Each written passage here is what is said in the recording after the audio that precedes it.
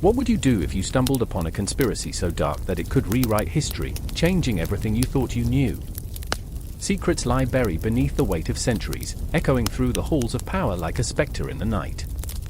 The Portuguese Empire, that colossal behemoth of exploration and conquest, thrummed with the pulse of ambition and greed. But what if the truth was far more sinister than mere gold and glory? Picture this: navigators sailing uncharted waters, their eyes gleaming with dreams of riches. But what were they really after? Blood? Souls? The fate of entire civilizations clutched tightly in their grasp, like marionettes dancing to a dirge only they could hear. The Age of Discovery, a euphemism for theft and tyranny, where maps were drawn not to guide, but to obliterate. What if I told you these were no mere explorers but harbingers of chaos, masked in the guise of noble adventurers? Each voyage carried not just cargo, but curses. Disguised as emissaries of the crown, they spread madness and disease while hoarding untold treasures. Lurking in the shadows of history, like a monster waiting for dusk, were alliances forged in blood and betrayal. An entire empire built on the bones of the forgotten.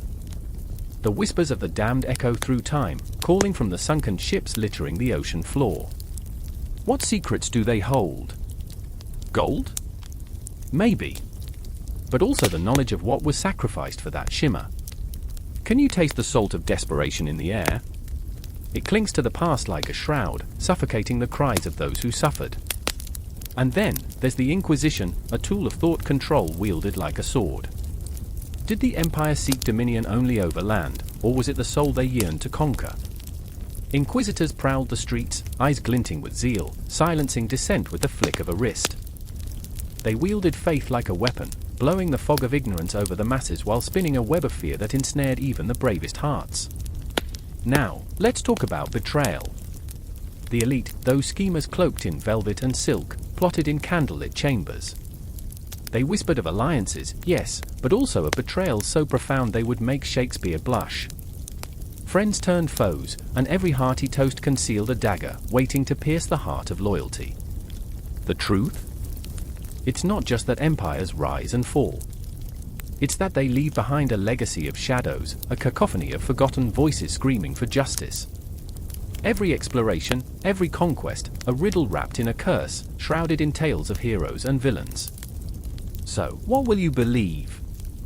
As the pages turn, and the ink fades, the ghosts of the Portuguese Empire demand to be heard. Are you willing to confront the ghosts of history, those who haunt the corridors of time, waiting for someone brave enough to listen? Secrets long buried stir restlessly, and you stand at the precipice, heart racing, mind buzzing, knowing you're about to plunge into a darkness that might just illuminate your world. The wind howled like a wounded beast as the carrack swayed ominously in the turbulent waters of the Atlantic, their sails taut, flapping violently against the darkening sky. I remember the salt-stained faces of the men around me, their eyes wide with fear, a fear palpable and raw, igniting a storm in the hearts of even the bravest among us. I remember the smell of the sea, sharp and acrid, mixed with the metallic tang of unspoken dreams crumbling like sand between fingers. Fear turned to desperation as our ships, the very vessels of hope, seemed to dance on the edge of oblivion. Look! A voice split the chaos, quaking through my chest with urgency.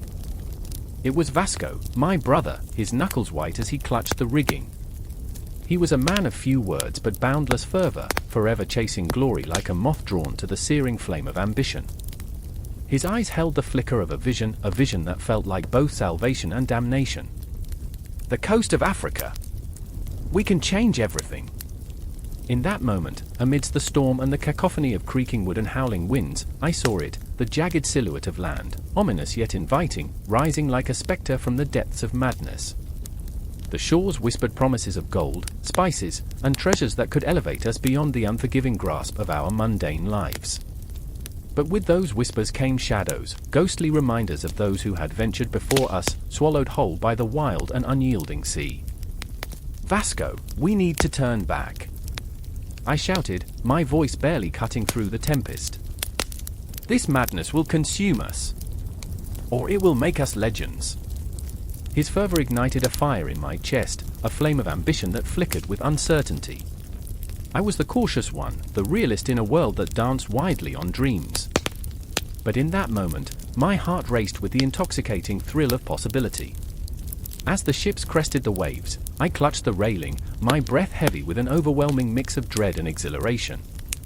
The sea felt alive, alive with a pulse of ancient spirits, old sailors long gone, their laughter mingling with the crashing waves, their bones entwined with the very wood of our ships.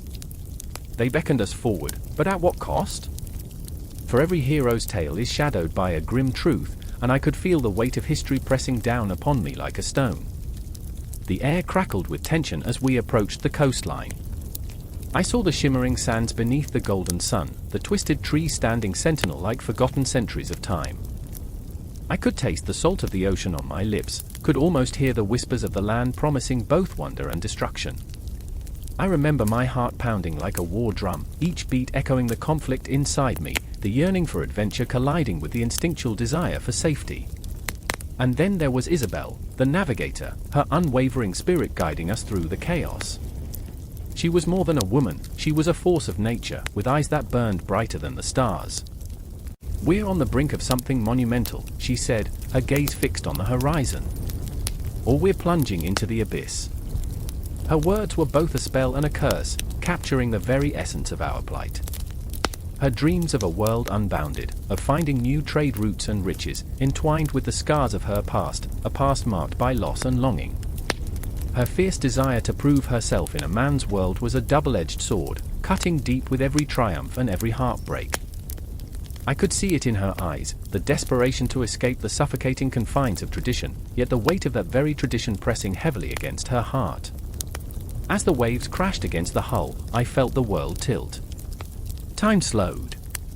I remembered the stories of the old sailors, tales of monsters lurking beneath the depths, of the horrors that awaited those unworthy of the sea's mercy. The thought gripped me, filled me with cold dread. Would we become whispers on the wind, or would we carve our names into the annals of history? "Prepare to anchor," shouted Vasco, his voice breaking through the fog of my thoughts. I saw the excitement in his eyes, the feverish gleam of a man with visions painted in gold and glory. But for me, the anchor was not merely a physical weight, it was a tether to the world I had known, a reminder of the lives we were about to alter forever. As the ship lurched forward, I felt Isabel's hand on my shoulder, grounding me. "We're breaking boundaries, you know. The world is vast, and we are so small." Her breath was warm, yet her words chilled me. The vastness was not merely an expanse of ocean but a chasm filled with unknowns, each wave a portent, each gust of wind a whisper of fate. I remember the moment we finally anchored, the heavy thud echoing like a heartbeat, marking the threshold between our old lives and whatever awaited us. I felt the land beneath my feet, the grains of sand a promise and a curse entwined. "What have we done?" I whispered into the quiet, as if fearing the answer would haunt me. I looked at Vasco, filled with dreams he could not grasp yet. I looked at Isabel, the fierce spirit who craved the freedom of the stars but was shackled to the tides of fate. We were three souls bound by ambition and fear, standing before the abyss of a new world, exhilarated yet terrified, ready to face whatever shadows awaited us. The sun dipped below the horizon, casting long shadows that danced like ghosts, whispering secrets of what lay ahead. We stood at the precipice of history, but the question lingered like a spectre in the air: would we seize our destiny, or would we become mere echoes of forgotten dreams? I could not shake the feeling that we were not merely explorers, we were the harbingers of change, the architects of an empire yet unwritten, treading a line between glory and doom. The stars blinked above us, a cosmic mockery of our ambition, as we prepared to step onto foreign soil. I felt the weight of 1,000 untold stories pressing upon my chest, the weight of empires yet to rise and fall. And as the night swallowed us whole, one thing became clear: this was just the beginning. The clock struck midnight, its echo dying in the still air, an ominous reminder that all was not well. In the slick, shadowy corners of the room, whispers clung like cobwebs, thick with dread. The parchment lay heavy on the table, a treaty, a pact, yet to the eager eyes of those who craved power, it was a chain, a noose tightening around their ambitions. I remember the way the candle flickered, its flame a fragile heartbeat, swaying between life and death, as if it too sensed the suffocating tension that enveloped the room. I remember the faces, etched with desperation, lit only by the trembling light: Don Alvaro, proud and defiant, yet haunted by ghosts of dreams unfulfilled, and Clara, eyes sharp as daggers, torn between loyalty and ambition. I remember the weight of the air, thick with the scent of sweat and fear, pregnant with the unspoken truths that lingered like phantoms on the edges of our consciousness. Outside, the night seemed to hold its breath, every rustle of leaves a portent of the storm to come. Darkness wrapped itself around the city, each alley cloaked in secrets, each shadow a bearer of ancient grudges. And there we were, 3 souls wrestling with the fate of a kingdom, our desires clashing like swords drawn in the heat of battle. "Sign it, Alvaro!" Clara's voice cut through the murk, sharp and urgent. Her hands trembled, fingers hovering above the ink, desperate for movement, for resolution. She was a tempest, a whirlwind of emotion, passion spilling over like ink on parchment. But Alvaro's gaze was fixed somewhere beyond the walls, somewhere haunted. "You don't see it, do you?" he murmured, his voice a low rumble, filled with the weight of history. "This isn't just a treaty. It's surrender." I watched his shoulders tense, muscles coiling like springs ready to snap. He was a man whose honor was his sword, but this was a blade he couldn't wield. I felt the pulse of his turmoil, a storm of loyalty clashing with ambition, love colliding with duty. Clara's heart beat wildly, her eyes bright with the fire of revolution, but I could see the shadows creeping in, how they gnawed at her spirit.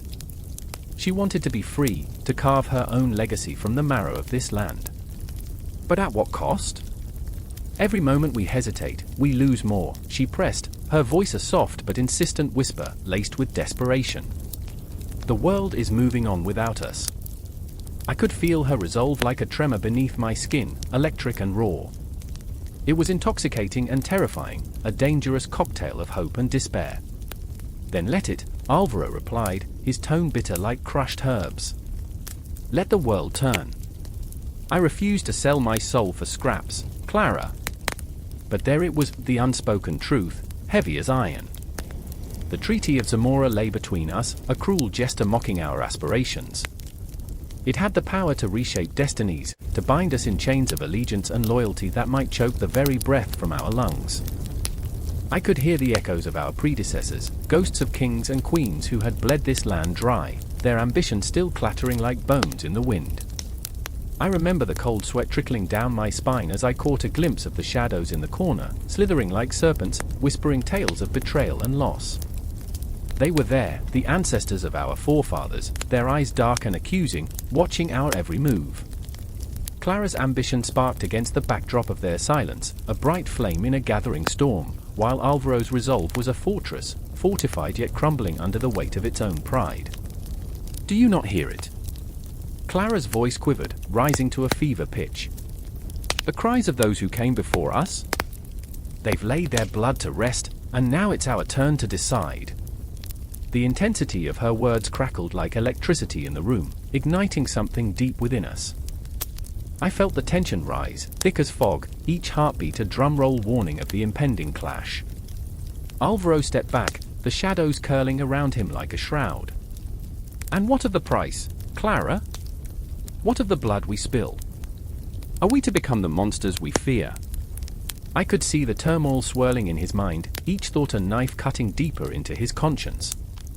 His struggle was palpable, a battle between the man he was and the man he felt he must become. Clara took a step forward, her resolve unwavering, a lioness ready to fight. "We have a chance. A chance to rewrite the narrative, to reclaim what's rightfully ours." Her voice rang through the darkness, fierce and unwavering. But in that moment, I saw it, the flicker of doubt in her eyes, a crack in her armor, as if she too feared the specters of what could be lost. "Sometimes," I whispered, my own heart racing, "the past haunts us more than the future." The room fell silent, as if the air itself paused to consider my words. The tension became a living thing, coiling around us, squeezing until I could hardly breathe. Alvaro breathed deeply, his chest rising and falling like a ship caught in a tempest.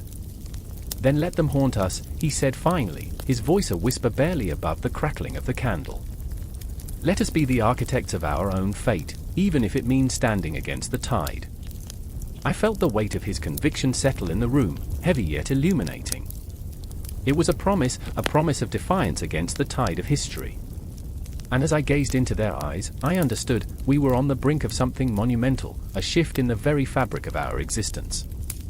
But the night whispered its warnings, a low, haunting melody that sent shivers down my spine. The shadows shifted, the ink on the treaty glimmering in the flickering candlelight, waiting for our choice. I felt the weight of the universe pressing down, as if time itself held its breath, waiting for the moment we would step beyond the threshold. Every heartbeat echoed with the question that lingered in the air, a challenge, a lifeline, a curse. What would we sacrifice for our dreams? What ghosts would we awaken in our struggle for a brighter dawn? The answers danced just out of reach, tantalizing yet terrifying, as we stared into the abyss of our choices. And the clock kept ticking, each second a reminder that whatever path we chose would shape not only our lives but the very essence of the world beyond the walls. The Treaty of Zamora was not just ink on paper, it was the breath of destiny, ready to inhale us into its chaos. The wind howled as the night curled around the edges of the harbor, an eerie chorus of whispers rising from the depths of the unknown. The lanterns flickered like desperate spirits, casting trembling shadows upon cobblestones slick with rain. Gritty faces emerged from the darkness, each man and woman caught in the web of anticipation, hearts racing with a primal fear and thrill. The sea, black as ink, roared with promises of adventure and doom. I remember how I stood there, my breath fogging the cold air, a knot tightening in my chest as I felt the weight of destiny hanging above us like a storm cloud. Among them was Prince Henry, his gaze fixed on the horizon, eyes aflame with an obsession that transcended the ordinary. He was not merely a man, he was a vessel of dreams and burdens, a paradox wrapped in silk and gold. A relentless fire burned within him, igniting a path forward that few dared to tread. The world is not just our backyard, he would say, voice steady yet filled with an almost feverish intensity. It is a vast expanse, a canvas waiting for us to paint our legacy. But each brushstroke he envisioned was a gamble, a risk that sent shudders through the hearts of those who loved him, including his mother, Queen Philippa, who often stood in the shadows, haunted by visions of what lay beyond the waves. "Henry, please," she implored one fateful evening, her voice trembling like the flickering torchlight. "The ocean is a cruel mistress. You cannot control her." In her eyes, I saw the flicker of a storm, the kind that brews when the heart knows no peace. She wanted him to be safe, to wed a noble woman and govern the lands that would one day belong to him, but Henry's desires were wilder than the tempest, yearning to stretch and grasp at the very fabric of existence. I remember the first time I felt it, he confessed to me once, voice low and intimate. The call of the ocean. It was like a lover's whisper, beckoning me closer. He paused, and I could see the ghosts of his dreams swirling in the depths of his gaze. But what if my dreams drown me? The night grew heavy around us, thick with unspoken fears. I wanted to reach out, to grab him, to pull him back from the edge of that abyss, but I was entranced by the very depths of his yearning. Time felt distorted, as if the clocks had stopped ticking, hovering like specters in the air. The darker his thoughts grew, the more the universe seemed to conspire to either guide or thwart him. And then there was Miguel, an eager navigator, whose laughter echoed through the ship's hold like the sound of bells ringing in celebration. He was a bright spark, the kind of soul that could light up a room, yet his laughter concealed an ache, a longing for validation that gnawed at him like a persistent ghost. "Henry, you cannot abandon us to chase shadows," he would say, his voice laced with a mix of jest and desperation. For what is a captain without his crew? But Henry's obsession was a tempest, swirling and chaotic, drowning out Miguel's pleas. Shadows loomed in the corners of our minds, the specters of fear and ambition wrestling for supremacy. "You don't understand," Henry would retort, the edge of madness creeping into his words. "This is not merely exploration. It's salvation. Salvation." The word hung between us like a noose, something both beautiful and terrifying. As the ships prepared to sail, the air thickened with sweat, salt, and the scent of impending doom. I could feel the tension in every heartbeat, in every whispered prayer to saints both forgotten and revered. Beyond the horizon, the promise of gold and glory beckoned, yet I could not shake the feeling that we were mere pawns in a game orchestrated by unseen hands. On the eve of their departure, rain fell like tears from the sky, drenching the docks in a sorrowful gloom. I watched as Henry embraced his mother, her fingers clutching his cloak tightly, a silent war raging in their embrace. "Promise me you will return," she whispered, voice cracked and broken, each syllable a plea that hung heavy in the air. "You must."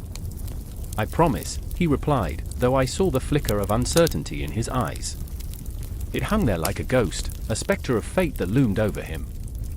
And as he turned away, I felt a pang of dread clawing at my insides, the realization that some promises are not meant to be kept. The ships unfurled their sails, each canvas a testament to dreams and nightmares alike. The crew, a motley assortment of souls seeking fortune or escape, filled the decks as the masts reached for the heavens, longing to pierce the very fabric of the sky. I remember the shouts, the laughter mingling with unease, the palpable tension that wrapped around us like a noose. Then the sea. Oh, the sea! It roared like a beast unleashed, crashing against the hulls with a ferocity that threatened to engulf us. The world transformed into a maelstrom of chaos and beauty, the waves dancing like wild specters, each one a reminder of our fragility. I listened to the crew's chants, a mad tune that pulled at the edges of my sanity, and I could not help but think, what if the ocean is a reflection of our own souls, chaotic and unyielding? Days turned into a haze of salt and fear. I watched as Miguel grappled with his own demons, laughter turning to despair, his bravado chipped away piece by piece. "Each wave is a whisper of fate," he murmured one night, staring into the abyss. "What if we drown in our own ambitions?" And Henry, the prince, became a ghost of his former self, haunted by visions of lands unseen, treasures untold, yet shackled by his own relentless pursuit. I felt the weight of his dreams pressing down on all of us, a curse as much as a blessing. "Dreams," he said one night, staring into the endless void of the sea, "are like the stars. They guide us, but we can lose ourselves in their light." I could see the heartbreak etched into his features, the realization that sometimes the things we chase lead us not to freedom, but to doom. And as we sailed further into the night, lost between the realms of hope and despair, I knew one thing: the call of the ocean was far more than a mere lure. It was a mirror, reflecting our deepest fears, our wildest dreams, and the haunting truth that sometimes, the pursuit itself can be the greatest adventure, and the most perilous tragedy of all. The waves crashed violently against the hull, a symphony of chaos that echoed our own inner turmoil. And in the throes of that storm, as the winds howled like lost souls, I could only wonder, where would this voyage take us? Would we emerge as legends, or would we be swallowed by the very darkness we sought to conquer? Time, like the ocean, pressed forward, relentless and unyielding, leading us further into the abyss.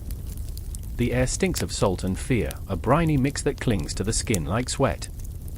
Waves smash against the hull of the São Gabriel, a wooden titan battling the sea's fury, while the night sky holds its breath. I remember the moment the wind shifted, a vengeful gust that sent shivers down our spines, rattling the bones of the ship and our minds. The lanterns flicker with an eerie glow, casting shadows that dance like phantoms on the decks. You can almost hear the ghosts of every sailor who never made it back whispering warnings in the dark. Vasco da Gama stands at the helm, his face a stormy sea of determination, stubborn and proud. Each wave of doubt crashes against his heart, but he is resolute, eyes locked on a horizon painted with the promise of spice and gold. I see the fire within him, burning with the intensity of 1,000 suns, yet it is a flame that threatens to consume him whole. He drags us along, his vision blinding, his ambition frightening. What does it take to carve a path into the unknown? I think, as I clutch the railing, the wood splintering under my grip, sweat trickling down my back like rain in a drought. And then there's the Navigator, a wiry man named Pero, whose face looks like it's been chiseled from stone, ancient, wise, but cracked. His hands tremble, not from fear, but from the weight of his own knowledge. He reads the stars like a lover, tracing constellations that guide us through this abyss. Yet there's a shadow in his eyes, a flicker of doubt. What if the stars lie, he murmurs, almost to himself. What if the route we chase leads to ruin? I hear the tremor in his voice, the haunting question that lingers: can we trust a map when our souls are at stake? The winds howl, and the waves rise like angry giants, fists pounding against our fragile vessel. I can taste the salt on my tongue, it feels like the tears I haven't cried yet. I remember my mother's face, pale and drawn, as she clutched me close, whispering of danger, of men lost at sea. Did she know? Did she see this moment, the battle against nature itself, the crippling uncertainty that gnaws at our resolve? I want to hold her, to tell her I'm safe, but the truth is, I feel like a leaf tossed in the storm, at the mercy of forces far greater than myself. Keep the course! Vasco shouts, but the sea seems to laugh, mocking our puny attempts to harness its wildness. I can hear the ropes creaking, the wood straining against the roaring chaos. It's an orchestra of despair and desperation, each note a reminder of how fragile our lives are, how easily we can slip beneath the waves. The sky darkens, a suffocating shroud, and I wonder if it's night or just the weight of fear. Pero stumbles to the charts, eyes wide, tracing the lines we've crossed, the land we've yet to find. He speaks of India, a land of spices that scent the air, of riches that flow like rivers, but I see only shadows. What will we find? I whisper, as if the sea itself might answer. Will it be glory or our graves? I clutch the compass, its needle spinning wildly, and suddenly I'm lost, not just at sea, but within myself. I think of the men below decks, their dreams and fears mingling in the darkness, the camaraderie formed in shared terror. Are we brothers in arms or just souls adrift? The question lingers, sharp and biting. A crack of lightning splits the sky, illuminating Vasco's face, an angel, a demon, all at once. The storm rages, he looks like a man possessed, eyes gleaming with fervor. We will find it, he bellows, but the sound is swallowed by the roar of the ocean. He believes in destiny, but I hear the echoes of those who have danced with it before us, their laughter a haunting refrain. The ship lurches, I stumble, fear clawing at my throat. A wave crashes over the side, drenching us all, dragging away our hopes with it. Hold on! Vasco yells, but the storm is relentless, a beast that feasts on our courage. I see Pero clutching the charts, his hands shaking, the ink running like blood. The route is perilous, he shouts, the fear in his voice a crack in his armor. And then, in the eye of the storm, time stops. It's as if the universe holds its breath, suspended in a moment of stark clarity. I see the men around me, each one a flicker of flame, each one a world of dreams, of lives lived and unlived. Their faces flash before me, a gallery of longing and fear.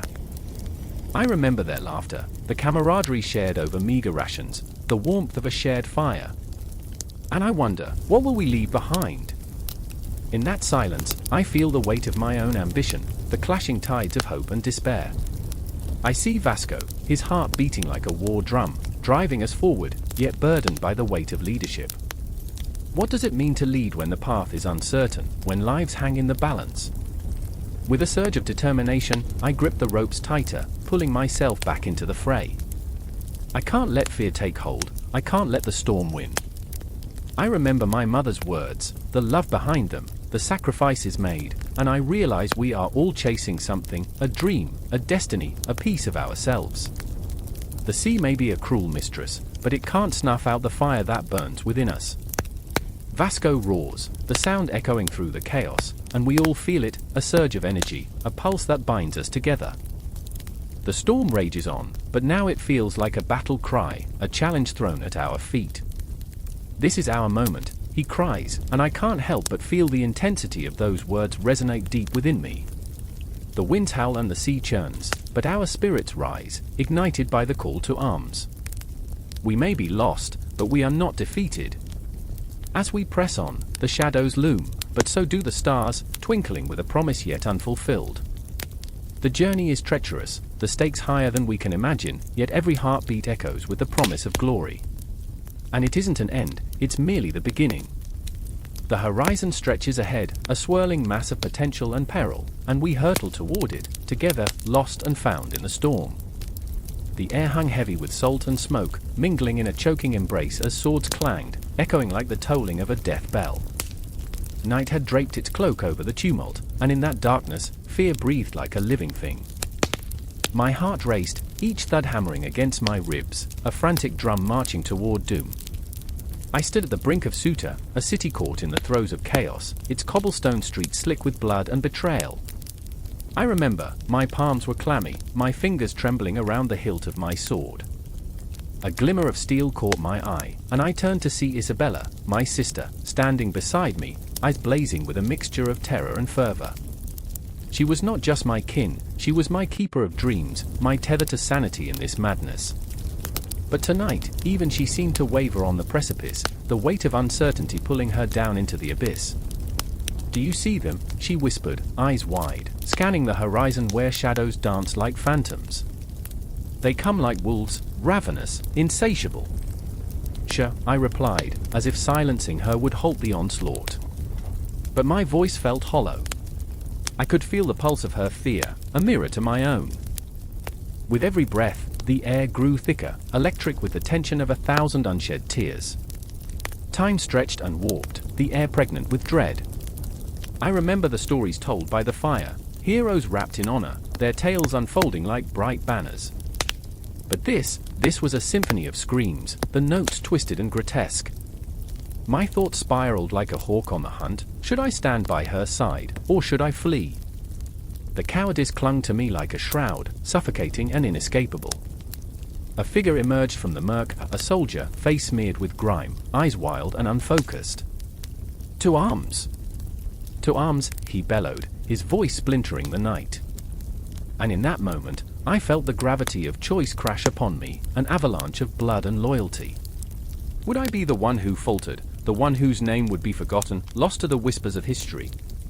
The siege began with a thundering roar, the crashing of waves against the forgotten walls of Ceuta. With each fiery explosion, I could almost taste the ash of loss. I gripped my sword tighter, knuckles white, and rushed toward the front lines, compelled by a mixture of dread and exhilaration.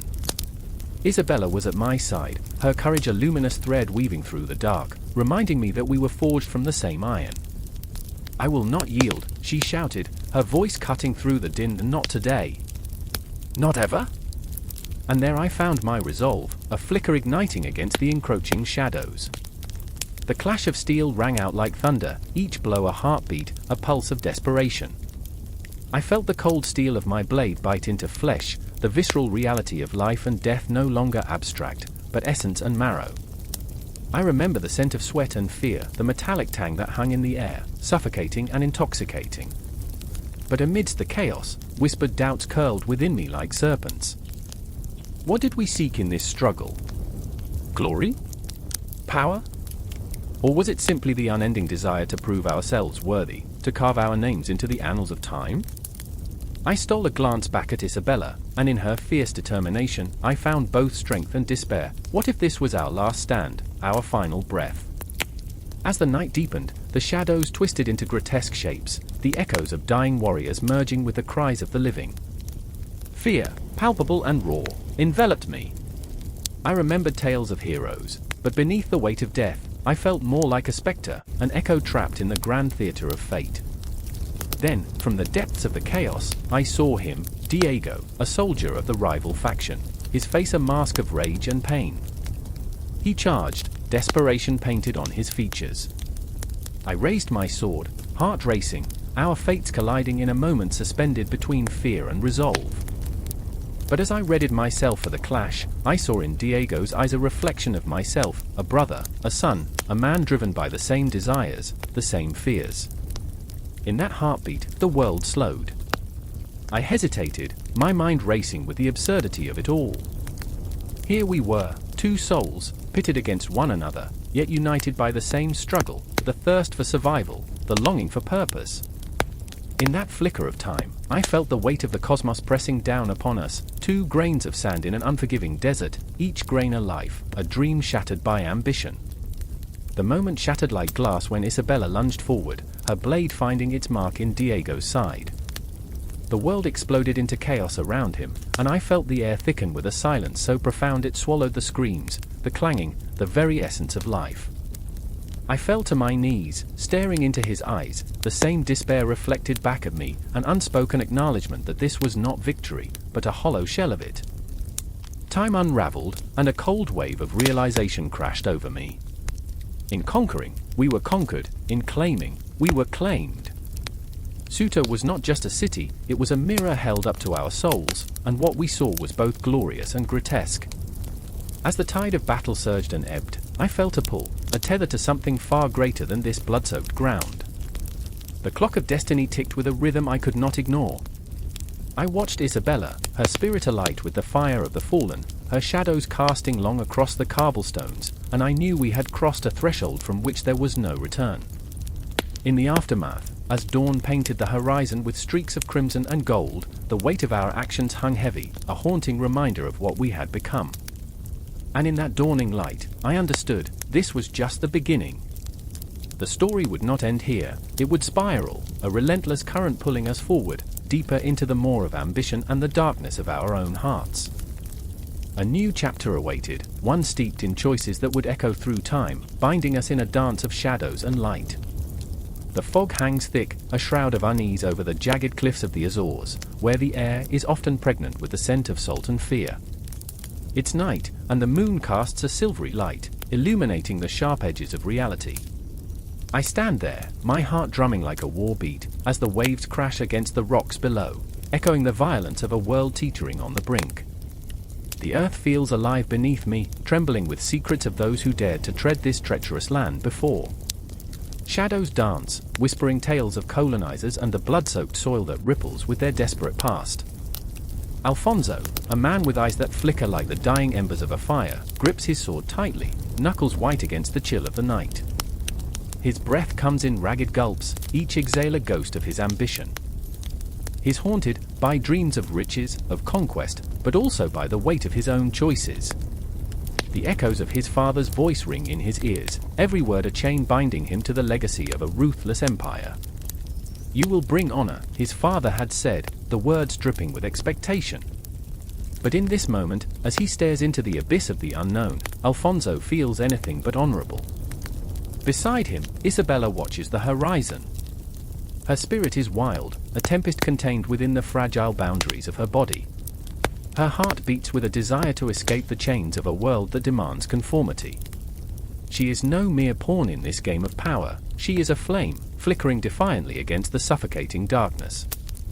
But beneath her fierce resolve lies an ache, a longing for connection, for understanding in a world that sees her as a mere vessel for her husband's ambitions. "I remember," she whispers into the night, "the days before the ships came, when the ocean was just a lullaby." The waves cradle her memories, but the promise of a new world is a cruel siren song. As the night deepens, a tension wraps around them like a noose.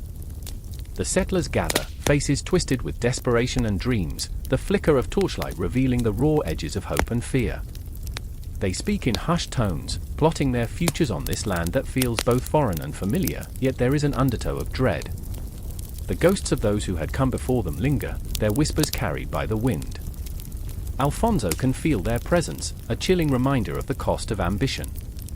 "I remember when I thought greatness was a cape I could wear," he mutters, directing his gaze to the stars twinkling like distant promises. "Now it feels like a shroud." It's a raw moment, exposed and vulnerable, a side of him rarely shown. He is not just a man of ambition, he is a man ensnared by the weight of expectation, desperate to carve his name into history but terrified of what that might entail. In the distance, the sound of drums begins to echo, rousing the restless spirits of the night. They beat like a war cry, reverberating within the depths of their souls. The settlers rise, drawn to the rhythm like moths to a flame, unaware that this dance could lead them to their doom. Isabella's heart races, she is both exhilarated and terrified. "What do we seek?" she asks, her voice barely a whisper, yet it feels like a thunderclap. "Is it gold or is it glory? Or perhaps, it is only the weight of our own shadows?" Alfonso's jaw clenches. "A chance to rewrite the narrative," he replies, though doubt laces his words. The starlit sky feels heavy now, the weight of the cosmos pressing down, offering no easy answers. They are navigating a treacherous sea, not just of water but of souls, each ripple a decision that could alter the course of their lives. As they approach the flickering fire, shadows morph into figures, faces aglow with an eerie light. The settlers laugh, building walls of bravado against the encroaching darkness. But there is a tension in the air, a current of unease that pulses with each heartbeat. The laughter is hollow, bouncing off the walls of their hearts, echoing like a warning. Who are they to disturb the land of giants?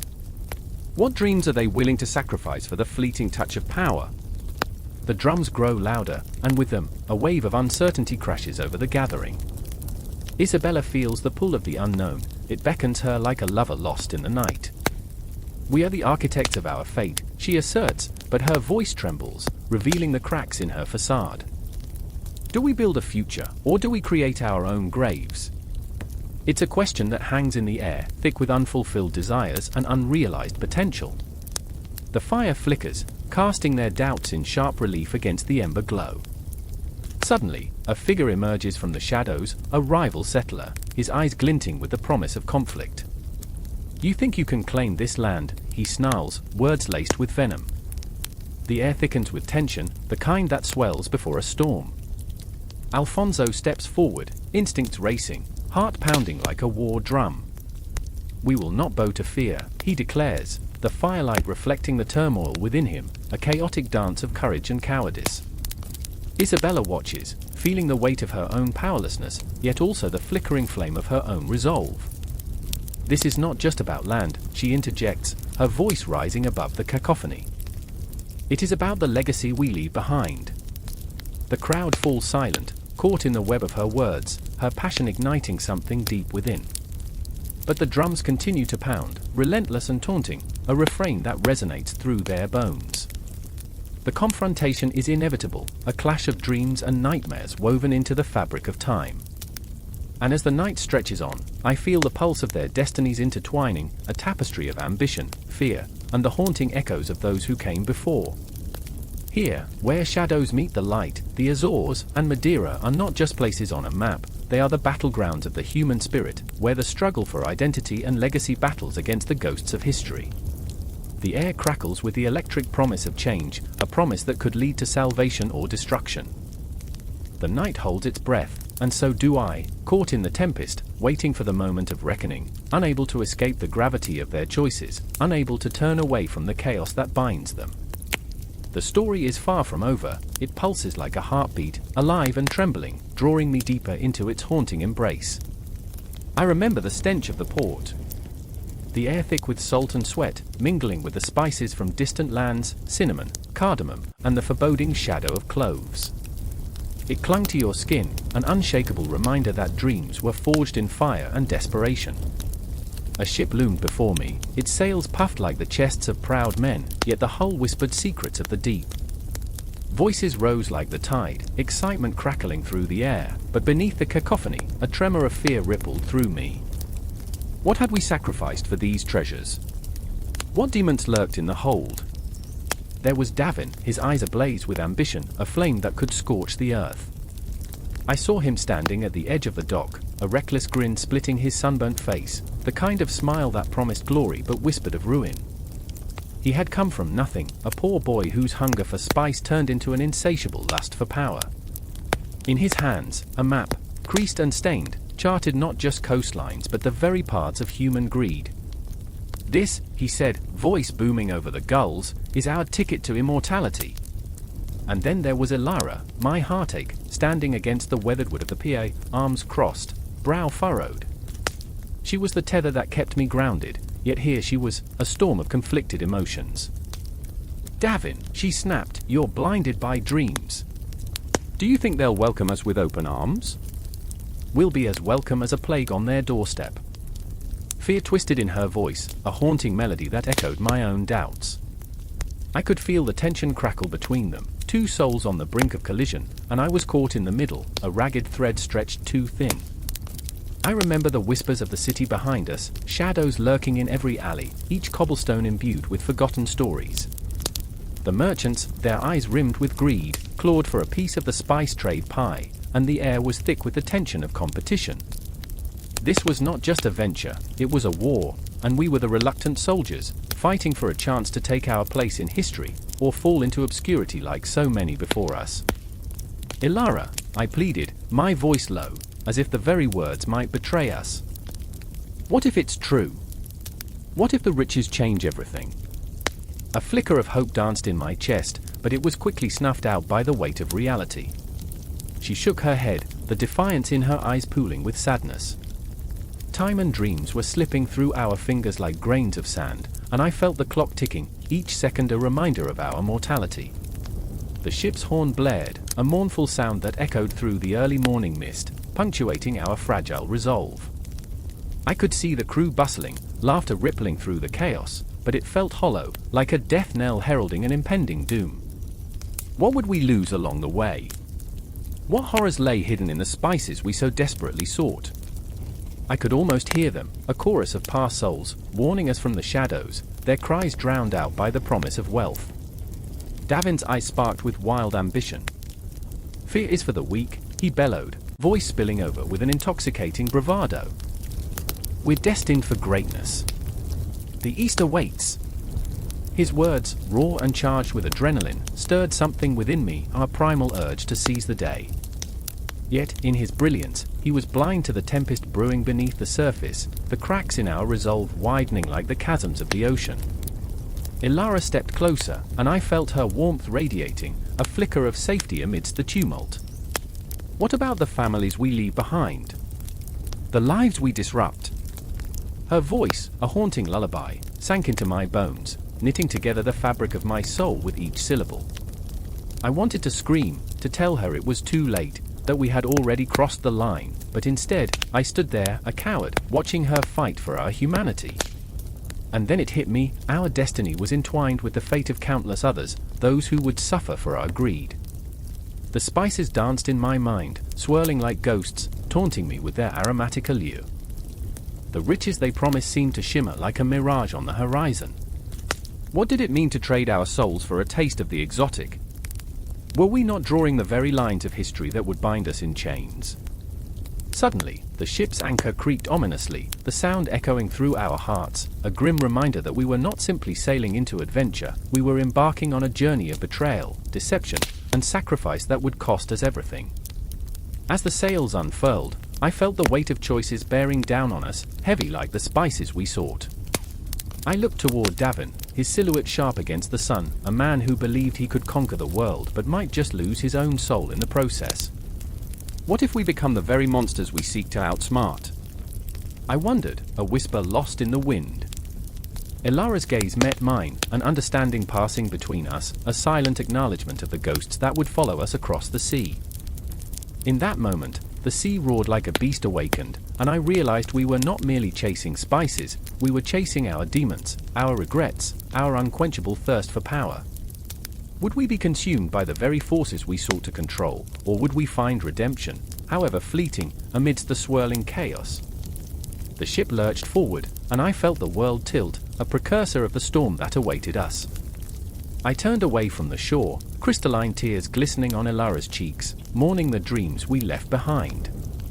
With every heartbeat, the past faded into the horizon, and the spice-laden winds whispered promises of fortune, the taste of betrayal lingering on our tongues. And as the sails filled with the breath of adventure and ambition, I couldn't shake the feeling that this was just the beginning, a prelude to a fate that would intertwine our lives with the very essence of humanity's darkest desires. The spices beckoned, their siren call echoing in my mind, a promise of glory wrapped in the shroud of chaos. The journey had begun, and already, the shadows loomed large, a haunting reminder that in the pursuit of wealth, we might lose everything we held dear. The wind howled like a banshee, a feral scream that swept across the cliffs of the cape, biting at the flesh of all who dared to tread its treacherous paths. I stood at the edge, breath shallow, heart racing in time with the waves crashing beneath me, an unrelenting force, as fierce as my own fear. My fingers trembled against the rough rock, a reminder of my own fragility. This place, this wild and untamed land, felt like a living nightmare, a sorceress casting shadows over dreams of fortune and glory. Or was it a siren, luring sailors into the depths of despair? Behind me, I could hear the heavy footfalls of my partner, Matteo, his presence a grounding weight against the storm. He cursed under his breath, words tumbling out like flotsam in the churning sea. "This damned coast," he spat, as if it could hear his contempt and recoil. A man of fierce ambition, yet trapped in the melancholic web of his own choices, his dreams mingling with the salt and spray of the ocean, ghostly echoes of what could have been. I watched him, the way the windswept strands of his hair clung to his face, shadows flickering in his tired eyes. I remembered when those eyes sparkled with hope, an eternal flame, unbending and bright. Now, they were dimmed by the weight of relentless turmoil. And then there was Ilara, my sister, the wild spirit. She stood further back, a tempest in her own right. Whispers of the past clung to her like a shroud, the loss of our family, the way she fought to breathe under the crushing pressure of expectation. Fear was a thief that had robbed her of so much joy, yet here she was, defying the odds, her laughter a sharp contrast to the chaos. "The horizon's calling, you know," she shouted, a spark in her voice even as the storm raged. "You can hear it, can't you?" There was madness in her eyes, an intoxicating mix of longing and defiance. But I saw it too, her fragility, like a delicate flower blooming in a chasm of rock. She was my fire, my chaos, my reason. I remember the way the world spun beneath us, a dizzying dance of light and shadow, as the ship creaked in the harbor, restless against the pull of the waves.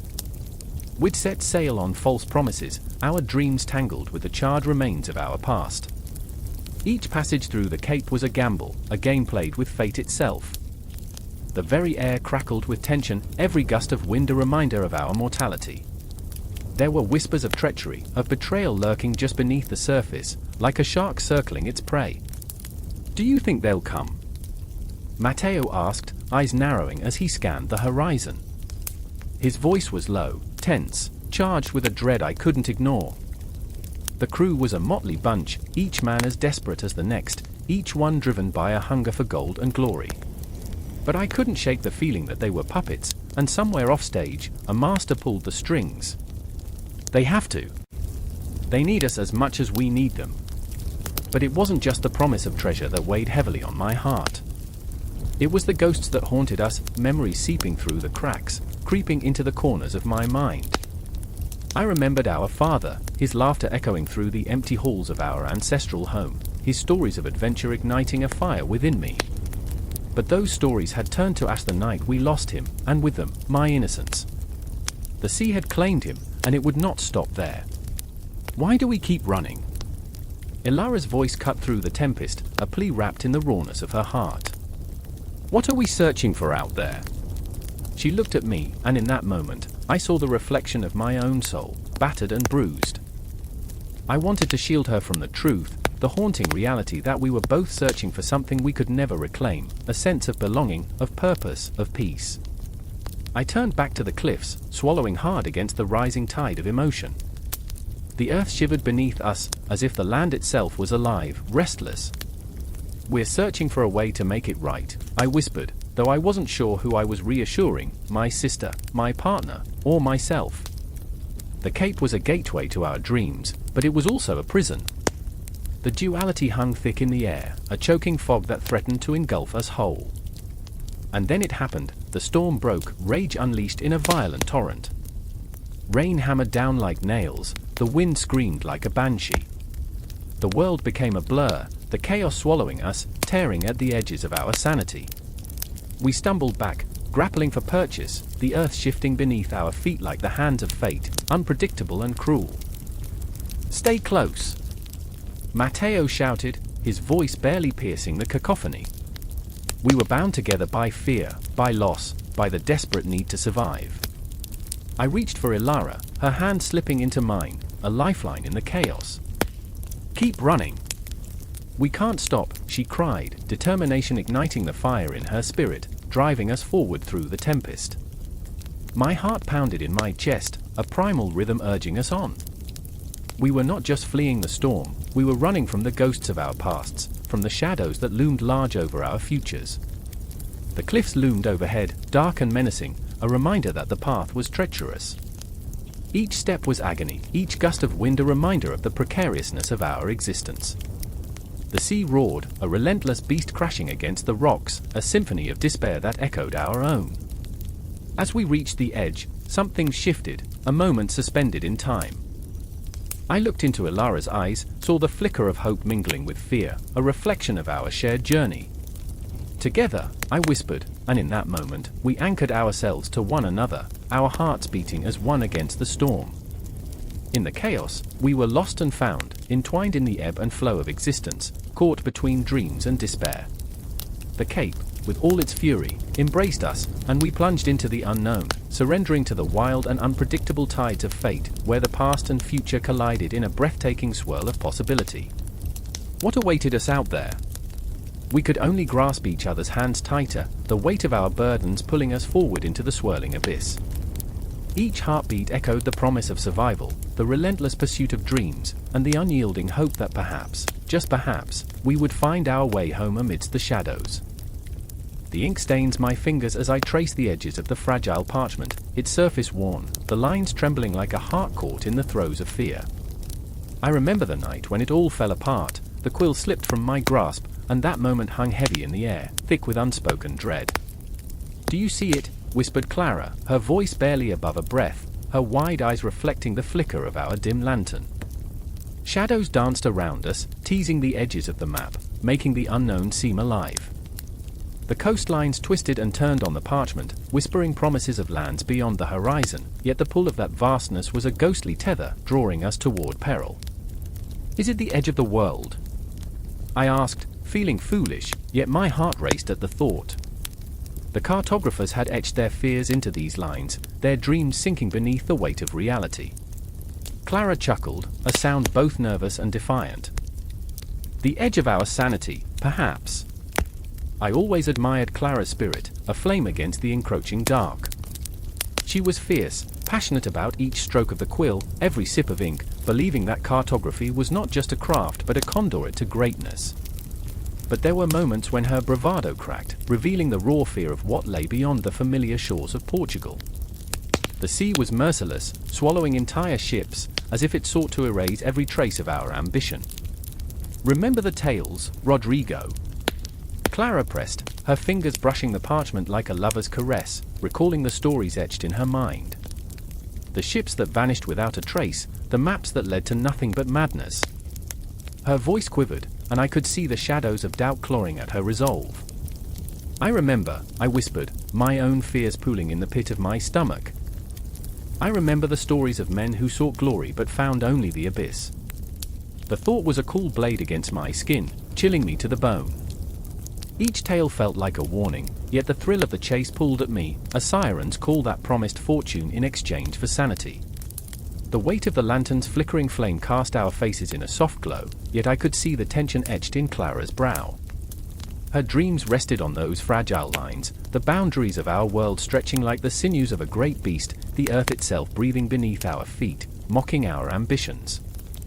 With every stroke of the quill, the map came alive, transforming into a vessel of hope and despair.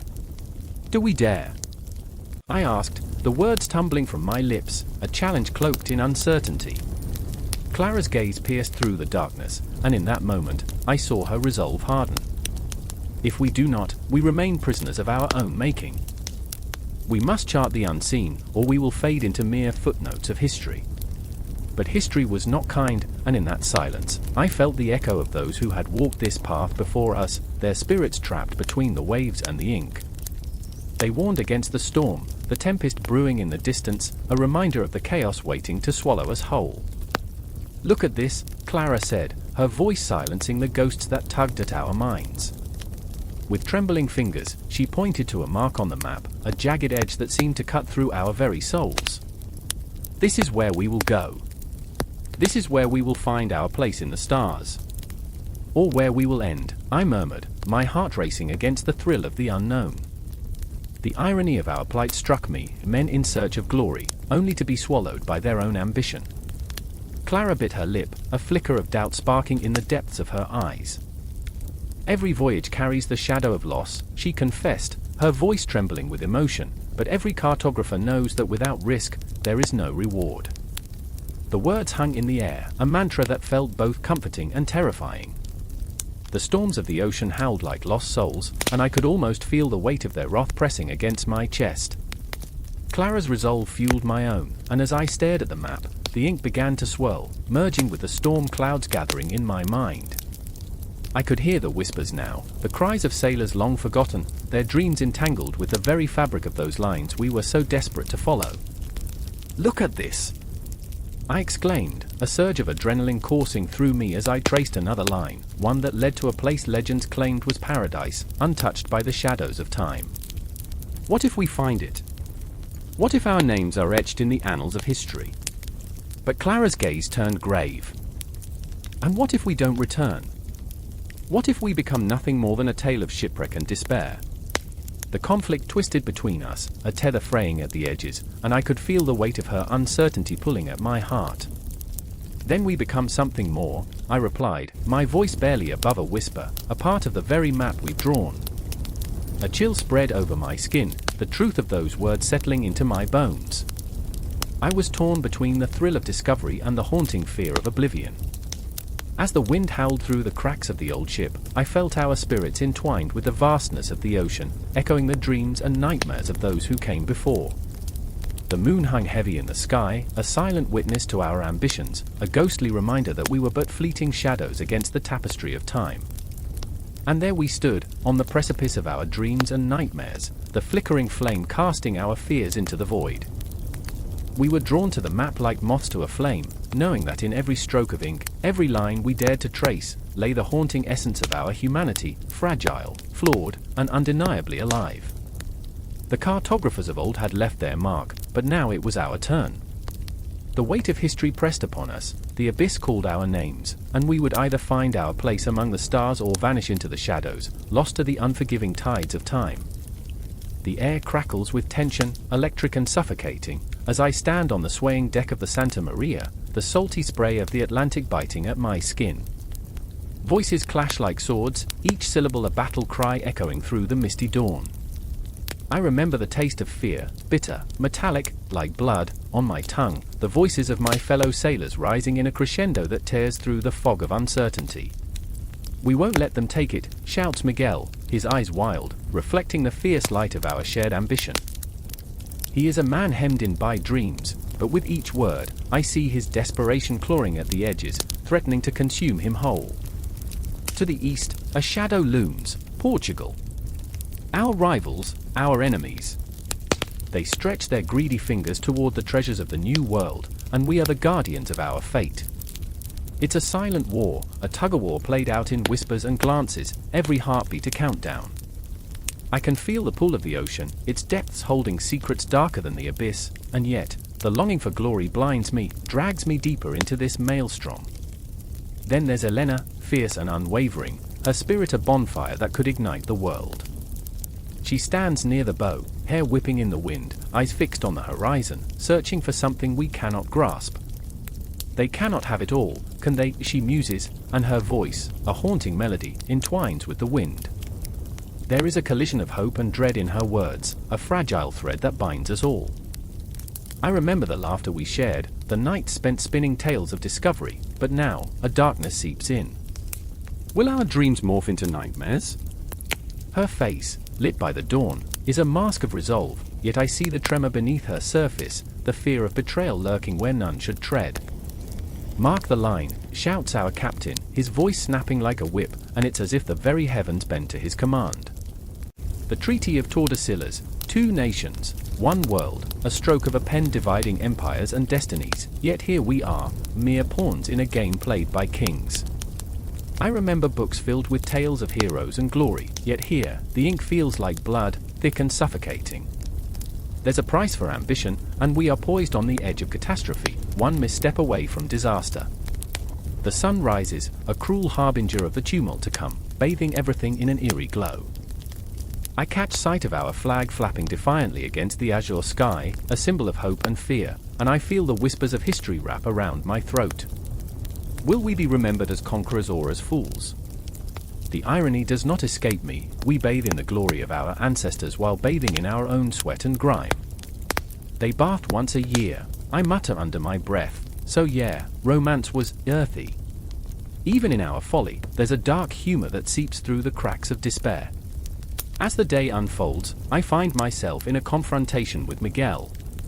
"You'd sell your soul for a piece of land."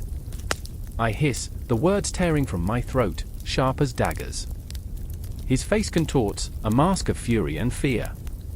"And you'd let it slip through your fingers." His voice is a tempest, raw and unyielding. The air between us crackles with a weight of unspoken truths, a chasm widening with each heartbeat.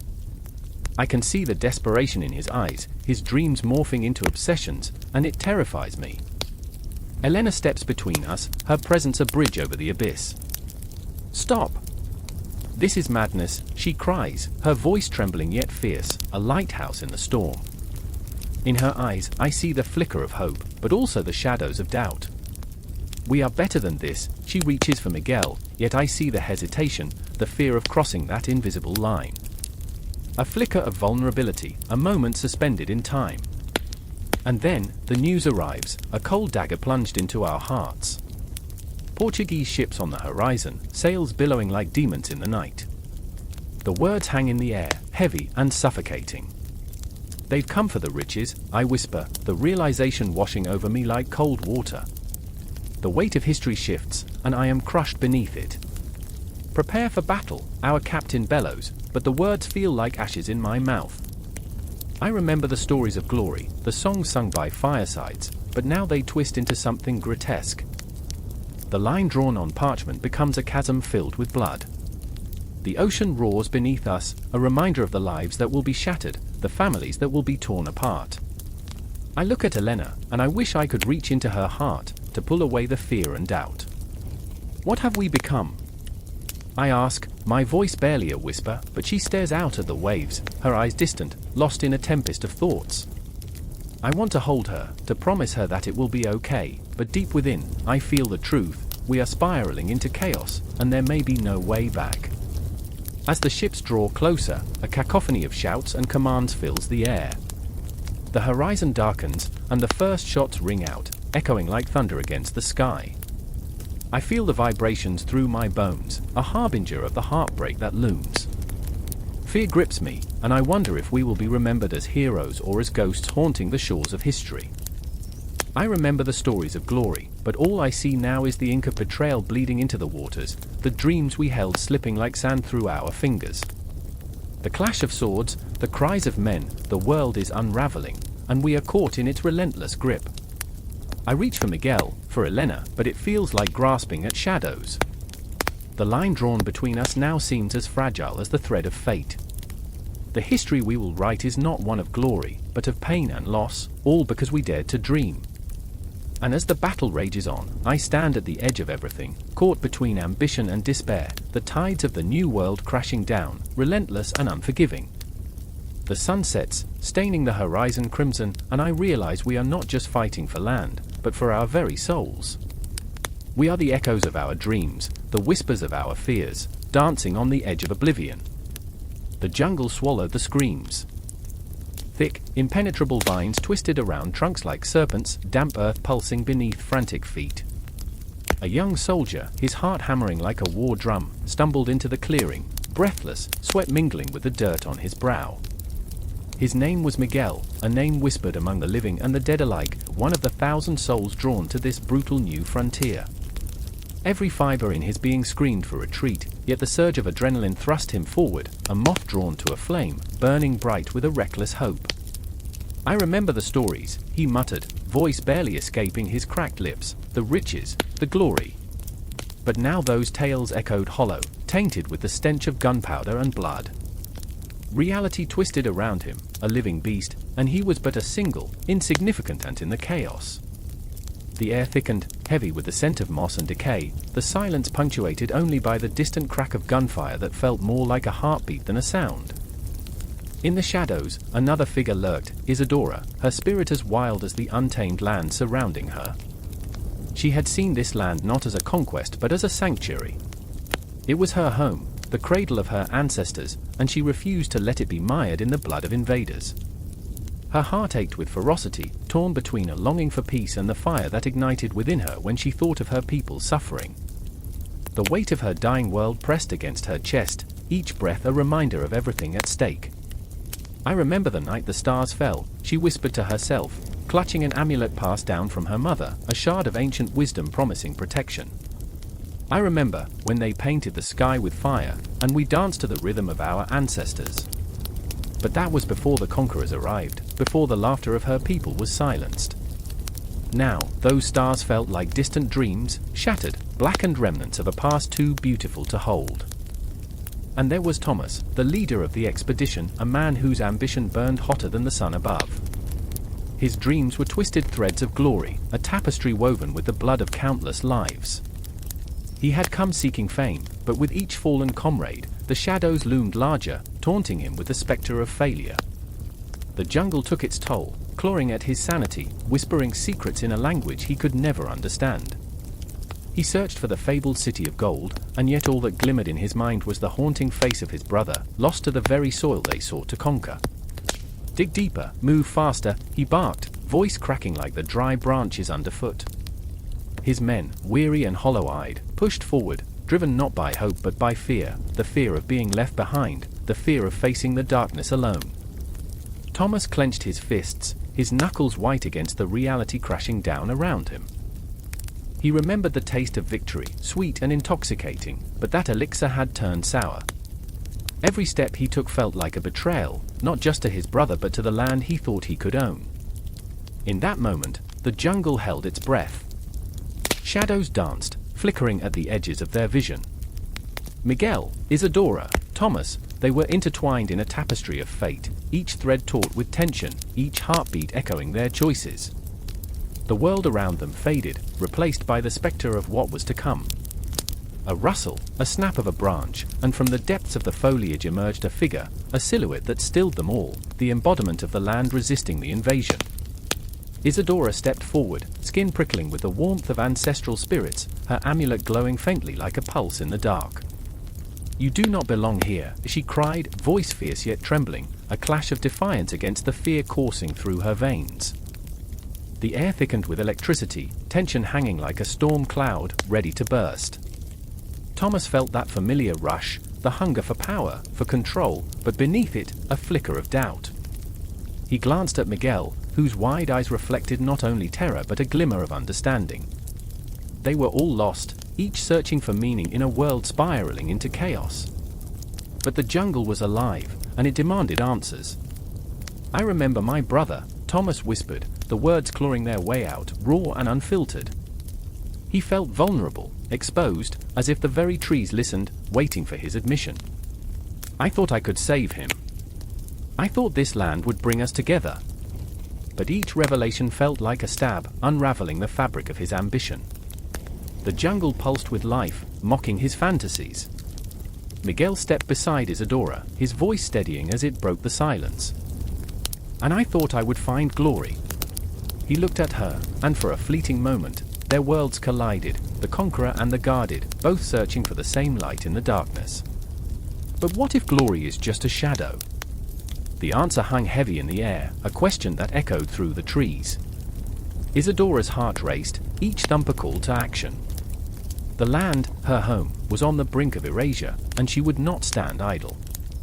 "We cannot let their darkness consume us," she urged, a fire igniting in her chest. "Fight for what is right, for those who came before us." And in that moment, a new understanding bloomed amid the chaos. They were not merely adversaries, they were threads in the same tapestry, pulled by the same forces beyond their control. The jungle quaked beneath their feet, a living testament to the struggles that wove their fates together. The confrontation loomed, an inevitable clash of wills, cultures, and dreams, each heartbeat a countdown to the reckoning. Night was falling, the shadows stretching longer, whispering secrets of lost souls. The stars twinkled above, a tapestry of what once was, and what could be. Each character stood at the edge of destiny, their hearts pounding in sync with the pulse of the earth.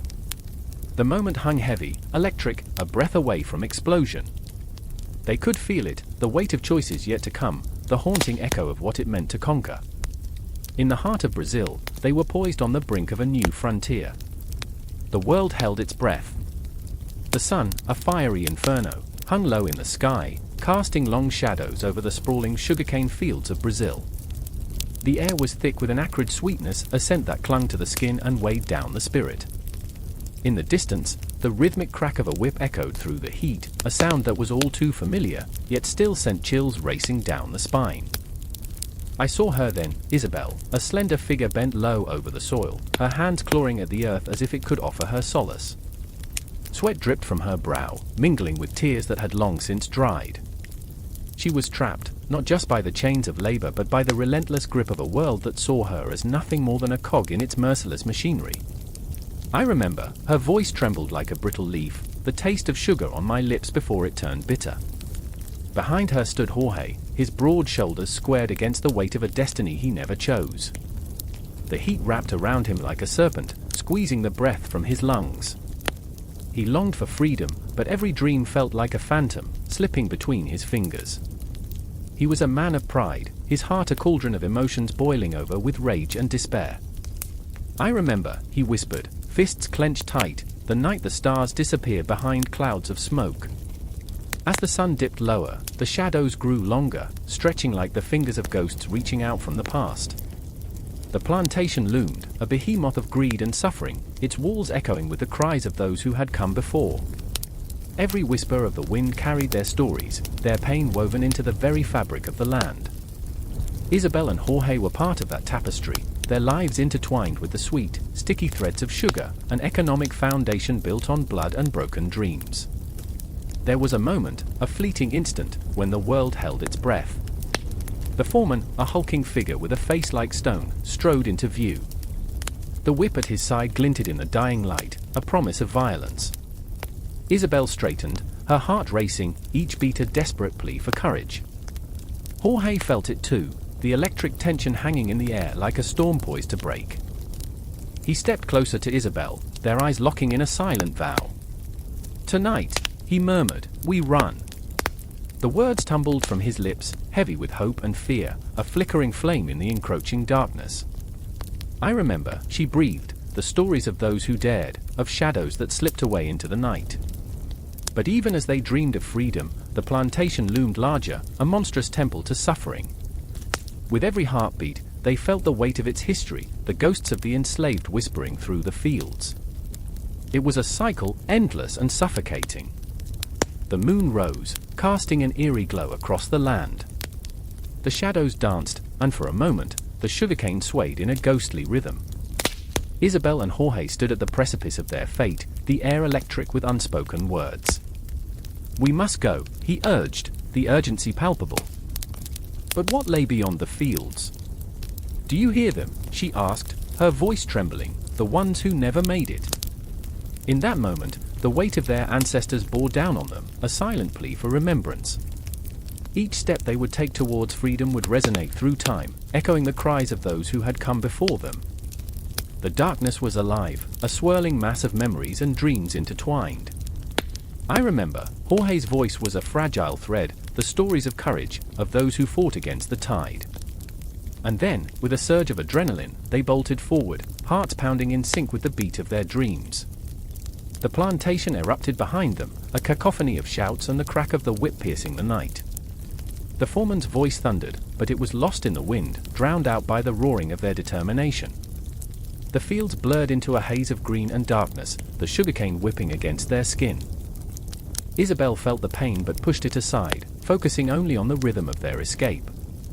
"Faster," she urged, her breath ragged, the fear of capture spurring her on. "I won't let them take you," Jorge vowed, the promise burning in his chest like a wildfire. But with each step, doubt crept in. What if the darkness caught them? What if they were destined to be swallowed whole by the very land they longed to escape? The moonlight guided them, a beacon of hope amidst the chaos. They ran until the fields stretched behind them, a graveyard of dreams and despair. The shadows lurked, but they didn't stop, they couldn't stop. Each stride was a testament to their will to be more than mere laborers, to break the chains of the past that clung to them like a second skin. And then, just as swiftly as it began, the chase fell silent. They stumbled into a clearing, breathless and trembling. The stars twinkled above, distant yet palpable, a reminder of dreams yet unfulfilled. "Is this freedom?" Isabel gasped, eyes wide with wonder and fear. "I don't know," Jorge replied, his heart heavy with uncertainty. "But it's ours."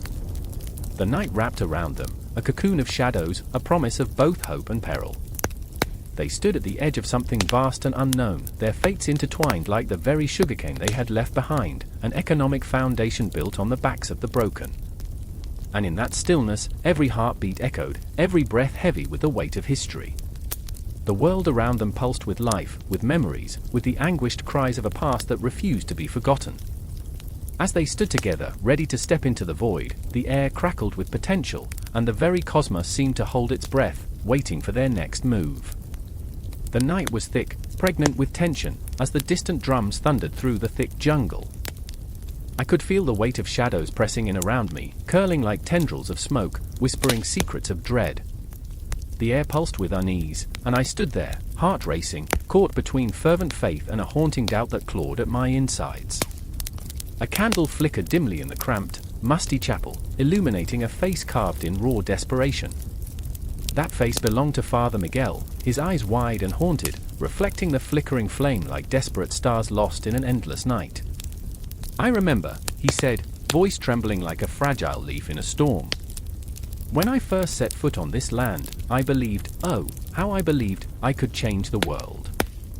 His gaze drifted to the darkness beyond the chapel walls, where the screams of the damned echoed, carried by the wind, and I felt a chill race down my spine, for those cries were not merely cries of fear, they were cries of betrayal. Across from him, Sister Anna knelt, her hands clasped tight, knuckles white against the dark wood of the altar. "But we are the architects of misery," she hissed, soul raw and exposed. "Every baptism, every confession, every whispered prayer feels like a betrayal of our very essence." Her eyes glistened, reflecting the candle's glow, and I could see the tears as they brimmed, almost spilling over like the floodwaters that once washed away entire villages. Are we not the harbingers of a faith that binds rather than liberates? In that moment, the weight of their conflict enveloped me, a suffocating blanket of despair. I could almost taste it, bitter on my tongue, like the ashes of dreams turned to dust. Their arguments danced in the air like phantoms, swirling in the space between faith and doubt, between the cruelty of imperialism and the purity of their mission. The Jesuits had come to this land not just to teach, but to conquer the hearts of those they deemed lost. "I remember the boy," Father Miguel whispered, his voice cracking like dry earth. He was barely 10, clutching a wooden cross, eyes alive with hope. I told him of salvation, of love, of a God who protects. His voice faltered, and I could see the moment it hit him, the moment he realized his words had become chains instead of wings. And yet, I watched as the soldiers came, claiming land, claiming lives in the name of that same God. Anna's breath caught in her throat. "And what are we, Miguel? Are we not complicit in this slaughter? Do we not stand before them, preaching forgiveness while our own hands are stained with the blood of innocents?" The darkness enveloped us, pulsing with the weight of their shared guilt. Every heartbeat echoed like a drum, underscoring their despair. The walls of the chapel felt alive, breathing in their anguish, exhaling the ghosts of all those who had fallen victim to conquest and ambition, those lost souls who had been caught in the crosshairs of a misguided holy war. And then, a loud crash shattered the silence. The doors burst open, and there stood Captain Eduardo, a man forged from conflict, his eyes aflame with righteous fury. "You would question the mission," he roared, the timbre of power wrapped around each word. The glint of his sword caught the candlelight, casting a stark reflection, a reminder of the iron will that fueled the Empire's expansion. "You would dare defy the crown, the church? We are the saviors of this land, the bringers of civilization." But what civilization, I thought, as I watched Father Miguel's face drain of color. Here was a man who had spent years in the field, his heart breaking with every soul he baptized while the very fabric of the world around him unraveled. I felt the tension thicken, the temperature rising as Anna's voice rose above the cacophony, a clear bell ringing through the chaos. "You're a monster, Eduardo. You mistake brutality for strength." The words hung heavy in the air, laden with the weight of unspoken truths. Soldiers' boots marched in time to a different drum, a drum that drowned out cries for mercy and compassion, a drum that heralded conquest and domination. I felt the tremors of the earth beneath me, echoing the turmoil of their souls, an empire built on the bones of the innocent. In that moment, the chapel became a battleground, not of swords and shields, but of ideals and belief. Father Miguel, torn between his vows and the reality unfolding before him, stood frozen, a man at the crossroads of faith and guilt. Anna, fervent and raw, echoed the thoughts of many, the questions that gnawed at the edges of their hearts. "I remember the night I first stepped into this world," she said, her voice a fierce whisper. "I imagined I would bring light, heal the sick, comfort the weary. But every act of kindness feels like a betrayal now, a reminder of the darkness we hide beneath our robes. Her hands clenched into fists, knuckles white like the ghosts of those they had failed. Tell me, Miguel, tell me, are we here to save souls or to claim them? The tension crackled in the air, suffocating, like the heavy humidity before a storm. Eduardo's laughter was a dark mockery, reverberating through the chapel. You think your doubts can erase the mission? You think you can walk away from the bloodshed that has paved our path? I stood there, a silent witness to their spiraling despair, my own heart clenching at the agony that enveloped them. The weight of questions hung like a noose, tightening with every breath, every heartbeat, a reminder that the Empire was built not on the ideals of love and salvation but on the cold calculus of power, greed, and ambition. And as the candles flickered in the gathering darkness, I felt the ghosts of those lost whispering, imploring, reminding us all that every choice carries a weight far beyond comprehension. The night deepened around us, thick with shadows, a living testament to the choices made in the name of faith, of empire, of a world that demanded sacrifice. Who will pay the price? I thought. As the chasm between them widened, words became weapons, faith became a curse, and the once bright dreams of a better world twisted into a macabre dance of despair. The only certainty was that the night would stretch on, and the echoes of their struggles would linger, intertwining with the shadows, as the Empire marched forward, ever hungry, ever relentless. In this darkened chapel, as the clash of souls tore through the air, I felt the weight of history shifting, the world's heartbeat pounding with unresolved conflict, a brutal paradox of love and loss, hope and despair. And I knew then, this was only a moment, a fleeting glimpse into the abyss, and the story would continue to unfold, a harrowing testament to the struggles of faith in the shadow of an empire. The sun hung low, a molten disk of hatred pouring fire over the lands of Angola. The air was thick with dust, the kind that choked the throat and stung the eyes. It was the day of the market, the day fear and greed would dance hand in hand beneath the watchful gaze of countless ancestors. I could hear the clamor of voices, the cries of vendors hawking wares, but all I felt was the thrum of desperation in my chest. Each heartbeat was a reminder of the choices laid before me, the ghosts of my past whispering in the corners of my mind. I remember the first time I saw him, through a haze of smoke and sweat.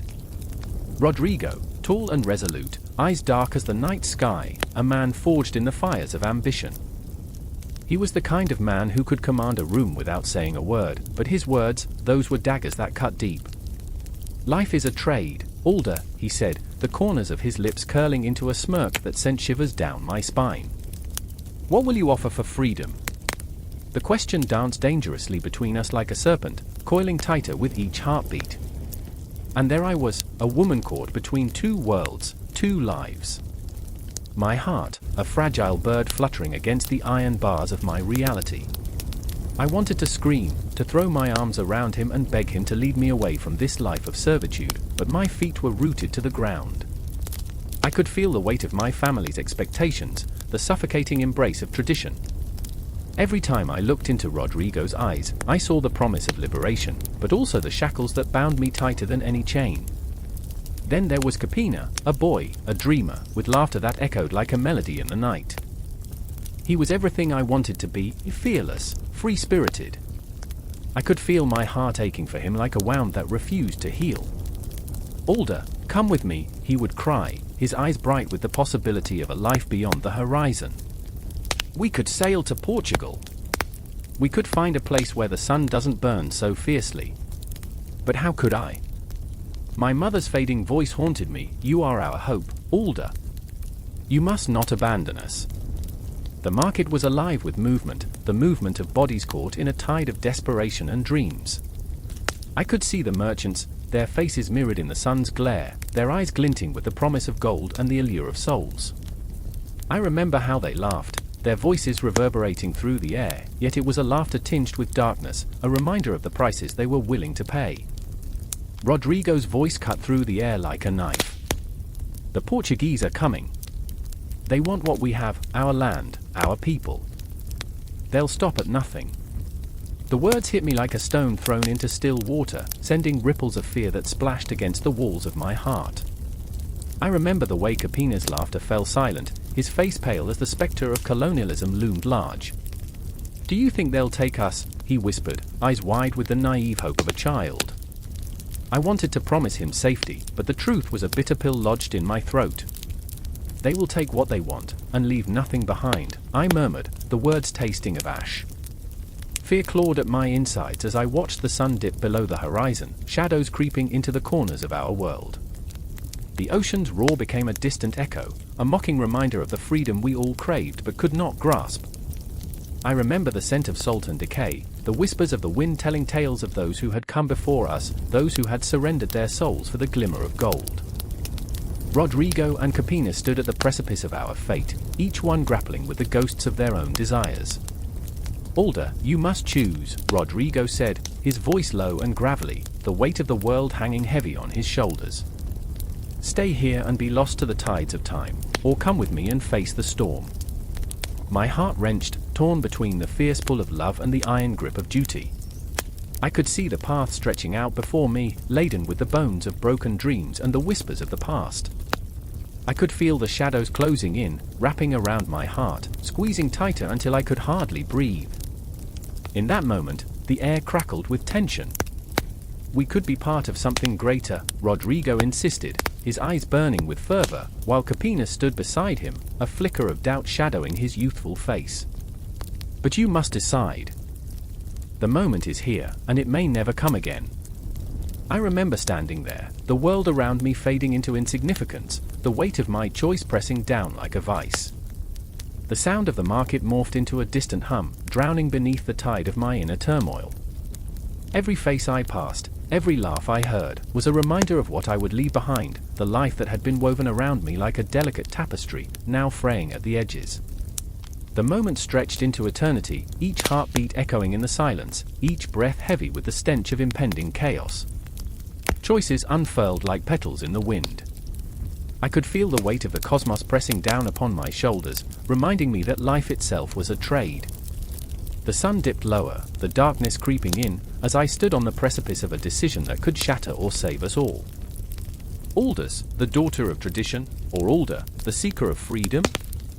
The shadows wrapped around me, whispering sweetly of liberation, while the ghosts of my ancestors watched from the corners of my mind, their expressions unreadable. My heart raced as I teetered on the edge of that decision, the world spinning wildly around me. And then, in that moment of unbearable tension, I realized I was not just a pawn in this game. I was the queen, and the move was mine to make. As the sun finally dipped below the horizon, plunging our world into darkness, I felt the churning storm of my choice swell within me, ready to break free. The night was alive with shadows, but the dawn would come, one way or another. The battle had just begun, and I was ready to face it head-on, whatever it may bring. The sun hung low in the sky, a molten ball of rage casting long shadows over the Spice Islands. I stood on the shore, heart pounding like a war drum, the salty air filled with the scent of cloves and betrayal. Waves crashed violently, foaming white as if in protest, and in the distance, a ship approached, its sails taut, its intent sharp. I remember the day when the sky turned from blue to grey, when the laughter of the market was silenced by the whispers of war. It was a time when the air crackled with tension, thick as the fog that rolled in a dusk. I remember the faces of those I loved, Anara, with hair like ink and eyes that could cut through the darkness, Malik, my brother, whose laughter once echoed through the alleys but now felt like an echo of a ghost. Anara stood beside me, her fists clenched, every muscle in her body taut with fear. "They come for the spices," she hissed, her voice low, trembling. "They always come." I could see the fire in her eyes, a fire that matched the encroaching flames of conflict. She was a force of nature, but even she felt the weight of the world pressing down. I could almost hear her heart racing, a frantic staccato that matched the rhythm of the crashing waves. Malik was somewhere behind us, his silhouette a dark shadow against the smoldering horizon. I could hear his ragged breaths, the way he struggled to keep his fear at bay. "We can't let them take our home," he muttered, the tremor in his voice betraying him. But desperation was a thick fog, blinding, suffocating. The rival nations circled like vultures, hungry for our treasures. Each clove, each nutmeg, was a dagger aimed at our very existence. "Stay calm," I told him, though my voice felt like it was slipping through my fingers. "We will fight." But even as I said it, dread gnawed at my insides. I could feel the echoes of past battles, the cries of the fallen, the stench of blood and sweat. The ghosts of those who had fought before us lingered in the air, their presence a haunting reminder of what was at stake. I remember the stories. Days spent huddled around the fire, listening to the tales of our ancestors. They were heroes, giants who faced their demons and triumphed. But what did that make us? Just shadows, flickering in the dying light, caught between ambition and despair. The Spice Islands had always been a jewel, a treasure worth killing for. And now, that treasure was drawing blood. Anara's gaze drifted toward the approaching ship, her expression a tumult of determination and fear. "We can't let them take what's ours, right?" Her voice cracked, but it was resolute, a fragile clarity in the chaos. "We can use the wind, turn it to our advantage." She was a strategist, a thinker, and in her words, I found a glimmer of hope. But hope felt like a candle in a storm, flickering, vulnerable. "Then we fight," I whispered back, fear morphing into something darker, something primal. I felt the weight of the island on my shoulders, the pressure of its history, its richness, and its pain. It was a heady mix of love and longing, of loss and betrayal. I remember the night the merchants turned on each other, the blood on the cobblestones, the screams echoing through the streets. I felt the ghosts of those nights creeping back, wrapping themselves around me like a shroud. The ship drew closer, revealing its colors, banners that flapped like the tongues of demons, promising war. Each flap was a countdown, a metronome beating towards destruction. And in that moment, as time hung suspended like a breath held too long, I recognized the truth. This was not just about spices or territory, it was about survival. It was about us, the three of us, torn apart by fear yet bound by love. Malik clenched his blade, its hilt glinting in the fading light. "I won't let them take our home," he declared, his voice rising above the roar of the sea. His fear morphed into anger, a fire I could feel igniting in the pit of my stomach. It was intoxicating, a promise of rebellion against the encroaching shadows.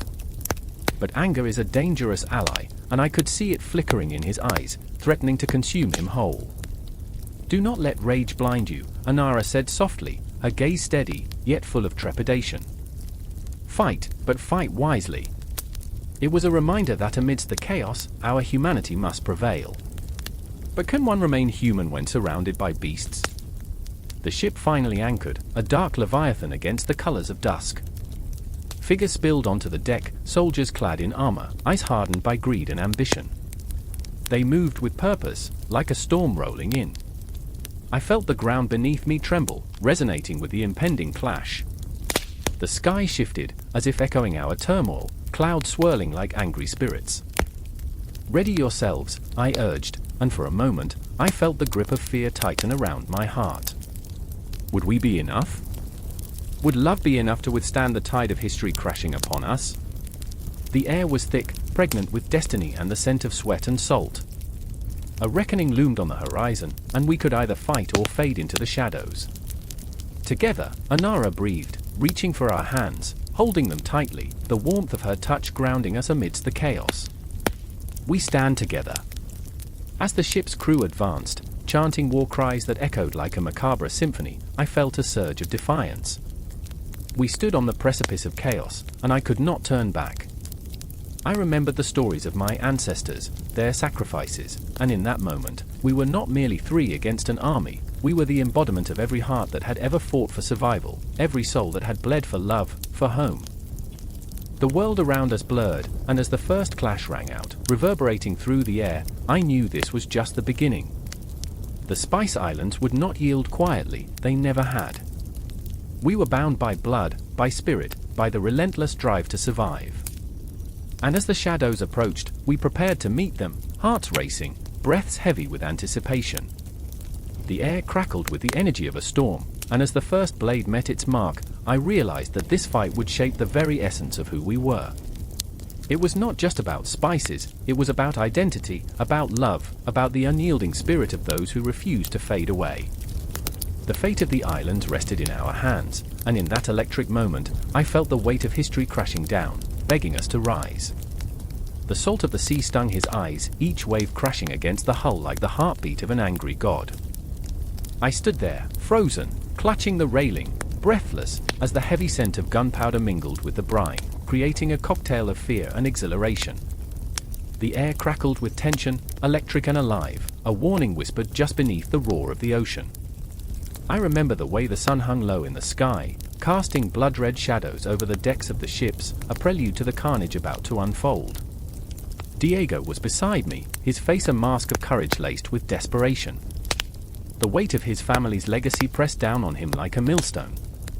I could see it in the tightness of his jaw, the way his knuckles whitened as he gripped the railing. "Today is everything," he murmured, but the tremor in his voice betrayed him. I wanted to tell him that we were warriors, that the tide was ours to command, but all I could do was nod, my own heart racing with the thrill of impending doom. Across the battlefield of water, the ships of the Ottomans loomed like dark phantoms, their sails billowing with the promise of violence. Every cannon on our vessel felt like a living thing, yearning to roar, to unleash fury against the enemy. I remember looking into the distance, where the horizon flickered with the silhouettes of galleys, their ornate prows slicing through the waves like knives.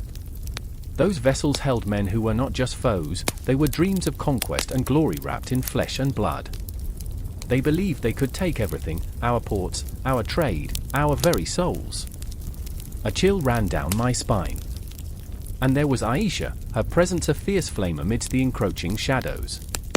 A sailor's daughter with the heart of a lioness, she was determined to stand her ground. Fear is an illusion, she would remind us, but I could see her hands tremble as she prepared her weapons, her eyes betraying the turmoil within. I wanted to reach out, to comfort her, but we were all solitary islands adrift in this storm of fate. What if fear is the only thing keeping us alive?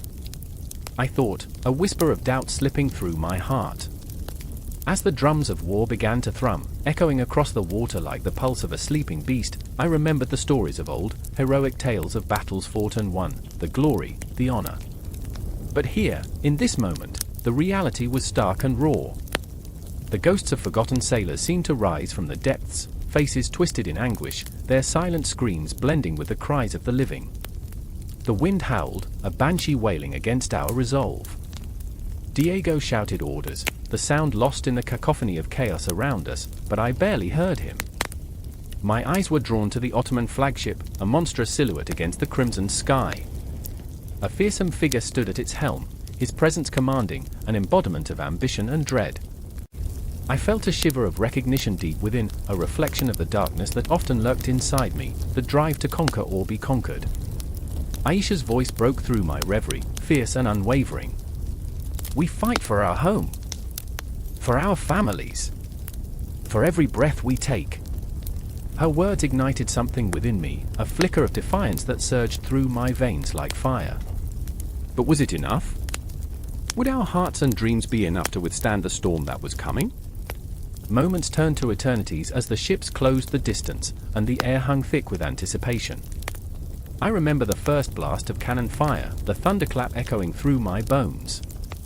It was a sound that would haunt my dreams long after this day. Diego's face was lit by the flash, a look of grim determination etched into his features. But fear clawed at my throat, a choking reminder of my own fragility. I was not invincible, my heart raced, the reality of death looming closer than ever before. Suddenly, chaos erupted. The world spun around me in a whirlwind of noise and color. I felt the heat of cannon fire, the spray of water as splinters of wood flew through the air. I remember the frantic shouts, the clash of steel, the cries of wounded men, each sound a shard of glass cutting into the fabric of my sanity. I fought alongside Diego, my hands trembling on the hilt of my sword as I faced the enemy. I swung and parried, breathless, my heart pounding in rhythm with the chaos surrounding us. But through it all, I could not shake the weight of loss. Memories flooded my mind, faces of those I loved, echoes of laughter now silenced by the specter of war. I thought of my sister, her gentle smile, the way she would weave flowers into my hair. Why are we fighting? I wondered, as I struck down another opponent, the weight of the world crashing down on my shoulders. Aisha was a whirlwind, a force of nature as she fought, her eyes ablaze with fury. But I could see the fear lurking just beneath the surface. In her moments of vulnerability, when she stole glances at me, her spirit flickered like a candle in the wind. "What will we do if we lose?" I wanted to ask, but the words caught in my throat, drowned out by the screams that filled the air. The battle raged on, and time seemed to warp, minutes stretched into hours as we lost ourselves in the tumult. The ocean was painted red, a canvas of violence and despair.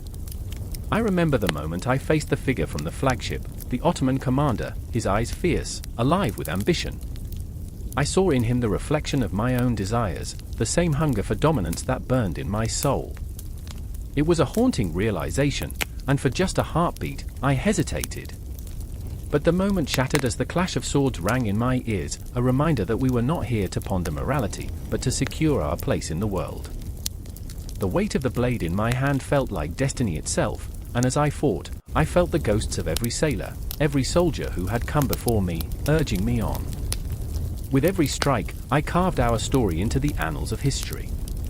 Yet, in the midst of victory, I felt the creeping shadows of loss. Names whispered through the chaos, their echoes pulling me deeper into the abyss. Diego's voice, fierce and resolute, shattered my reverie, calling me back to the present. Together, he shouted, the battle cry igniting something primal within me. Together we would face the storm, together we would fight for every heartbeat, every breath. As the sun dipped beneath the horizon, plunging us into darkness, I thought of the lives entwined in this struggle, their hopes, their dreams, their fears. Underneath the chaos, we were all just people, longing for a future, clinging to the last traces of what we held dear. Would we emerge victorious, or would we be lost to the tides of time? The question lingered, heavy and ominous, as the battle raged on, pulling us all deeper into the abyss, into the soul of eternity. The sun hung low in the sky, casting long shadows over the bustling marketplace of Congo. The air thick with the scent of spices and sweat, voices shouting over one another, bargaining for survival. But within the chaos, a silence fell, a heartbeat skipped. I remember the moment when the Portuguese ships first appeared on the horizon, sails billowing like ghostly specters. The sea, once a friend, now whispered secrets of betrayal. Mokole, a young warrior with a heart as fierce as the lion he hunted, watched from the shadows of an old baobab tree. His fingers brushed the hilt of his dagger, a family heirloom, worn but steadfast. He felt the weight of his ancestors' spirits in that moment, a lineage of warriors who fought for their land. Yet now, they were ghosts of a forgotten era, their cries drowned by the laughter of white men on the ships. "Who are these invaders?" he whispered, a tremor in his voice. "What do they want?" Across the square, Zola, a trader with eyes sharp as shards of glass, felt the shift in the air. She clutched her basket of textiles, vibrant fabrics that spoke of her culture, her life. But that vibrancy seemed dimmed by the looming ships. "They bring chaos," she murmured to herself, "and they take more than they give." The thought gnawed at her, a hollow pit of dread growing in her stomach. Zola had lived for years by her wits, thriving amidst the ebb and flow of trade. But this was a different kind of tide, one that threatened to drown her very identity. As the Portuguese landed, their laughter rang out, a jarring melody against the backdrop of her world. The leader, a man named Diogo, strutted ashore, his eyes surveying the land as if he were a god come to claim dominion. Mokole felt a fire ignite within him, a primal urge to protect his people. He stepped from the shadows, fists clenched, ready to confront the invaders who dared to trample on his soil. "What do you want?" he challenged, heart pounding like a war drum. "Only trade," Diogo replied, arrogance lacing his words. "We seek to enrich both our worlds." But as he spoke, his gaze flicked to Zola, her basket overflowing with goods. "You have much to offer, my dear." There was a glint in his eye, a predatory gleam that made her skin crawl. "I remember my ancestors," she shot back, voice trembling but fierce. They did not trade with fear. Silence hung heavy over the crowd, eyes wide, hearts racing. The tension crackled like a live wire, a moment suspended in time. Mokole stepped closer, taking Zola's side. "You are not welcome here," he declared, voice low but resonant. "We fight for our land, our people." He felt the pulse of his history in that moment, the stories of warriors who had risen against invaders, their blood mingling with the earth. Diogo chuckled, a hollow sound that made Mokol's insides twist. Fight? You think you can resist the tide of progress? The word progress dripped from his tongue like poison, a promise of dominance masked as opportunity. Zola's mind raced, images flashing before her, a future where her daughter, Mosi, danced in the sun, where her laughter rang out like music, untainted. She couldn't let that world slip away.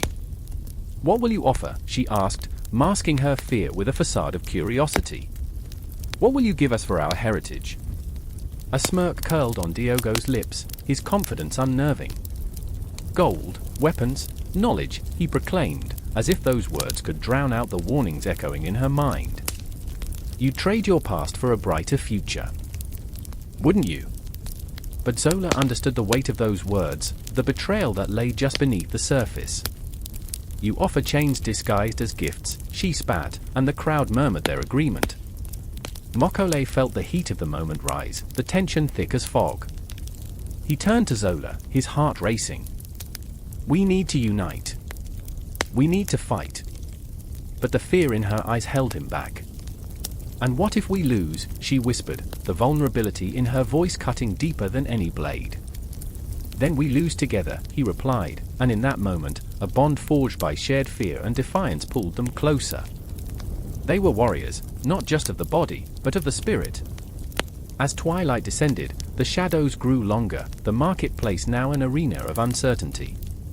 The Portuguese soldiers moved through the crowd, their laughter mingling with scorn, their presence a chill that snaked its way through the air. There was a ghostly echo of chains rattling, a warning that gnawed at the edges of their resolve. Mokole and Zola stood side by side, hearts pounding in unison, the weight of their ancestors pressing down upon them. We must gather the elders, Zola urged, her voice steadying as she gathered courage. They will listen.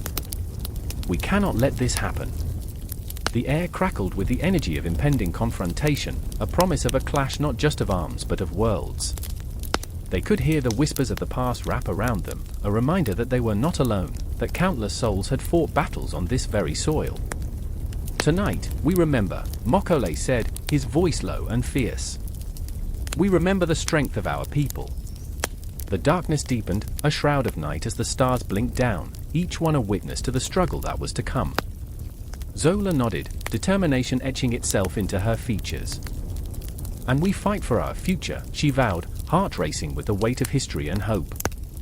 As their voices rose into the night, the marketplace transformed beneath the stars, an echo of resistance, an anthem of unity. The Portuguese may have brought ships and gold, but they could never own the hearts of a people bound by heritage. And so, the tension thickened, reaching a fever pitch, ready to explode into a confrontation that would ripple through the ages. The echoes of Mokole's and Zola's words hung in the air, rich with power, as the darkness closed in around them, a darkness alive with the promise of struggle, the relentless pull of fate.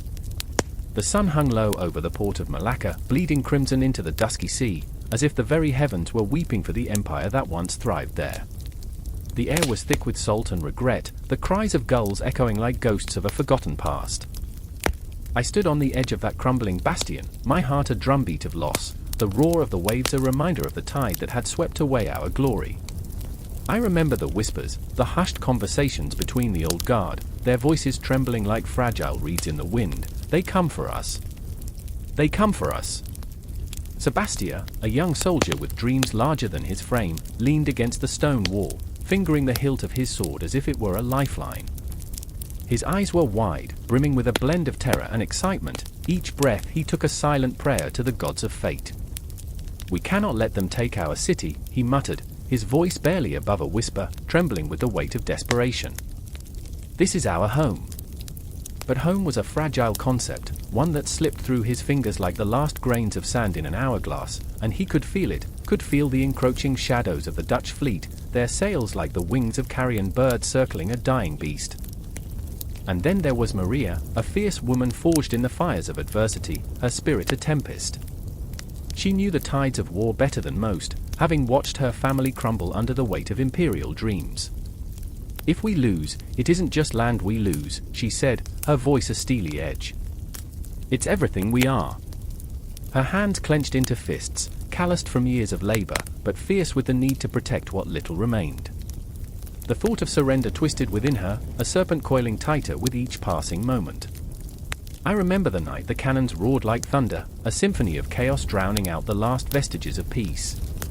The sky erupted in fire, and in that blinding light, I saw the faces of my comrades, fear, anger, defiance, a tableau of human emotion painted against a backdrop of destruction.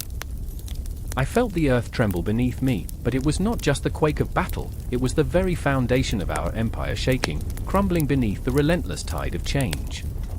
The Dutch, with their cold efficiency, advanced like a fever, their ships slicing through the water as if they carried the weight of inevitability. I could hear their voices on the wind, mocking our desperation, echoing my own fears. They would not only take our city, they would take our identity, our legacy, the very essence of who we were. I remember standing in the thickening dusk, watching as the sky darkened, a cloak of despair settling over us, and I could almost hear the ticking of time, counting down to our demise. "Fight!" Sebastia cried, clutching his sword as if it were a talisman. "Fight for our future!" But the future felt distant, like stars obscured by clouds. The laughter of children in the streets faded into silence, and the vibrant pulse of life that had once thrummed through the city now felt like a distant memory, echoing in the chambers of a heart that had begun to break. And then there was the moment where the lines blurred between bravery and folly. Maria, with fire in her eyes, charged into the fray, her silhouette a dark blur against the flames as she rallied the weary souls around her. "We are not just soldiers, we are the heart of Malacca," she shouted, her voice cutting through the smoke. "We fight for every soul that walks these streets." But with each word, her heart cracked, a reminder of the stakes that lay on her shoulders, the weight of her people pressing down like a collapsed roof. I remember the chaos, the clash of steel, the cries of the fallen, and the earth soaked with the remnants of hope.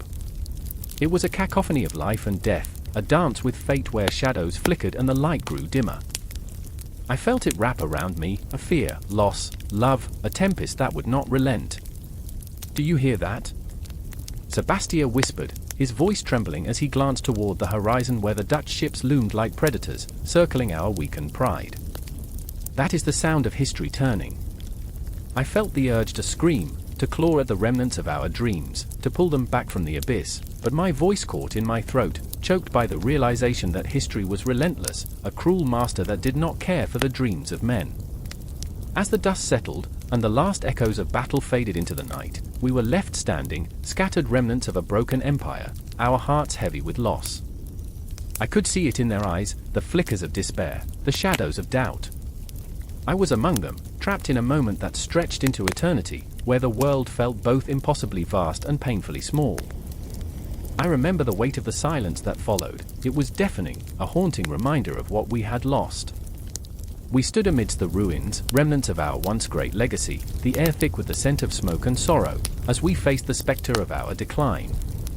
I felt the tears begin to flow, hot and unbidden, a tribute to all that was lost, each drop a testament to the dreams we once dared to dream but could no longer hold.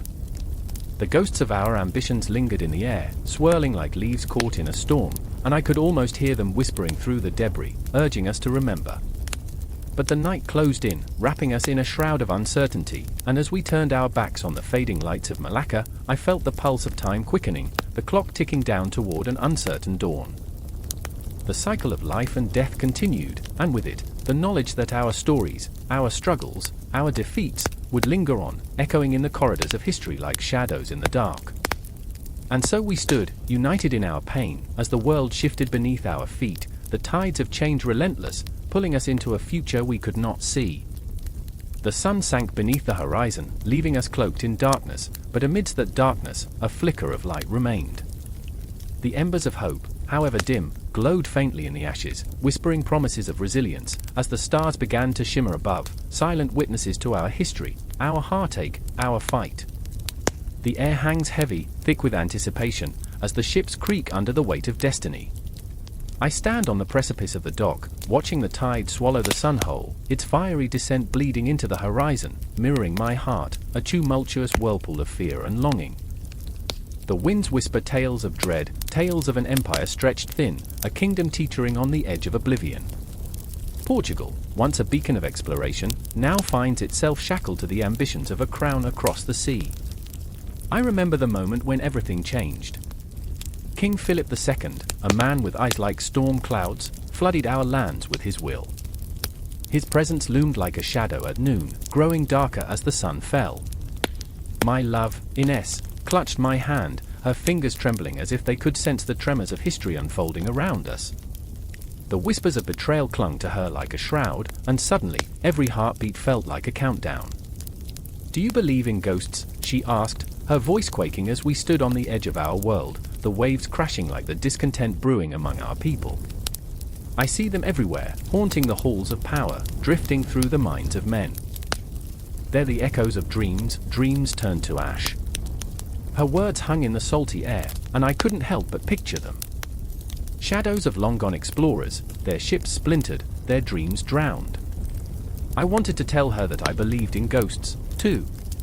Ghosts of our fathers, of kings, of the glory that once draped our empire like a royal cloak. But as I watched the last rays of sunlight extinguish, I felt a different kind of ghost, one that promised betrayal, one that threatened to unravel everything we held dear. Our world, once painted with vibrant colors of adventure and conquest, now turned to shades of gray under Philip's iron grip. I remember him, cold and calculating, his ambitions wrapping around our throats like a noose. Ines's father, a proud nobleman, had sworn loyalty to Portugal. But loyalty, I knew too well, is often a fragile thing, easily swayed by the winds of power. As the clock tower in the distance chimed ominously, I felt the weight of 1,000 secrets pressing down on me. The townsfolk murmured in corners, their eyes darting, suspicion seeping into the cracks of our society like poison. Some thought the union with Spain a blessing, a chance to solidify our power. Others, like Ines's father, saw it as a betrayal, an act of surrender that carved through their souls. The heart of Portugal lay broken, and in its splintered pieces, we found ourselves. "Will you fight?" Ines asked, the defiance in her tone clashing with the fear reflected in her eyes. I wanted to say yes, to promise her that we would rise against the tide, but the truth was suffocating. I could hear the skeletons of our ancestors rattling in their graves, whispering tales of glory and defeat. Would I become just another ghost, another memory drowned in the tides of time? Night fell, and the shadows deepened, weaving themselves into the fabric of our lives. I remember the darkness creeping into our hearts, curling its fingers around our hopes. As I leaned closer to Ines, her breath warm against my skin, it shattered my resolve. I couldn't fight this battle alone. In the streets, lanterns flickered like dying stars, illuminating faces twisted in despair. I saw a boy, no older than 10, clutching a wooden sword, his eyes filled with defiance. "I will protect my family," he shouted, though it felt more like a plea. His voice was a dagger, piercing through the despair, and for a fleeting moment, I felt hope surge within me, only to be crushed under the weight of reality. Our hearts beat in sync with the drums of war pounding in the distance. The Iberian Union had birthed a new and terrible reality, where Portuguese and Spanish blood intertwined, but where loyalties frayed like ancient tapestries. I watched men march, their faces painted with the colors of our kingdom, yet their souls drowned in the ambitions of a king who saw us only as pawns on a chessboard. As I stood at the edge of the world, I realized that the battle before us was not just of swords and blood, but of identity. Who were we if not the echoes of our past? Would we vanish beneath the weight of a crown that bore no love for our land? A shiver ran through me, tightening my chest like a vice. I felt Ines beside me, her spirit aflame flickering in the gathering gloom. "I will stand with you," she whispered, her voice a soft blade against the chaos around us. Her determination, fierce and unyielding, ignited something within me. I wanted to believe that together we could defy the shadows creeping ever closer, but doubts lingered like specters in the dark. Time wove itself into a tapestry of chaos, each thread pulling tighter, weaving a story of desperation and hope. We were caught in a storm, a tempest of ambition, betrayal, and the ghosts of those who had come before us. The universe spun on, indifferent to the plight of empires and lovers. And so we stood, on the brink of everything we were and everything we feared to become, hearts pounding, breaths mingling in the cool night air. Would the dawn bring salvation or silence? Would we rise or fall? The questions hung like fog, thick and suffocating. As the horizon hinted at the first light of morning, I felt the pulse of history thrumming beneath my feet, a reminder that we were not alone. Though the future loomed like a spectre, our souls intertwined in defiance, we would fight. We would not become mere whispers in the wind. The moment stretched, fragile and exquisite, as dawn began to break and the shadows retreated, if only for a heartbeat. This was only the beginning. The tension thickened, and the air crackled with the promise of conflict. The echoes of our ancestors roared, urging us to fight, to remember who we were. I could almost hear them chanting, filling my veins with courage. The night had passed, but the battle was far from over. It was merely the prelude to a greater storm, one that would change everything. The air crackled with tension, electric and alive, as the sun dipped low in the sky, casting long, haunting shadows over the field. I stood there, heart pounding, the bitter taste of iron heavy on my tongue. It was a battlefield, but it felt like a graveyard, memories of laughter, love, and hope buried beneath the weight of despair. The cries of the wounded echoed like ghostly whispers, weaving through the chaos, each voice a reminder of what we fought for, or perhaps, what we had already lost. I remember the moment when everything shifted for me. A flash of steel, a scream that tore through the air, and then silence. I turned to see Alaric, my brother, his face smeared with dirt and blood, the fire in his eyes flickering like a dying ember. "We can't retreat," he shouted, desperation fueling his words. "We must fight for what's ours." But what was ours anymore? I felt the weight of that question settle heavily on my chest, a stone that sank deeper with each beat of my heart. Alaric was always the bold one, the dreamer, while I was the cautious one, the realist. But now, in this moment, I understood him, his passion, his fury, the relentless spirit that refused to bow. He was fighting not just for land or titles, but for the very essence of who we were. And yet, in his fervor, I saw the flicker of madness, the line between bravery and recklessness blurred like the horizon under a storm. The air was thick with smoke, and amidst the haze, I caught sight of Mara. Her hands trembled as she clutched a tattered flag, the colors faded but the symbol still vibrant in our hearts. Her eyes searched the battlefield, seeking out our comrades, lost souls caught in the maelstrom of war. Once, we had danced beneath the stars, laughter spilling into the night like a sweet melody. Now, all that remained was the haunting memory of a time when joy felt like a distant, forgotten dream. "Mara!" I shouted, my voice swallowed by the cacophony. She turned, and for a moment, time froze. The world around us faded, the clashing swords, the cries of the wounded, even the scent of gunpowder dissipated. All that existed was her gaze, filled with fear and determination, a mirror reflecting my own turmoil. "We can't keep doing this," I said, my voice trembling. "What if we lose everything? What if we lose each other?" "Then we fight harder," she exclaimed, defiance sparking in her voice. "We fight for our future, for our children, for the love we deserve." I wanted to believe her, to feel that fire ignite within me, but all I felt was a chilling dread wrapping around my heart like a vice. I remembered our laughter, the way she would chase me through the fields, her hair a wild halo in the sun. How could we let that slip away? The battle surged forward, and I was swept into the tide. Bodies collided, and I felt the thrum of fear in every heartbeat, the haunting echo of past victories and losses thrumming through my veins. I swung my sword, the weight of it familiar yet foreign in my hands. Each strike was a question, was this worth it? Would this bloodshed redeem us, or condemn us to a cycle of violence that would stretch into the farthest reaches of time? Amidst the chaos, I saw Alaric again, surrounded by enemies, his laughter mingling with screams, a wild dance of defiance. He was in his element, a wolf among sheep, and yet, a nagging fear gnawed at my insides. Each swing of his sword brought him closer to the edge, the precipice of oblivion. I could almost see it, the darkness lurking just beyond the horizon, waiting to swallow him whole. "Mara!"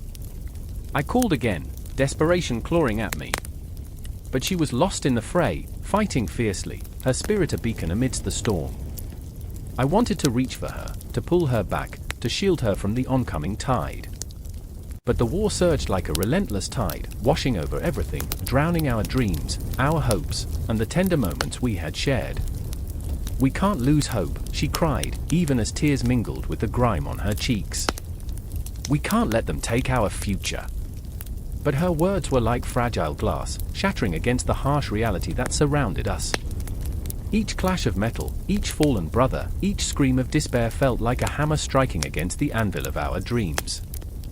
Time became an illusion, the sun seemed to hang in the sky, a witness to our suffering.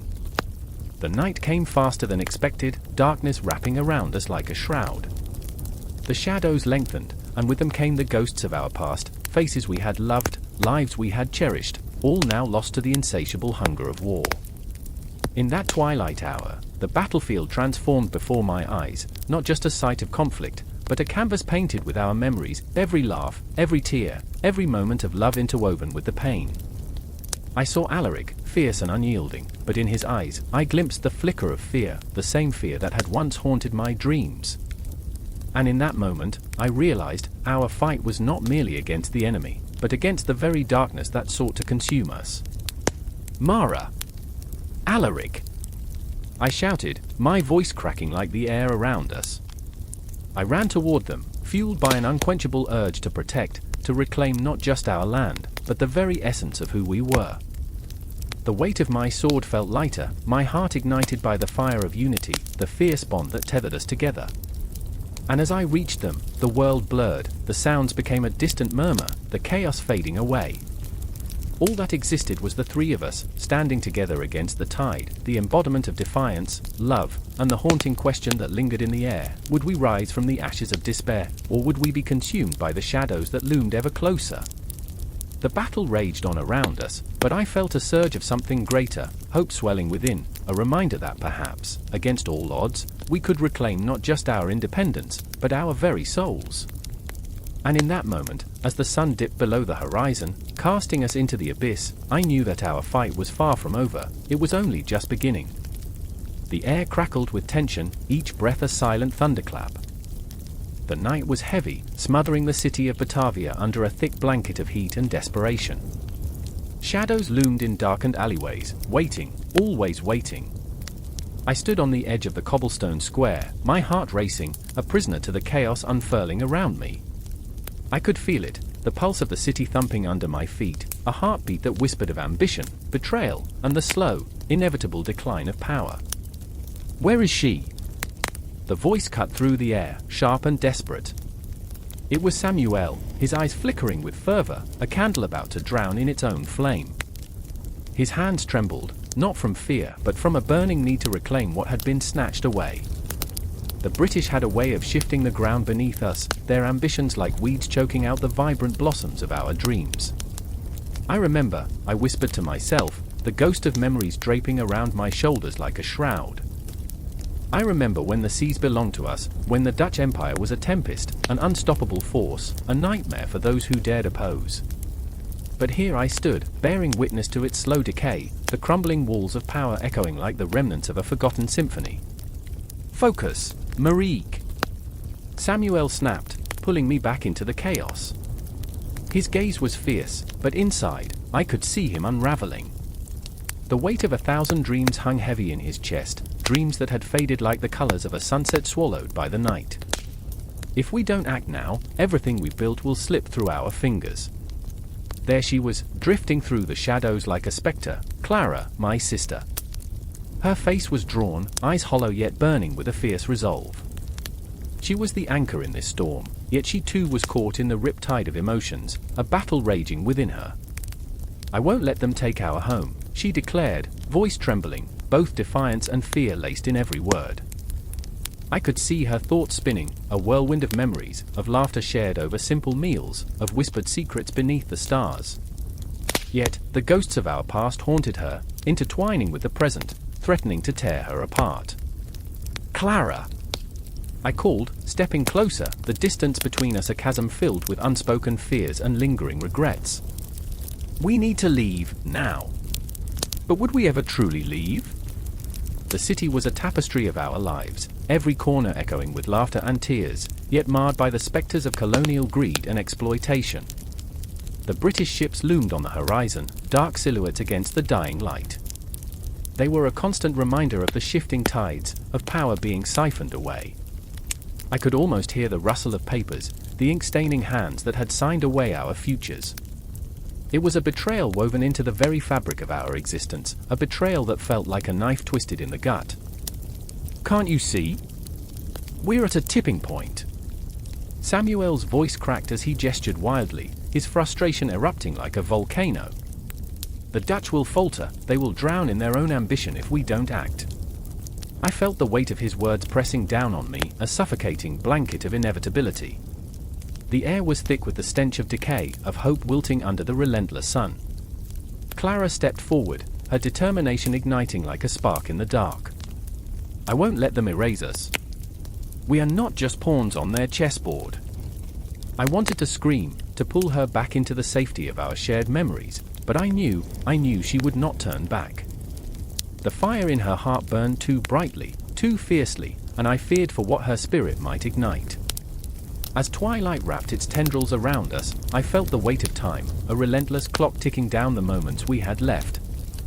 The ghosts of our ancestors whispered in the wind, their voices blending sorrow with pride, urging us to remember who we were, even as the world pressed down on us. Then the first gunshot rang out, an echoing crack that shattered the tense silence like glass breaking in the night. It was a sound that paralyzed us, a bone-deep terror that felt like ice flowing through our veins. The violence had arrived like a tempest, sudden and unforgiving. My heart pounded, a drumbeat of fear, and I caught Samuel's eye, the unspoken bond of shared dread binding us closer together. "Samuel, we need to go," I urged, but he was frozen, his gaze locked onto the looming ships now swarming with figures. The British were coming, their intent clear as a knife glinting in the shadow. It felt surreal, like a twisted dream where we were caught in a dance with death, and with every heartbeat, I feared that our time was running out. Clara grabbed my hand, her grip vice-like, and in that moment, I saw the fire in her eyes flicker with uncertainty. "What if we fail?" she whispered, her voice barely audible above the rising chaos. "Then we fight," I replied, my own heart racing with fear and resolve. The streets of Batavia had become a battlefield of ideals, a clash not just of armies but of spirits, dreams, and the essence of who we were. I felt the weight of my ancestors behind me, their voices urging me forward. Perhaps this was more than a clash between the Dutch and the British, it was the fight of every soul caught in the tide of history. I could almost feel the cosmos aligning, a sense of something vast brushing against our small lives, reminding us that we were part of a greater narrative, one woven with dreams and nightmares alike. The clock continued its relentless ticking, marking not just the seconds but the breaths we took, the choices we made. I felt the world shift beneath my feet, the ground quaking with the knowledge that everything was about to change. The British were here to stake their claim, to diminish our power, but we would not fade quietly into the night. Together, we prepared for the storm ahead, knowing that whatever happened next would echo in the chambers of history, just as it echoed in our hearts. The ground trembles beneath my feet, the air thick with the scent of earth turned to chaos.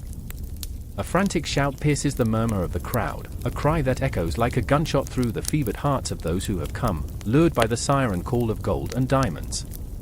I stand frozen, my breath caught in my throat, as men rush past me, faces wild with desperation.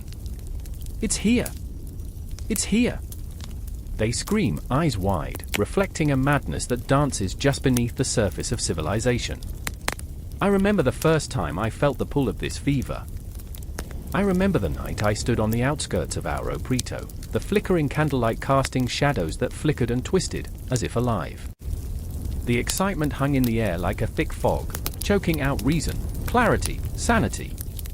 My heart raced then, too, beating out a rhythm of hope and greed. What if?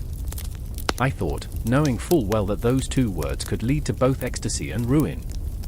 Marta stands beside me now, her hands trembling as she clutches her shawl, the only remnant of a life that feels a world away. Her eyes, pools of despair, dart frantically. "I came for my children," she whispers, voice hoarse with fear. I thought, her words trail off, caught in the suffocating air, tangled in the dreams of a mother who believed that wealth could wash away the dirt of poverty. Instead, she finds herself tangled in the chaos, just another soul consumed by avarice. I see the young man, Miguel, his face a canvas of uncertainty and raw ambition. He stands tall, yet I can see the tremors in his hands as he clutches a pickaxe, the tool that has become a weapon, a promise of fortune that could slip through his fingers like sand. My father said I would be a king, he mumbles, eyes fixed on the ground, the weight of generations pressing down on him like a millstone. But he never warned me about the monsters. The shadows of men loom large, haunted husks driven by desire and desperation. They claw at the earth, fists covered in grime, hearts hollow from the insatiable hunger for more. More than what they possess, more than what they can ever truly own. I watch as Miguel lunges forward, striking the ground with a ferocity that sends tremors through my chest. It's a clash of metal against stone, a symphony of greed, echoing the primal dance of life and death. Then it happens, a roar erupts from the crowd, an eruption of excitement that sends a chill down my spine. I feel it deep within me, the thrill, an electric current coursing through our veins. It's as if the earth itself has unleashed its bounty, and for a fleeting moment, hope blooms amidst the chaos.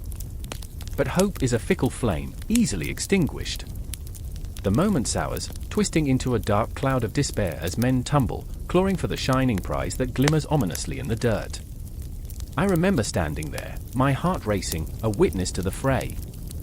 I remember the fear in Marta's eyes, the way she clutched her shawl tighter as the masses surged forward. "They're animals," she spat, her voice laced with a bitter truth that echoed through the cacophony of greed. And I felt it, too, the gnawing fear that this moment might consume us all, that the very essence of our humanity might be stripped away like the layers of the earth. As the dust settles, I catch a glimpse of Miguel. He stands, chest heaving, his gaze locked onto the ground. His fingers tremble, and I see them, two glimmering stones nestled within his palm. But what is wealth without the price of humanity? The weight of his discovery pulls him down, and I feel the ache in his heart as he realizes that fortune is a double-edged sword. The gold and diamonds gleam, yet they are tainted by blood, by the sacrifices of those who have come before him, and those who will come after. In that moment, the air thickens. I can taste the bitterness, the coppery tang of betrayal, as Marta begins to weep silently. Her tears fall like raindrops on parched earth, soft, yet devastating. "My children," she murmurs, "what will become of them?" I want to reach out and comfort her, to tell her that hope still exists, but the truth curls around my throat like a noose. I am just as lost, standing amidst the ruins of dreams, each heartbeat echoing the struggle between light and shadow. And then, the world explodes into chaos again, shouts turn to screams as men clash, driven mad by desire. I can feel the adrenaline course through me, electrifying my skin as fists collide and bodies fall. Miguel's face twists in a mixture of horror and exhilaration, and I see the flicker of something darker in his eyes, the shadow of a man who may soon be lost to the rush. I want to grab him, to pull him back from the abyss, but the weight of my own fear pins me in place. "Stay with me!" I shout, but the words are swallowed by the din, consumed by the roar of greed. The line between the hunter and the hunted blurs, and in that trembling moment, I see the truth: we are all lost in this dance. The shimmering stones of fortune lie scattered like broken promises, a stark reminder of the cost of desire. The night looms overhead, thick with the weight of unspoken tragedies. The clock ticks, relentless in its march, and I am left standing in the shadows of the chaos, watching as lives unravel, dreams decay. Time is a thief, I think, feeling its cold hands wrap around my heart. But as I gaze upon the scene, I recognize that this rush is not just about gold or diamonds, it's about the meaning weave into the fabric of our existence. When I close my eyes, I see it all: the brilliance of the gems, the darkness of ambition, the heartbeat of humanity caught in a relentless storm.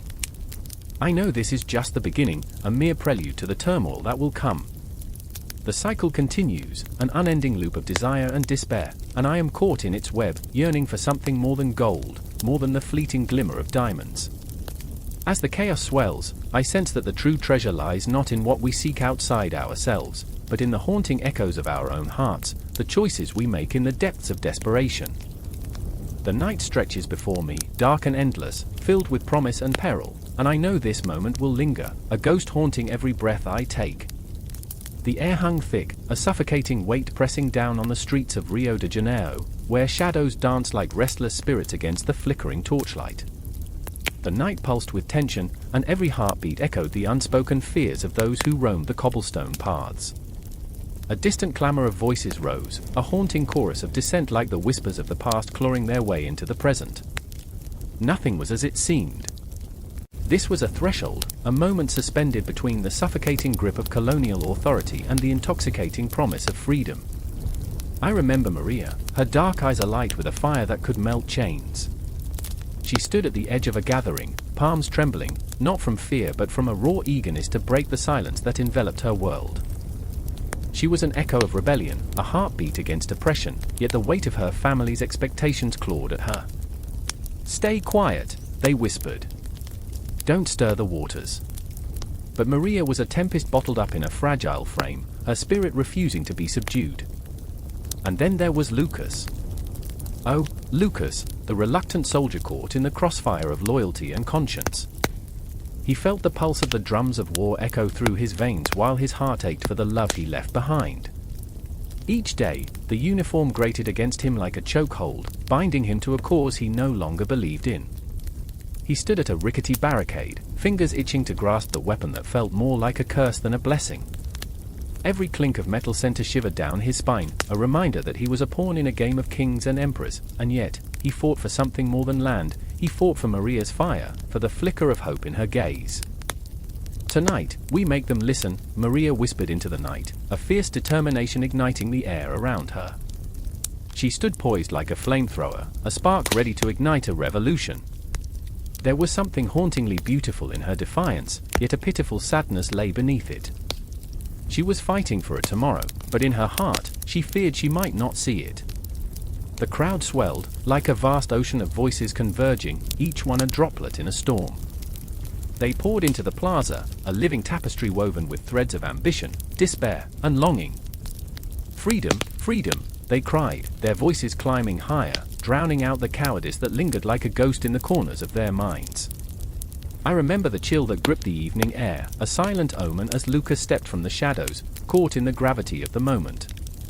His heart pounded like a war drum, each beat resonating with the cries of the masses. He was a soldier, yet the allegiance he owed to the crown felt like an anchor pulling him into a churning abyss. The faces of those he loved, his mother, his sister, her laughter now a distant memory, flashed through his mind, and he felt the weight of their dreams crashing down upon him. Then, it happened. The distant crack of a musket shot shattered the night like glass, splintering the fragile illusion of peace. A deafening silence followed, a collective intake of breath as dread clutched at the throats of the gathered souls. Lucas froze, a statue of uncertainty caught between action and inaction. The bullets sang their cruel lullabies, and panic rippled through the crowd, a wave of fear crashing against the walls of courage they had built. "Run!" someone shouted, and chaos erupted like a wild flame. Bodies surged, a frantic rush toward safety, yet Maria stood still, rooted to the ground. She had dreamt of this moment, the moment she would scream into the stars that she was alive, that she would no longer be a shadow of the past. But now, her voice faltered. Her heart raced, caught in a whirlwind of fear and fire. The crowd began to scatter, but she remained, willing the world to hear her plea. And then she saw him, Lucas, emerging from the smoke and confusion, a beacon in the chaos, his eyes wide with desperation. "Maria," he shouted, the words slicing through the din like a prayer. He reached for her, but she felt the grip of her family's fear tightening around her, their whispers echoing in her mind. "Do not be foolish. Do not challenge the heavens."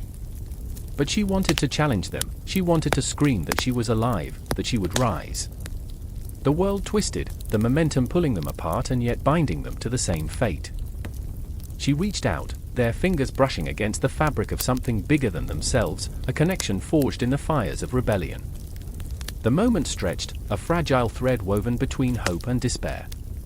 In that heartbeat, they were not just a soldier and a revolutionary, they were two souls intertwined, wrestling with their choices. "Come with me," Lucas begged, his voice a desperate plea against the roaring storm. But Maria felt the weight of the night pressing down as if the darkness itself was alive, fighting to keep her silent. The fear of losing everything loomed like a specter, but the fire in her chest raged brighter. "No. I will not turn back. I will not hide." The crowd surged again, a tide of emotion crashing together, and Maria stepped forward, a warrior clad in vulnerability. Lucas hesitated, torn between duty and desire, and in that heartbeat of hesitation, the universe held its breath. Would he step into the fire with her? Would he have the courage to let go of the chains binding him to the past? The night darkened, the horizon whispering secrets of what lay ahead, and in the silence that followed their shouted names, there was an undeniable truth: the winds of change were stirring, and the dawn would come, whether they were ready or not. In the shadows, a revolution was brewing, and with each passing moment, the chains of colonial authority began to tremble, echoing the heartbeat of a new Brazil yearning to break free.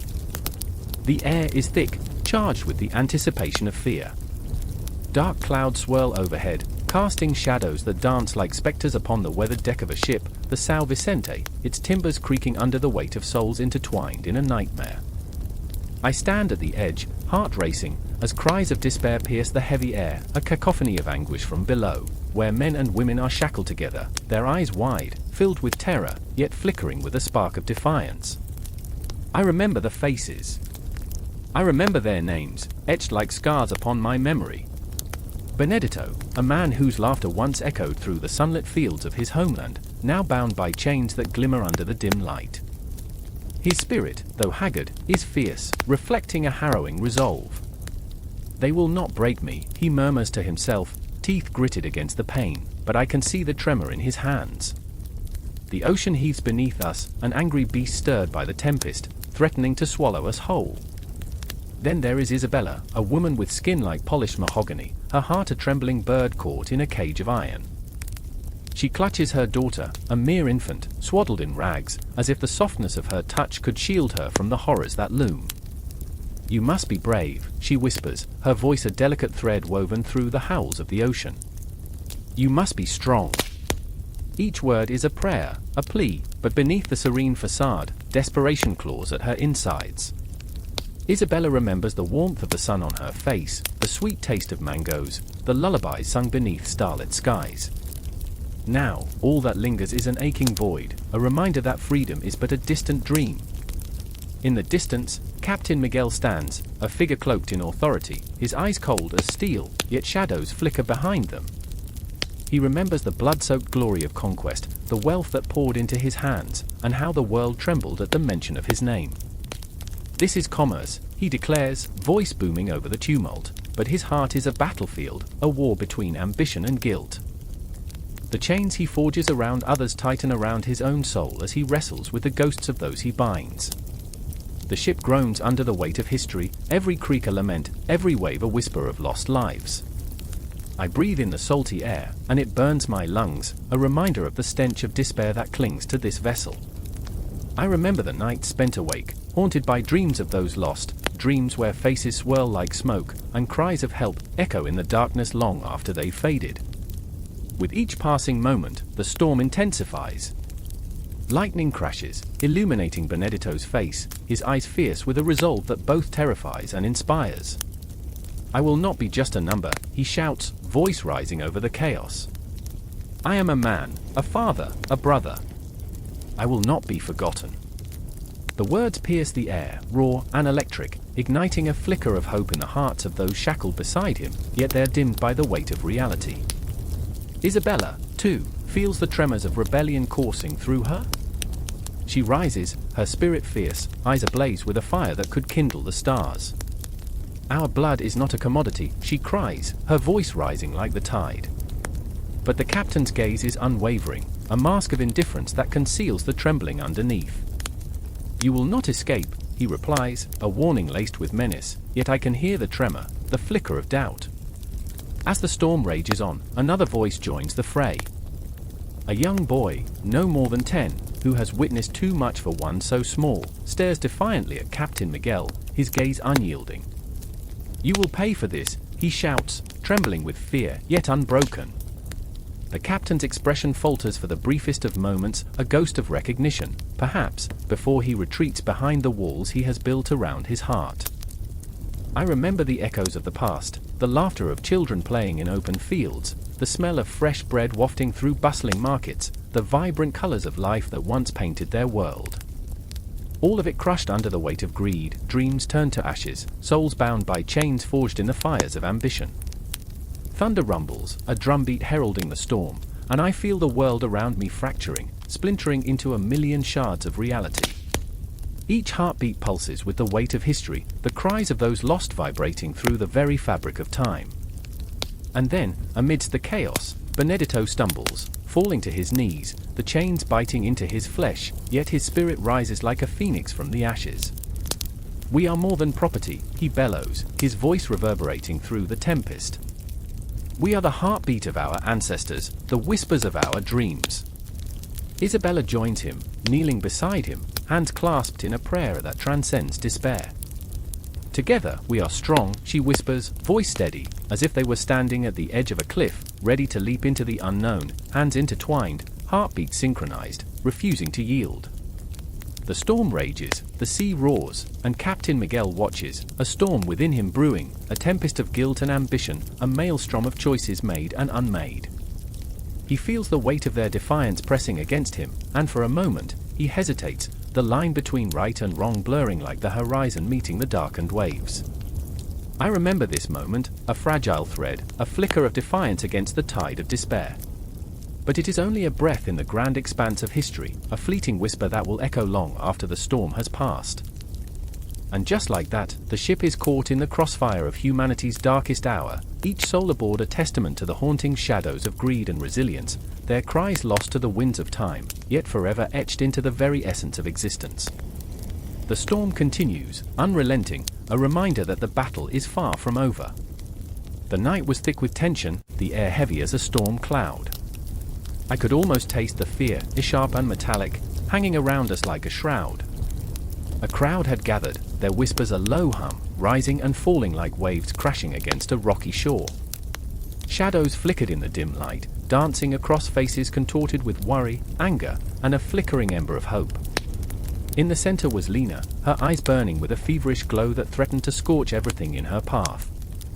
She stood there, small but fierce, like a lone candle in a vast, darkened room. "Do you even know what you're asking?" The word slipped from my lips, a desperate plea woven with disbelief. I knew what she wanted, I could feel it in the marrow of my bones, a truth so profound it made my heart ache. She was asking for an exchange, a chance to speak the unspeakable, to bridge the chasm between our languages, our beliefs. She turned to me, her expression a tempest of fury and despair. "This is our only chance, Amir. If we don't do this now, we might never get another." Her voice trembled, teetering on the edge of a scream. The air crackled with the weight of her words, the urgency, the desperation. My pulse quickened, each beat a warning, a reminder of the stakes. I glanced at the crowd again. Among them was my father, his brow furrowed, eyes darkened with the shadows of past wars. He had seen too much, endured too many battles over beliefs and words. I had watched him crumble under the weight of history, a war fought not with swords, but with the silent, aching wounds of language lost in translation. "You don't understand what you're playing with," he had whispered to me countless times. But there was no turning back now. Lena's hands trembled as she clutched a tattered book, pages yellowed with age. "This," she said, holding it aloft as if it were a sacred relic, "contains the words we need. It's more than just a book, it's our connection, our lifeline." I remembered our late-night arguments, laughter spilling over our shared meals. "Can you even read that?" I had teased, raiding her library of ancient texts, their spines cracked and worn like old soldiers. She would retort, her face alight with passion, "Language is a living thing, Amir. It breathes, it evolves. Just like us." I had laughed then, but now the gravity of her words hung between us, a fragile thread pulled taut. The crowd surged, a wave of humanity crashing against the shore of our resolve. Voices rose in a cacophony, some pleading for peace, others chanting for war. The air throbbed with tension, every breath a reminder that we were on the brink of something monumental. I felt my heart race, a wild drumbeat echoing against the backdrop of chaos. "Amir!" Lena's voice sliced through the noise, sharp and clear. "We can do this.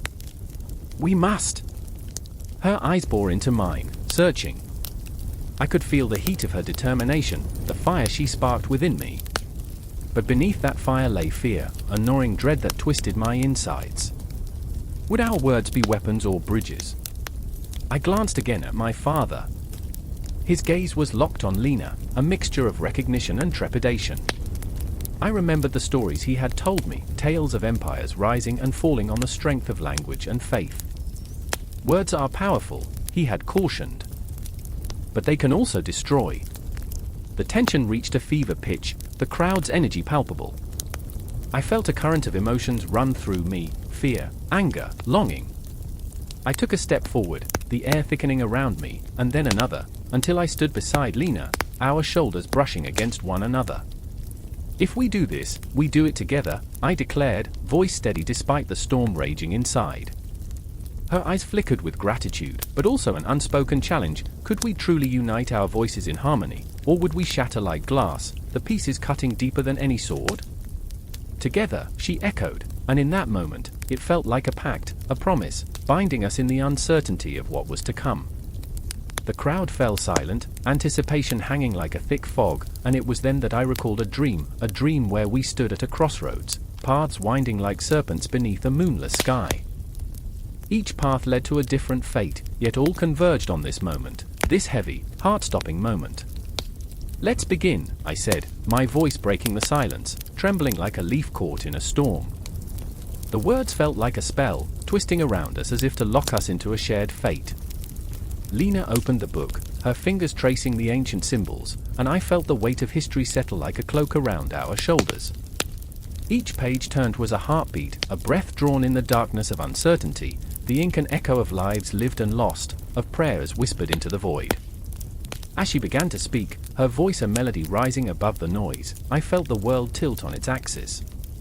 Her words flowed like water, smooth and clear, yet laced with an undercurrent of raw emotion that resonated deep within me. There was beauty in her language, a haunting purity that transcended our differences. I knew then that we were more than just two people trying to communicate. We were a bridge spanning the chasm of history, a flicker of light in the oppressive darkness of misunderstanding. But in that moment of connection, whispers of doubt crept in, shadows lurking at the edges of our words. Could we truly mend the wounds that centuries had carved into our souls? The echoes of the past were relentless, painful memories of betrayal and loss, like ghosts haunting the edges of our consciousness. I glanced around, meeting the eyes of those gathered, each face a mirror reflecting our fears, our hopes. A shared humanity flickered like candlelight, fragile yet fierce. I could hear the heartbeats of 1,000 souls, each one yearning for understanding, for connection, for something more than just words. The air shimmered with intensity as we pressed forward, Lena's voice weaving through the night, binding us together in a tapestry of shared experience. And though the shadows whispered their doubts, we pressed on, the rawness of our emotion spilling into the void, echoing back at us in haunting refrains. As the last words fell from Lena's lips, the silence that followed was deafening, a sacred moment suspended in time, a breath held as we awaited the response of the crowd. Would they embrace our call for unity, or would our language falter, lost in the cacophony of history? In that moment, I realized we were no longer just two individuals bound by an exchange of words. We were a revolution, a collision of cultures, a challenge to the very threads of our identities. And as the air thickened with anticipation, I felt my heart leap, echoing the pulse of a world waiting to be reborn. Each beat was a promise, a question unanswered, a story still being written. The night was suffocating, thick with dread, as the clock struck midnight, each chime echoing like a heartbeat, reverberating in the chests of those who dared listen. Somewhere beneath the flickering lanterns of Lisbon, shadows danced in tandem with whispered secrets, each glimmering flame breathing life into the ghosts of colonizers past. I stood there, caught in the raw power of the moment, feeling a tremor of anticipation ripple through me. This was a time of upheaval, a time when the voices of the Enlightenment began to claw their way into the hearts of the empire, and the consequences would be as chilling as they were profound. Antonio huddled at the edge of the bustling marketplace, his hands trembling around a faded pamphlet, words scrawled in ink that burned with clarity, ideas that sang like sirens. Liberty! Equality! Fraternity, they proclaimed, and the air around him crackled with possibilities. He was a tall man, drenched in doubt, the weight of his dreams pressing heavily against his chest.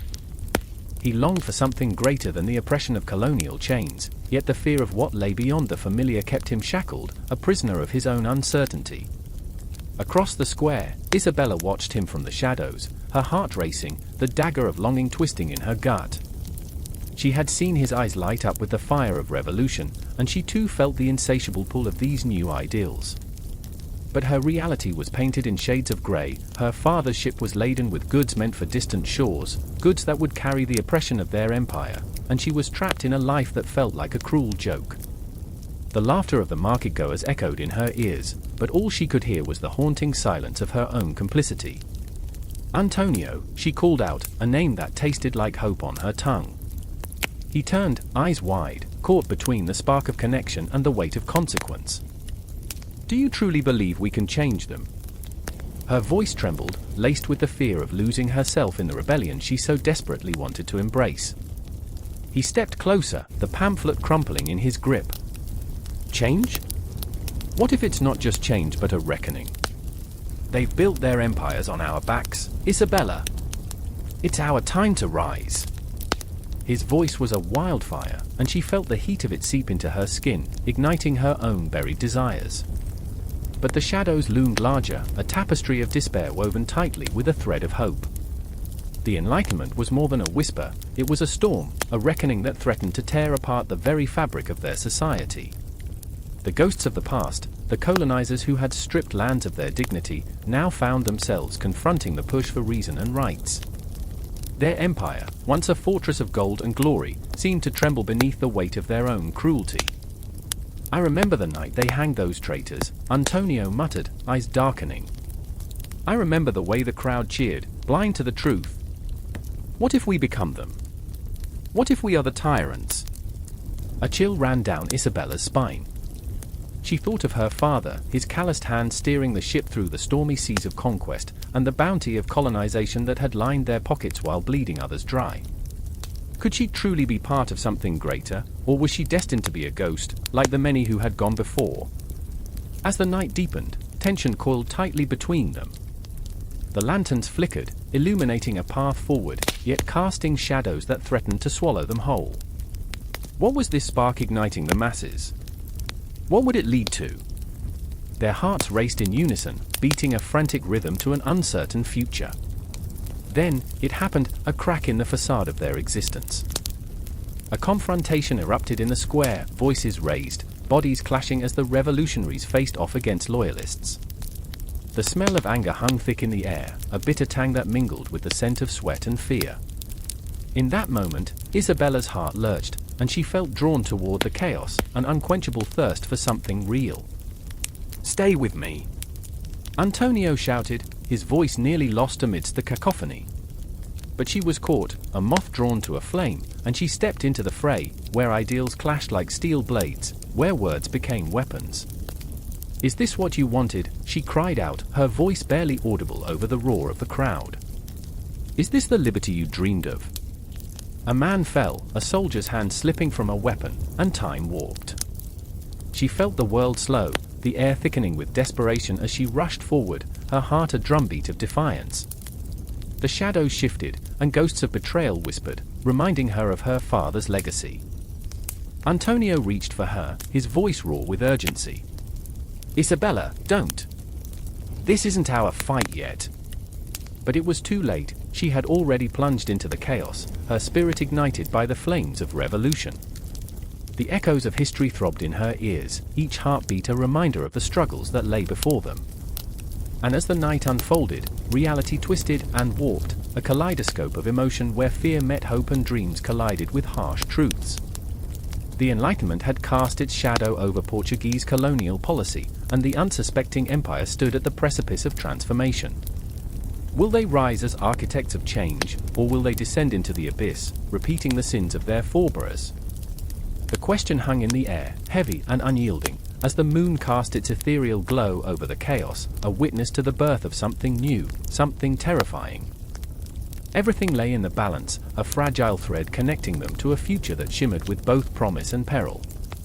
And in that moment, they knew this was only the beginning. The sun hung like a blood-red ember in the sky, casting long shadows over the cobbled streets of Lisbon. A chill swept through the air, and the distant clamor of the marketplace felt like a heartbeat lost among the chaos. I stood there, breathless, feeling the weight of history pressed down upon my chest, the murmurs of the past echoing like ghosts in the alleys. Women, resilient and fierce, moved like phantoms through the throng, their eyes shimmering with secrets and sorrow. Each one carried a story, each one a thread in the tapestry of the Portuguese Empire, woven through with desire, dread, and defiance. I remember Clara, standing on the edge of the wharf, the salt air tangling in her hair. She gazed out at the horizon, where the ocean met the sky, a vast emptiness filled with possibility and peril. Clara was a silversmith's daughter, her hands calloused from labor yet gentle enough to shape beauty. But beauty meant nothing when the world demanded her silence, her acquiescence. I could see the fire in her heart, the rebellion simmering beneath her surface, but society's chains wrapped tight around her spirit, threatening to choke the very life out of her dreams. "Clara," I whispered, almost afraid to disturb the fragile moment. "What do you see?" She turned, her eyes dark and stormy. "I see the ships coming in, bringing back riches, and men who think they own the world." Her voice was a melody of hope and despair, a song that danced between the notes of longing and loss. How could I tell her that the empire's glory was built on the backs of women like us, who toiled in the shadows, their sacrifices unnoticed, their screams muffled under the weight of history? And then there was Beatrice, her laughter ringing through the air like a bell, sharp and clear, yet tinged with bitterness. A merchant's wife, she wore her silks like armor, yet behind the fabric, her heart was laid bare, raw, and vulnerable. What a life we lead, Clara! To be adorned like flowers, yet rooted in soil, trapped in pots. I've seen the world through the eyes of my husband's tradesmen, but they steal my stories, make them theirs. Her words slashed through the air, a fierce declaration that both thrilled and terrified me. "Every day I play a charade," she continued, her voice lowering. "They think I'm the perfect wife, but they don't see the wildness inside me, the yearning to break free." Her spirit, once a vibrant flame, flickered in the winds of expectation, caught in the grips of societal norms. But the fire was there, waiting for the right moment to ignite, to consume everything in its path. I remember the night it happened, shadows creeping into every corner of our lives. The marketplace was alive with laughter and music, the air thick with the smell of spices and sweat. And yet, beneath the surface, a tide of tension rose, unseen yet undeniable. Clara and Beatrice stood among the throng, vibrant and alive, but I could sense the dread lurking just beyond the laughter. The Empire, once a beacon of light, cast a dark shadow over their lives, and I felt the weight of it settle on my chest like a stone. "Do you ever wonder," I asked, my voice barely a whisper, "if there's a way out?" Clara's eyes sparkled with a fierce light. "Out? Of what, exactly? This gilded cage? Or the illusions we wear like masks?" She leaned closer, the heat of her breath warm against my cheek. "Sometimes, I think the only way out is through. Through pain, through fire, through the very heart of despair." The words hung in the air, thick and heavy, like a storm cloud ready to burst. "Pain can be a path to freedom," Beatrice added, her voice steady, a surprising calm threaded through her tempestuous spirit. "We must weave our own stories, even if the tapestry is frayed and torn. Even if we are only shadows in the grand narrative." The music swelled around us, an intoxicating melody that echoed through the darkness. In that moment, I could feel their hearts beating in sync, a powerful rhythm that surged against the tide of oppression. Women's cries blended with laughter, and I could almost hear the whispers of those who came before us, their hopes, their dreams, their relentless fight for a voice. But the moment shattered when a figure emerged from the crowd, an officer in the king's uniform, eyes cold and unfeeling. "You there," he barked, pointing at Clara. "What's your purpose loitering about? Shouldn't you be at home? This isn't a place for your kind." The air thickened with fear, and I felt Clara's hand tremble in mine, the fire extinguished in an instant. But she took a step forward, chin lifted, defiance radiating from her very core. "I am not just a woman, sir. I am a creator. I am the lifeblood of this city." His laughter sliced through the air, sharp and mocking. "And what of your dreams? Forgotten like the tides." In that moment, I realized that the world saw us as mere shadows, players on a stage that did not belong to us. But Clara, oh Clara, she refused to let their words bury her heart. "The tides can shift," she said, her voice steady as the ocean itself. "And so can we." And there it was, the flicker of hope, the promise that together we could rise. The confrontation was a tipping point, a moment where the air crackled with electricity, the fragile balance of power shifting beneath our feet. I could feel the weight of history pressing down, demanding to be acknowledged, but we were not mere footnotes, we were the story, the essence of an empire built on the backs of women who dared to dream. The laughter faded into silence, the echoes of our defiance resonating in the shadows. Beatrice clasped Clara's hand, a fierce grip that spoke of solidarity, of unity. "Together," she said softly, yet the power behind the word was palpable, a promise that we would not be silenced. And as the sun dipped below the horizon, the darkness enveloped us, but we were not afraid. We stood there, 3 women against the vastness of an empire, hearts beating, voices ready to rise. The night was ours, an eternity of rebellion waiting to be written, a story pulsating with life and fury, an anthem echoing through the ages. I remember Clara's defiance, Beatrice's laughter, the fire that burned in my own chest. We were the unwavering tide, and the world would know our names. In the stories that would follow, they would find us. They would find our hearts woven into the very fabric of this empire, a testament to the strength of women who refused to be forgotten. The air crackled with tension, a thick fog rolling over the battlefield, shrouding everything in a ghostly grey. The metallic scent of blood mingled with the earth, a sickly sweetness hanging heavy. I remember the moment the silence shattered, a bone-rattling roar of cannon fire, the sound as jagged and unforgiving as a shattered heart. A soldier's scream pierced the air, haunting, echoing in my mind, as if the very soil cried out for mercy. The ground trembled beneath my feet, and I was rooted there, a mere witness to the storm unfolding around me. And there they were, 3 men bound by fate and fear, each wrestling with demons more potent than the enemy charging forth. Henri, with his dreams of glory clouded by the weight of responsibility, he was a husband, a father, and every heartbeat felt like a ticking clock counting down to calamity. His hands trembled, not from cowardice, but from the knowledge that his life, his choices, trembled on the edge of a blade. I could see it in his eyes, a flickering candlelight in a storm, the flicker of hope battling the darkness. If I fall today, what of my children? What will they remember of their father? Then there was Etienne, a man forged in the fires of his own rage. He had fought battles not just on the field but within himself, a struggle against the shadows of his past. "I remember the faces of those I've lost," he muttered, his voice a low growl, "but here I am, ready to carve my name into their memories."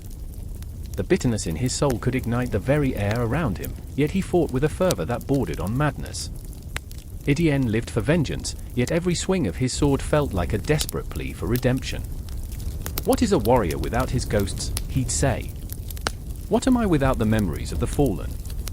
And in the midst of them, there was Lucy, a woman hidden behind layers of grief and defiance, standing strong despite the chaos swirling about her. The battlefield was no place for a woman, or so they said, but she carried the scars of war deeper than any man, her heart a battle-scarred fortress. "I remember the laughter in our home," she whispered, her voice cracking like the earth beneath marching feet. "Before the cannons roared and the world turned to ash. If I don't fight, what will happen to those memories? Will they fade like the sunset behind the smoke?" The clash of swords and the thud of cannonballs felt like the heartbeat of the earth itself, a symphony of chaos, but inside me, the rhythm was a drum of dread. The faces around us blurred into a mass of desperation and valor, a swirling tapestry of humanity on the brink of annihilation. I could taste the adrenaline as it coursed through me, thick as molasses, sweet yet suffocating. I was ensnared in this moment, this macabre dance of life and death, where every heartbeat could be my last. Then came the charge. The ground heaved, warriors surged forward like the tide, each man, woman, and child a wave crashing against the cliffs of fate, screaming for survival. Henri roared, his voice a battle cry, rising above the cacophony as he sprinted toward the fray, each step a heartbeat echoing the fear that pulsed through his veins. I could see him, a silhouette against the fire and fury, a man caught between duty and desire, love and loss. Etienne followed, driven not just by rage but by the ghosts that filled his mind, the faces flickering before him like candles in a storm. He fought not for glory but for vengeance, each thrust of his sword a message to the past that had clawed at his soul. "For you, my brothers," he cried, a bone-chilling roar that mingled with the clash of steel and the cries of the dying. His eyes were wild, alive with an intensity that was both intoxicating and terrifying. "I will not let you fade into nothingness." And Lucy, oh Lucy, she charged forward, too, a force of nature, defying the chains of convention. She wielded her own blade with a grace that belied her fury, cutting through the chaos as if to carve a path to a future where her husband could come home, where laughter could fill the air again. "You can't take them all from me," she screamed, the sound raw and primal, ripping through the haze of war like a beacon of defiance. But there, amidst the surge of humanity, shadows loomed, dark figures rising from the earth itself, reminders of the cost of their choice. Each clash of steel resonated with unspoken promises, echoing the weight of past decisions, whispered regrets. I felt the despair wrap around me like a shroud, a chilling reminder that for every victory, there would be a price, a debt to be paid in blood and tears. The battle raged, a relentless tide pulling us deeper into its maw, and I could feel the earth beneath me trembling, echoing with the cries of the lost.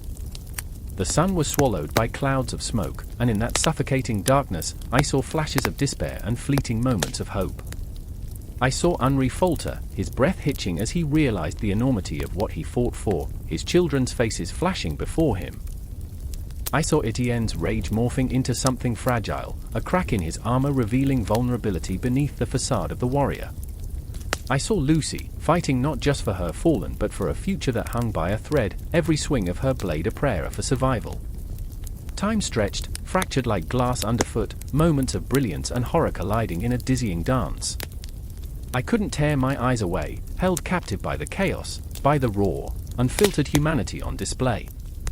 Each scream, each cry for help, reverberated through my bones, a reminder of the fragility of life, the weight of memories that could vanish into the ether like smoke in the wind.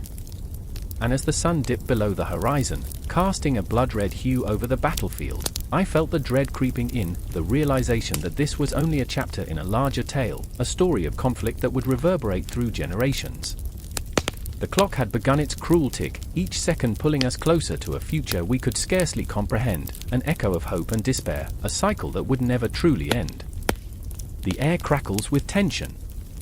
A heavy silence shrouds the dimly lit room, where time seems to hold its breath, trembling like a wounded animal. The smell of sweat and fear mingles, thick enough to choke the soul. I stand amid this chaos, a heart racing, a mind swirling with memories of chains and cries for freedom. I remember the sharp clang of iron on iron, the hollow echo of a whip cracking through the air, the night sky soaked in the cries of the damned, the moon a cruel witness to the horrors below. There's a sudden rush, a door burst open, and in storms Samuel, eyes wild, chest heaving. He's a man torn apart by a war raging inside, his spirit clawing at the walls of his skin. "They're coming for us," he gasps, the words spilling out like the last breath of a dying man. Samuel, with his rough hand stained from years of toil, carries the burden of 1,000 lives on his shoulders. Each heartbeat screams of the injustices he feels too deeply, too personally. He's a man of action, always charged, always ready to fight, even when his body is screaming for rest. But tonight, he stands on the brink, and I can see it, the flicker of fear, the shadow of doubt. Beside him, Eliza stands, her hands trembling like leaves caught in a storm. She's the heart of this fight, the voice of reason amid the chaos, but now her resolve wavers as she takes in Samuel's panicked expression. "What do we do?" she breathes, her voice barely rising above the pulse of despair that fills the room. I remember her laugh, a sound like wind chimes on a summer's day, now choked by the weight of reality. Eliza, with her soft eyes that have seen too much, has always believed in the power of words, each one a hammer, striking against the chains that bind us. But here, in this moment, even words seem to fail her. The clock on the wall ticks, ticks, ticks, a cruel reminder that time is running out. Every second a whisper of dread that slithers into our hearts. I glance at the window, darkness pooling outside like an omen. The streets beyond teem with the restless spirits of those who came before us, their blood soaking the very earth we stand upon. Every march, every protest, every quiet moment of rebellion echoes in my bones. They fought, and they fell, but they never truly surrendered. Samuel paces, back and forth, his thoughts racing faster than his feet. We have to gather the others. We can't let them silence us, he insists, but his voice trembles with a betrayal of uncertainty. I can see the cracks in his bravado, the weight of leadership pressing down like a cruel vice. I watch him wrestle with the ghosts of the past, and I wonder, can we truly find the strength to continue? Eliza steps closer, her voice rising, a thread of steel woven through the fibers of her fear. If we don't stand now, when will we? If we don't make them see? If we don't make them feel what we feel, her voice breaks, and the rawness of her emotion, the truth of her words, cuts through the heaviness of the moment. What's the point? And I remember, how many times have we stood at this precipice? How many times have we watched the world around us suffocate under the weight of oppression, and felt too small to make a dent? But now, here, fear and resolve intertwine, setting our hearts ablaze.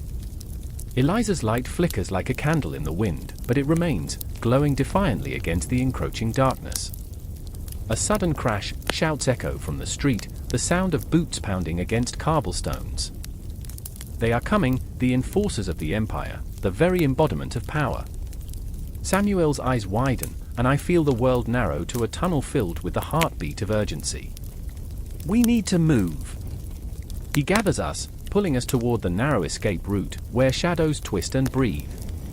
The walls seem to close in, squeezing hope and fear into a single moment.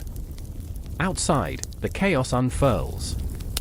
The air is electric, charged with desperation, anger, and the indomitable will to fight for freedom. The streets are alive with voices, some chanting, some weeping. I remember the faces, each a story, a struggle, a heartbeat that thrummed in time with mine. We rush into the fray, and I can feel the pulse of the crowd, an unyielding force that swells with every stride. But then, as we push through the dense mass, I catch a glimpse, a figure shrouded in shadows, eyes glinting with recognition. It's a face I've known, a friend lost to the tide of injustice. My heart falters. Isaac! I shout, but before I can reach out, he's swept away, swallowed by the storm. A wave of despair crashes over me, threatening to drown the flicker of hope still alive within. Focus! Samuel's voice breaks through, sharp and urgent. We must keep moving. And with that, we surge forward, thrumming with the collective spirit of 1,000 souls who refuse to be reduced to mere property, mere tools of labor. The ground beneath us is soaked with the blood of those who fought before, and each step carries their legacy, their dreams of a world unchained. But the fight is not just against the men in uniform, it's against the very fabric of a society built on oppression. I feel the weight of history pressing down, the shackles we've inherited like a cruel inheritance. Freedom is not just a word, it's a fight, a relentless battle against the ghosts of the past that haunt us, whispering doubts that threaten to tear us apart. Together! Eliza cries as we draw close, and I see the determination in her eyes, a lighthouse in the dark. It's a call to arms, a reminder that we are not alone. We are woven together, our hearts beating as one in the face of tyranny. And as the clash of ideals erupts, the palpable tension hangs in the air, a storm waiting to break. I realize in that moment, fear is an anchor, but courage is a sail. And together, we will rise above the ashes of despair, carving our names into history, for every heartbeat echoes the fight for liberation. But the battle has just begun, and as shadows dance around us, we step into the unknown, ready to confront whatever lies ahead. The clock ticks on, yet the echoes of our struggle will never fade. They will ignite the future, a fire that cannot be extinguished. And I remember, the heart of a movement is not defined by its victories alone but by the courage to stand, even when the night feels endless. The end of slavery is not merely a destination, it is a relentless journey, and we are just beginning to light the way. The air crackles with tension, thick as smoke rising from a freshly extinguished fire. I stand on the edge, heart pounding, as the distant echoes of gunfire punctuate the serene backdrop of Goa. The sun hangs low, casting long shadows that stretch like fingers across the cobblestones, reaching for something, perhaps a memory, perhaps a lost dream. I see him, a boy no more than 16, darting through the streets, eyes wide with a fear that is palpable, a terror that claws at my chest. His name is Arjun, and in this moment, he is everything, the hope, the fear, the future. But Arjun is not alone. There's Myra, his sister, standing at the threshold of their crumbling home, the faded paint peeling with despair. She clutches a photograph tightly, the corners fraying like their once vibrant lives. The scene around her is a cacophony of chaos and heartbreak, men shouting, women weeping, and the earth trembling under the weight of an impending storm. The photograph captures a time when laughter echoed through these walls, when the sun kissed their faces without a hint of dread. But that was before. Now, shadows loom large, shadows of soldiers marching, hearts heavy with orders that turn life into something unrecognizable. I remember the way the sea smelled, Arjun confesses, voice trembling as he brushes past me like a ghost. Salty and sweet, like freedom. There's a haunting beauty in his words, a longing that pulls me in. I want to tell him to run, to hide, to forget, but how can I? The world is collapsing around us, and I am powerless to change its course. Myra's eyes flicker, reflecting the sunlight like shards of broken glass, each glint a reminder of what they've lost. We must leave, she urges, her voice a thin thread of hope in a storm of despair. But where to go? What awaits them beyond the confines of this crumbling paradise? The unknown is a void, a chasm that threatens to swallow them whole. Stay together, she whispers fiercely, clutching Arjun's hand. But the forces outside are relentless. The roar of engines grows louder, and with it, the smell of fear thickens in the air, a bittersweet perfume of what once was. They are not just siblings, they are the remnants of a family torn apart by the tides of history. Each heartbeat echoes the decisions made long before their time, decisions that have led to this moment, the fall of a city, the loss of a culture. I can feel the weight of it, a suffocating pressure that wraps around my throat with every breath. And yet, here they are, standing on the precipice of an uncertain future, daring to hope. Do you remember the stories our mother used to tell? Arjun's voice is a tremor, a whisper that cuts through the din. The ones about our ancestors, how they fought for their land. Myra nods, her eyes glistening with unshed tears. They were warriors. They stood tall against the tides. And here they are, two children caught in a battle not of their making, their innocence hanging by a thread. I want to reach out, to tell them that their story matters, that their courage in the face of this despair is a testament to the resilience of the human spirit. But words fail me, dissolve into the chaos that surrounds us. A sudden blast rattles the air, ringing in my ears like an unrelenting bell tolling doom. The ground lurches beneath us, and Myra stumbles, pulling Arjun down with her. For a moment, time stretches, a heartbeat, a breath, a moment suspended in fear. I can see the world swirling around them, a kaleidoscope of colors that bleed into one another under the weight of uncertainty. Get up, she shouts, her voice fierce even as it trembles. We have to move. They struggle to their feet, and I can see the defiance in her eyes, the fire igniting from within. Arjun clings to her, his youthful spirit flickering like a candle in a storm. But what can they do against the tide of history? What can they do against the soldiers marching in, eyes cold, hearts hardened like the very earth beneath our feet? I remember the laughter of children at the beach, the warmth of the sun on my skin, the way the waves lapped at the shore, promises of a life untouched by chaos. But those days are gone, swallowed by the shadows that now stretch across the landscape. As they sprint down the narrow alleyways, I can feel the pulse of their desperation, the frantic rhythm of their hearts matching the pounding of the drums of war. I want to scream, to pull them back from the edge, but the future is a relentless current, dragging them further and further into the unknown. Arjun! Myra's voice cuts through the din. We can't look back.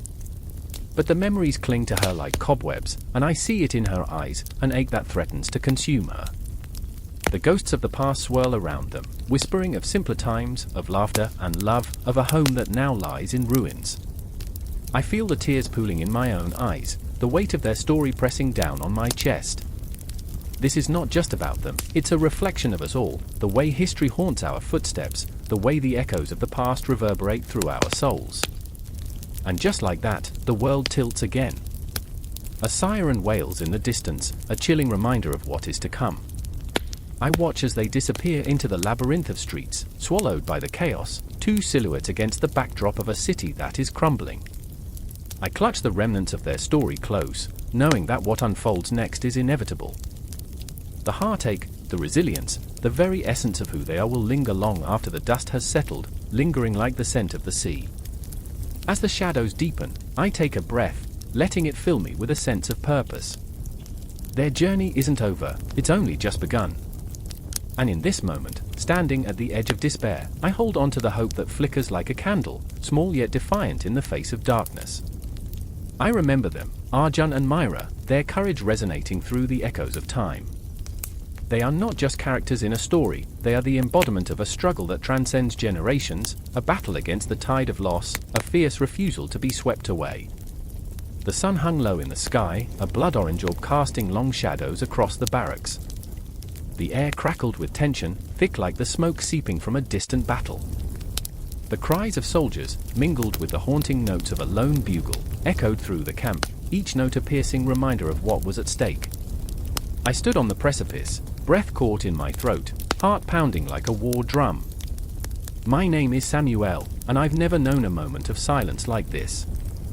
I remember the way the dust swirled around my feet, a ghostly dance that whispered of lives disrupted, of empires crumbling. The world was at war, but it felt like I was fighting my own personal battle in the depths of my heart. I had left my home in the colonies, the lush green fields of my childhood now buried beneath the weight of expectations and ambitions that were not my own.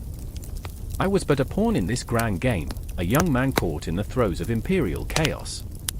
Beside me, Clara stood with her arms crossed, her dark hair whipped by the wind. Her eyes flickered with a fire that spoke of passion and pain. She was no mere spectator in this theater of destruction.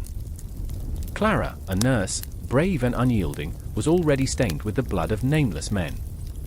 They came to her in their final moments, their faces haunting her dreams.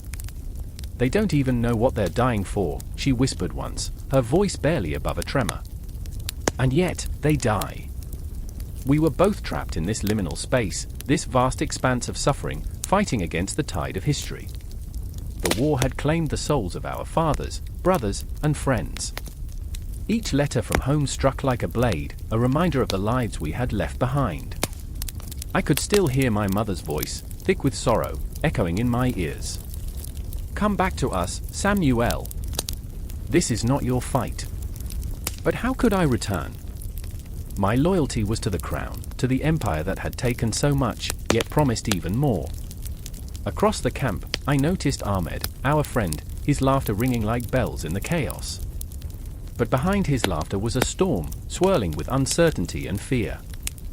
Ahmed had grown up under the shadow of colonial rule, his dreams twisted by the same hands that had once promised prosperity. "They took our lands," he said one night, sitting under the stars like a man possessed. "And now they ask us to fight for them? For what? A piece of dirt." The night stretched on, an eternity of whispers and shadows.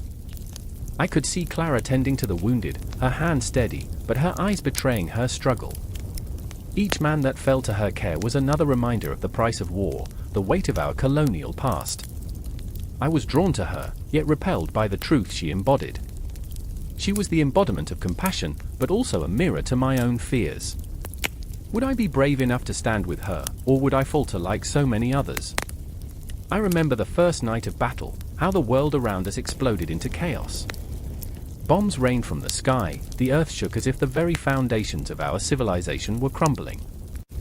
I was terrified, frozen in time, until I felt Clara's hand grip mine.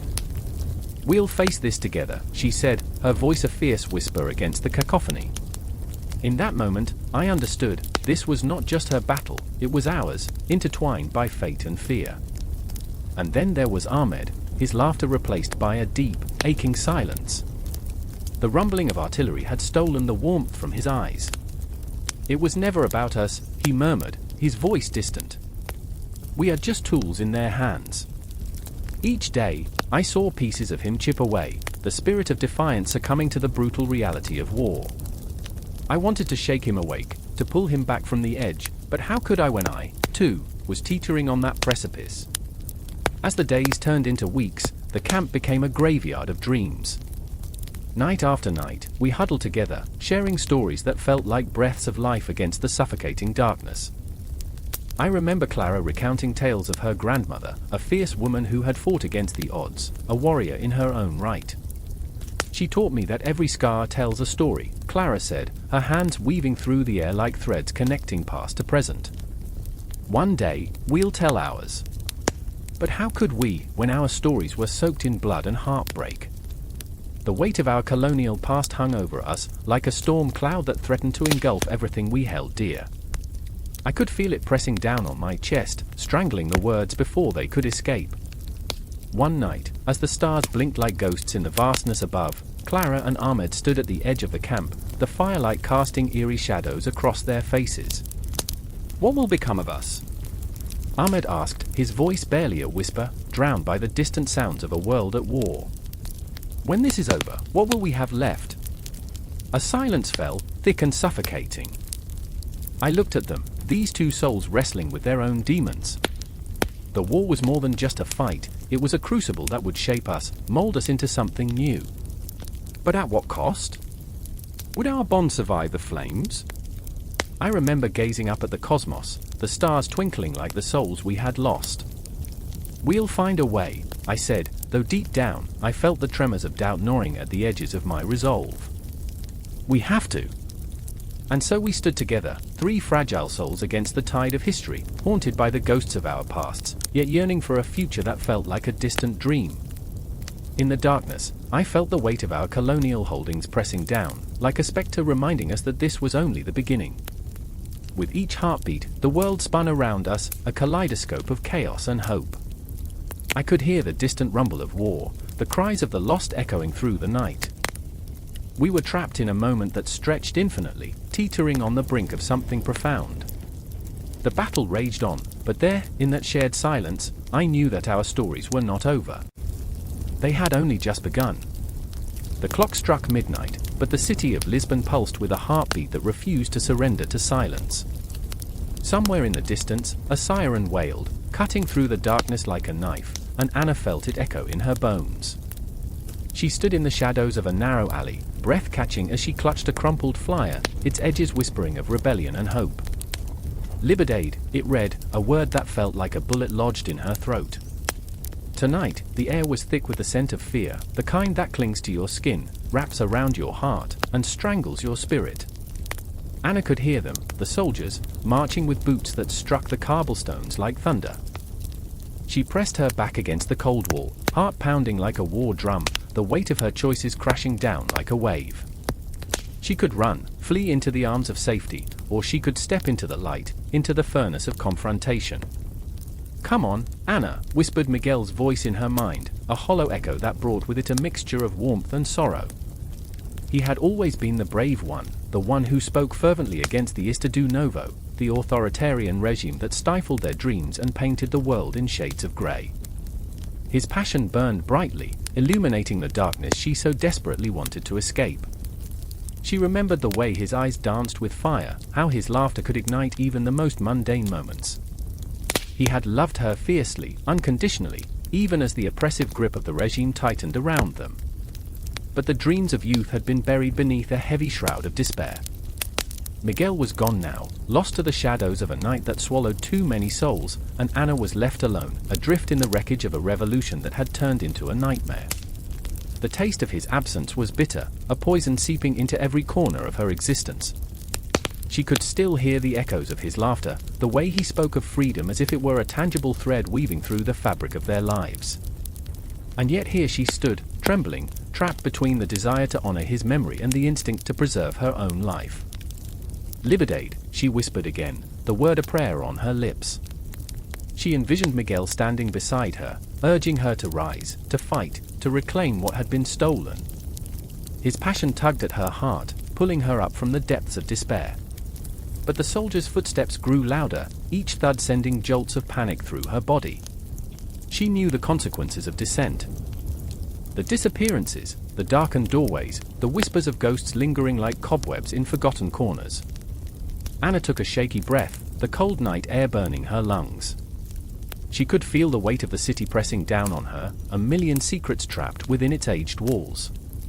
Shadows danced around her, flickering like lost dreams.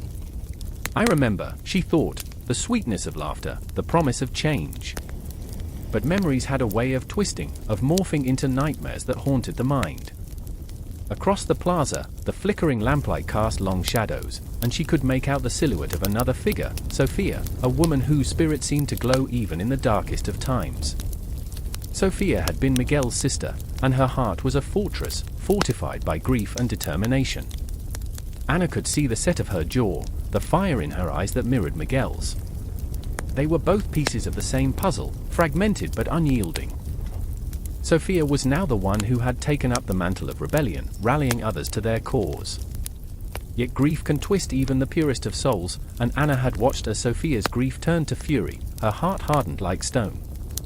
She remembered the way Sophia had looked at her when the news had broken, that hollow glare that spoke of unending loss. "You're still alive," Sophia had hissed, anger bubbling beneath the surface. "Why do you remain silent?" "Libidade," Anna whispered again, the word barely escaping her lips, a ghost of a thought in a tempest of turmoil. The soldiers rounded the corner, the glint of their rifles catching the moonlight, and time itself seemed to freeze. Anna's heart raced, pounding like a war drum, as she grappled with the decision that could change everything. Should she stand with Sophia, fight for the remnants of hope in a world veiled by despair? Or should she slip back into shadows, hide from the terror that loomed like a specter over them all? Silence enveloped the night, thick and suffocating. Anna could hear her heartbeat, 1, 2, 3, counting the seconds, as if time itself were holding its breath. She could see Sophia stepping forward, bold and unyielding, a warrior in the name of lost dreams. Their eyes met, a fleeting moment filled with 1,000 unspoken words. They were sisters in loss, bound together by the weight of their shared sorrow and the flickering flame of rebellion. "I remember," Anna whispered, "the warmth of our hopes, the laughter beneath the stars." But those memories felt like a distant light, fading into the abyss of a world that had gone dark. The soldiers were closer now, their voices harsh and commanding, slicing through the night. You have to choose, she thought, the intensity of the moment crashing over her. Then, as if propelled by an unseen force, Anna stepped into the light, her decision igniting like a match struck against the darkness. She felt the rush of adrenaline, the surge of defiance, as the soldiers turned their gaze upon her. The world narrowed into a singular moment, their eyes locked, a battlefield of emotions.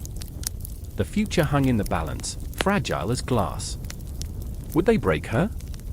Would she shatter under the weight of their oppressive gaze? In this instant, the shadows around her transformed, and she felt Miguel beside her, the warmth of his presence igniting the courage she didn't know she possessed. "Fight," he whispered, "for all of us." And as the soldiers approached, the city roared back to life, the heartbeat of rebellion thrumming in her veins.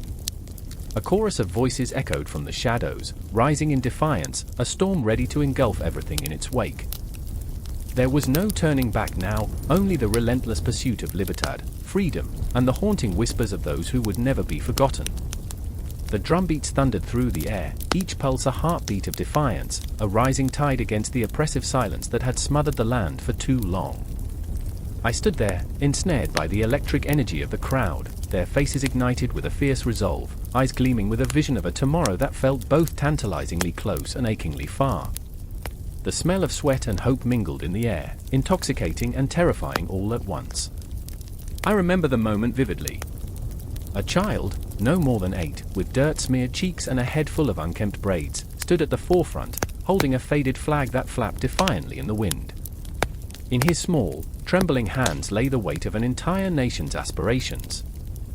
I could see it in his eyes, an innocent fire that burned with the intensity of 1,000 suns, a belief that freedom was not just a dream but a right that coursed through his veins. And then there was Abina, a woman with the strength of 1,000 warriors, her voice rising above the cacophony, weaving hope into the very fabric of the air.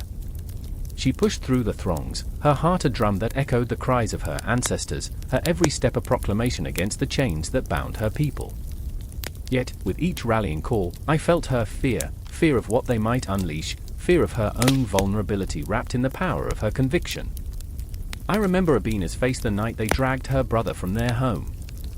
A scream escaped her lips, raw and primal, but it was swallowed by the shadows that loomed, thick and suffocating. She had always been the protector, the fierce guardian of her family, but in that moment, she felt the ice-cold grip of helplessness. The colonial powers had drawn lines on a map, but they hadn't understood the lines etched into her soul. Across the square, I spotted Kwame, a man caught in the crossfire of national pride and personal ambition. He was once the golden boy of the tribe, a scholar, a dreamer, but with dreams came expectations. The weight of leadership pressed upon his shoulders like a boulder, and I could see the cracks forming beneath the pressure. Did he want to lead with truth, or was he seduced by the gilded promises of power? The tension in his jaw mirrored the conflict raging within. I remember his eyes darting around, searching for support, reassured by the unity of the crowd yet terrified of the specter of betrayal that loomed in the background. Each cheer that erupted sent a shiver down his spine, a reminder that every victory could craft a deeper wound. The night air was thick with urgency, and the moon hung like a watchful eye, casting long shadows that danced around us as if the ancestors had come to witness our struggle. I could feel the pulse of time shifting, a cosmic clock ticking down to a destiny we were all too aware we would have to seize, by force, if necessary. "What will you do?" I whispered to myself, clutching my heart as if it might explode with the burden of our collective yearning. I watched Abina, her voice rising above the chorus, a beacon in the night, promising a future where children wouldn't have to cower in fear. The crowd echoed her words, swelling like an ocean tide, and I felt the enormity of their hope crashing against the rocks of despair. But there was a darkness too, lurking just beyond the flickering lanterns, feeding off our dreams. It whispered of failure, of blood spilled in vain, and I could see it in Kwame's haunted gaze. He was a man on a precipice, balancing between the future he envisioned and the treachery of unresolved pasts. Those cruel whispers latched onto his spirit, tainting his resolve with doubt. "Will we be the architects of our liberation, or mere pawns in a greater game?" he muttered under his breath, his voice barely a whisper, yet it carried the weight of centuries. I felt the world around me tremble, the ground shifting beneath our feet as we stood on the edge of a precipice, staring into the abyss of uncertainty. The air crackled with energy, a tension thick enough to slice through. We were on the brink of something monumental, yet the question loomed over us like a ghost, relentless and haunting: what would this freedom cost? And then it happened. A shout, sharp and piercing, cut through the night like a blade. The colonial enforcers marched in, their shadows stretching long and foreboding, faces obscured by helmets, hearts hardened by years of oppression. They came like a dark cloud, a storm ready to unleash its fury. The crowd shifted, a wave of fear and defiance. I watched as Abina raised her voice, a rallying cry that felt like a lightning bolt igniting the air. "We will not back down," she roared, and I could see the way her spirit lit up the faces around her, even as the fear threatened to drown us all. In that moment, I understood the truth that coursed through the veins of this struggle. Freedom was not a gift handed down from above, it was a flame we had to kindle ourselves, fiercely and unapologetically. I remember the clash, the way bodies moved in a frenzied dance of resistance, a chaotic swirl of hope and dread. Faces twisted in anger and fear, yet somehow, amidst the chaos, there was also laughter, a surreal reminder that life could still breathe, even when suffocated by tyranny. Time seemed to warp around us, the seconds stretching into minutes, minutes into hours. The air thickened with the acrid scent of smoke and the metallic tang of blood. As screams filled the night, I felt my heart race, each thud echoing the stories of countless souls who had come before us, each beat a drum signaling the rise of something greater than ourselves, a movement, a purpose. And as the clash escalated, as the shadows loomed ever closer, I grasped the undeniable truth that our fight was just beginning. The echoes of our ancestors, their dreams and sacrifices, breathed life into our resolve, reminding us that the past was not simply the ashes we rose from, but a foundation upon which we would build our future. I remember the noise, the chaos, the feeling that washed over us like a tidal wave of raw emotion. We were alive, and in that moment, I understood, this was not just a fight for land, for power, this was a fight for our very souls. And no matter the cost, we would rise. We had to. As I caught Abina's fierce gaze, a silent understanding passed between us, binding our fates together. In that moment, the world felt impossibly vast, and yet, utterly intimate. We were not alone. The shadows that had once threatened to consume us now became the backdrop against which we would paint our destiny. This was where the rise of nationalism in African colonies began, not just in the hearts of a few, but in the collective spirit of millions, ready to stand up, to fight, to scream until their voices echoed through the ages. And as the night raged on, the drumbeats of our hearts resonated, a promise that we would not fade into the darkness. We were here, we were rising, and we would be heard.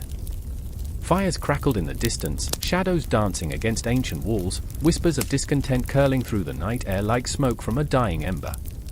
The clock struck midnight, each resounding chime echoing the heartbeat of a nation on the brink of chaos. I stood there, breath shallow, the scent of gunpowder and fear mixing with the sweet waft of blooming carnations, the irony of their softness cutting through the tension like a dagger. In that moment, everything I thought I knew shattered. I remember the taste of adrenaline, bitter and metallic, as I watched Manuel's hands tremble around the handle of his rifle, knuckles white with the weight of history. Manuel, my brother, my comrade, yet also my greatest fear. What had this cause done to him? His eyes, once bright with laughter, now simmered with a dangerous intensity, a spark of rebellion glowing amidst the desolation. I could barely recognize him. He was not just a man anymore, he had become a symbol, a vessel of our collective anger. And in that transformation, something raw and primal had taken hold of him. "Are you ready?" he whispered, a phantom of doubt slipping past his bravado, and for a moment, the world around us blurred. My heart raced, a caged bird seeking escape. I thought of Clara, my sister, who had taken to the streets like a moth drawn to the inferno of change. I could still hear her laughter, reckless like the wind, but now it felt like a distant memory. Was she out there, fighting for our future, or had she become another casualty of this carnage? The night hung heavy with expectation, the air thick with the promise of resistance. I felt the ghosts of colonizers looming over us, their shadows woven into the very fabric of our land. Each step we took felt like a rebellion against the chains of our past. The soldiers patrolling the streets, their faces obscured beneath helmets, were not just enforcers, they were the embodiment of oppression, their boots crushing dreams beneath their weight. I remember Clara's defiance, her eyes like twin flames. "We can't just sit and wait for change to come, Miguel," she had said to me, her voice fierce, a storm brewing within her. "We have to become the change." Each word was a spark igniting my own quiet rage, but I worried. What if that fire consumed her? What if it consumed us all? The streets exploded with chaos, cries for freedom ringing through the air like a war drum, pounding in time with my own frenzied heartbeat. I could feel the pulse of the city beneath my feet, alive, restless, yearning. A woman, her hair wild and unkempt, charged past me, her fists raised high, a flower in her grasp. A single carnation, crimson against her skin, a symbol of rebellion blooming amidst the ashes of our past. The image struck me with such force, I felt it echo deep within my chest. And then it happened. A single shot shattered the night, a crack that reverberated like thunder. Time slowed as we turned, hearts in our throats, the world spiraling into chaos. I watched as Manuel's face twisted in horror, his rifle dropping from his hands like a lost cause. "Clara," he shouted, a name that hung in the air like a prayer, a desperate plea. I ran, legs moving on instinct, the world around me blurring, but the truth pierced through. I loved her fiercely, and fear clawed at my insides. The streets filled with bodies, each person an echo of a life, a dream, a flicker of hope. I fought through the throng, heart racing, breath escaping. "Clara!" I cried, desperation thick in my throat. Was she out there, fighting against the tide?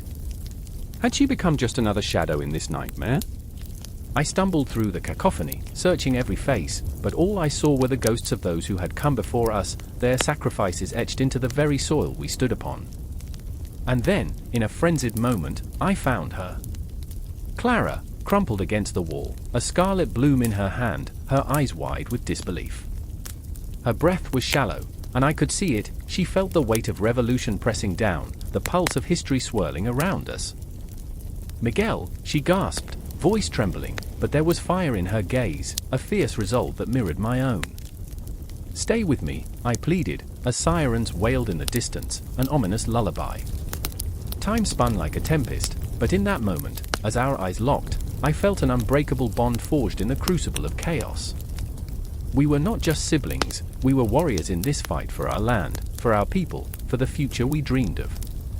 Manuel stumbled to her side, his hand shaking, but the defiance in his heart had not faltered. We have to keep fighting, he murmured, almost to himself, as if the words were a spell, an incantation to summon the courage we desperately needed. In that moment, I knew we were bound together by love and loss, by the weight of our shared history, and by the hope that flickered like that single carnation, resilient against the storm. As the chaos unfolded around us, I understood that this was not merely a revolution. It was a reckoning, a collision of dreams and nightmares, of past and future, a struggle for our very souls. The night was alive with possibility, a canvas painted in shades of anguish and joy, and I felt the heartbeat of our nation throbbing beneath my skin. Each pulse a reminder, we were alive, we were here, and we would not be silenced.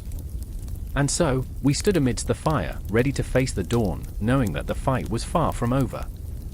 The world was spinning, and we were caught in its fierce embrace, trembling but unyielding, just like the carnation that had become our emblem, a symbol of love, pain, and an unbreakable spirit, blooming defiantly in the face of despair. I squeezed Clara's hand, feeling the warmth of her resolve, and together we faced the chaos, breathless and ready for whatever came next. The air was thick, almost suffocating, as the last echoes of gunfire faded into an eerie silence. In the aftermath of the night, the dust settled like a shroud over the streets of Harare, where once vibrant colors now lay muted beneath a pall of desperation. I stood there, heart pounding, feet rooted in the rubble of dreams and ambitions. I remember the faces, friends, lovers, and neighbors, etched in agony, their eyes wide with disbelief. I remember the screams, raw and haunting, that clawed at the edges of my mind long after the chaos subsided. Nadia clutched her father's tattered photograph, crumpled in her fist, a relic of a time when hope shimmered bright in the eyes of the young. We fought for this, she whispered, the words barely audible over the dull throb of a distant generator. The silence of the city was deceptive, hiding the storm of emotion raging within her. She was a warrior, but now she was a child again, lost in a world that had promised so much and delivered so little. I felt that promise suffocating us both, like a noose tightening with every heartbeat. Somewhere nearby, an old man, a Barsi, sat on the edge of a crumbling wall, his face a map of sorrow and resolve. His voice trembled as he recounted the stories of his youth, of laughter that once echoed through the streets, of community dreams splintered by the weight of colonization and the quicksilver grasp of independence. We thought we were free, he said, eyes glistening like shards of broken glass. But freedom came at a price we did not foresee. His hand shook, trembling with the weight of 1,000 unfulfilled promises. I watched him closely, the way his fingers danced in the air as if trying to catch the ghosts of his memories. I remembered my own childhood, a kaleidoscope of innocence shattered by the harsh realities of our new world. The borders of my heart were drawn tight, entangled with fear and the relentless drive for change. Who were we, stripped of the familiar chains yet burdened by the weight of expectation? The city, once a canvas painted with dreams, now felt like a ghost town, haunted by the specters of what could have been. I turned toward Nadia, the flicker of anger igniting in her chest. Do you see it? The shadows of our past lurking in every corner. She was fierce, a tempest contained in a fragile frame, but inside, she trembled, the rage a thin veneer over despair. Each day was a negotiation with a reality that refused to bend, a struggle against the currents of resentment and fear. Maybe they don't want us to remember, I murmured, glancing towards the distant horizon, where the sun dipped low, bleeding shades of crimson into the sky. The colors were beautiful, but they felt like an insult, a reminder of the blood spilled for this elusive freedom, the price carved into our skin and souls. It was a bitter pill, the notion that memory could be both a weapon and a shield. Nadia's gaze was fierce, igniting the air between us. "They can't erase us," she declared, voice swelling with defiance. "Every scar tells a story." I wanted to believe her, wanted to cling to that belief like a lifeline. We were remnants of a revolution, yet the aftershocks of our battles rattled us to the core. The air hummed with an intensity that made me feel alive, and yet simultaneously, dread curled tightly in my stomach. Abbas's voice broke into our thoughts, weaving tales of his youth, of laughter that buoyed the spirit, and the dreams that once filled the streets. "We hoped for a future," he said, voice dripping with nostalgia, "but the ghosts of colonization still linger, like shadows that refuse to dissipate." I felt the weight of history pressing down, a suffocating blanket draped over our shoulders. Time felt elastic in that moment, stretching and warping as if mocking our struggles.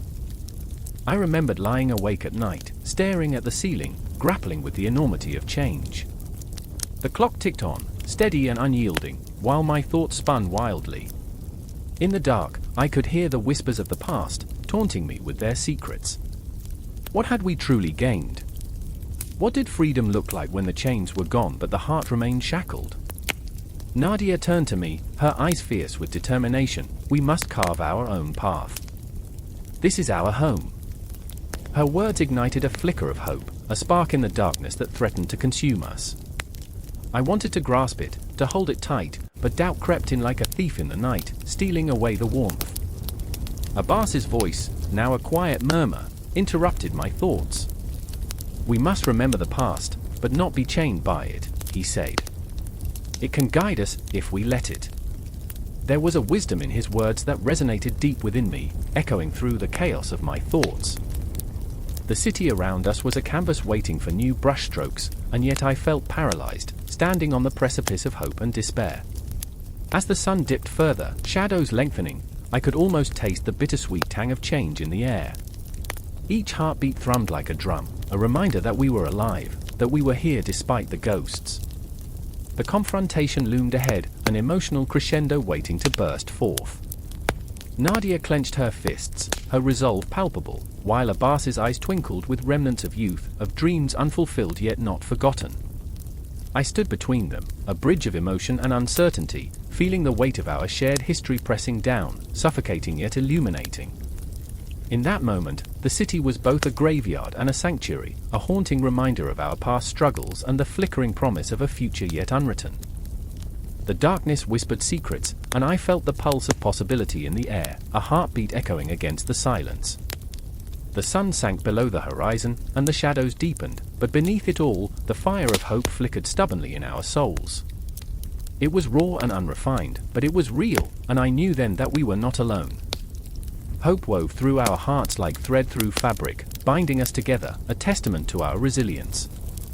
And as we stood in that twilight, lost, afraid, yet fiercely alive, I felt the weight of our struggle, and it became clear we were the architects of our own history, ready to face whatever specters awaited us in the darkness.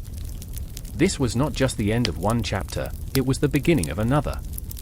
A storm raged outside, lashing the cobblestones of Lisbon, twisting the air into a cacophony of chaos. Inside the dimly lit tavern, a flickering candle barely illuminated the faces of those gathered. Shadows stretched and danced, whispering secrets to the night. The clinking of glasses mingled with the murmurs of stories half-told, tales of loss and longing spilling from cracked lips like cheap wine. In this moment, I stood between two worlds, the weight of their histories pressing down on me like the heavy darkness outside. I remember the thunder that night, a booming reminder of the tempest within my own heart. Maria's eyes were bright with unshed tears, reflecting the flicker of the flames, her shoulders taut with unspoken words. "Do you see it?" she whispered, her voice a tremor, a plea. "The ghosts of our ancestors? They haunt me. They remind me of the choices we made, the lives we left behind."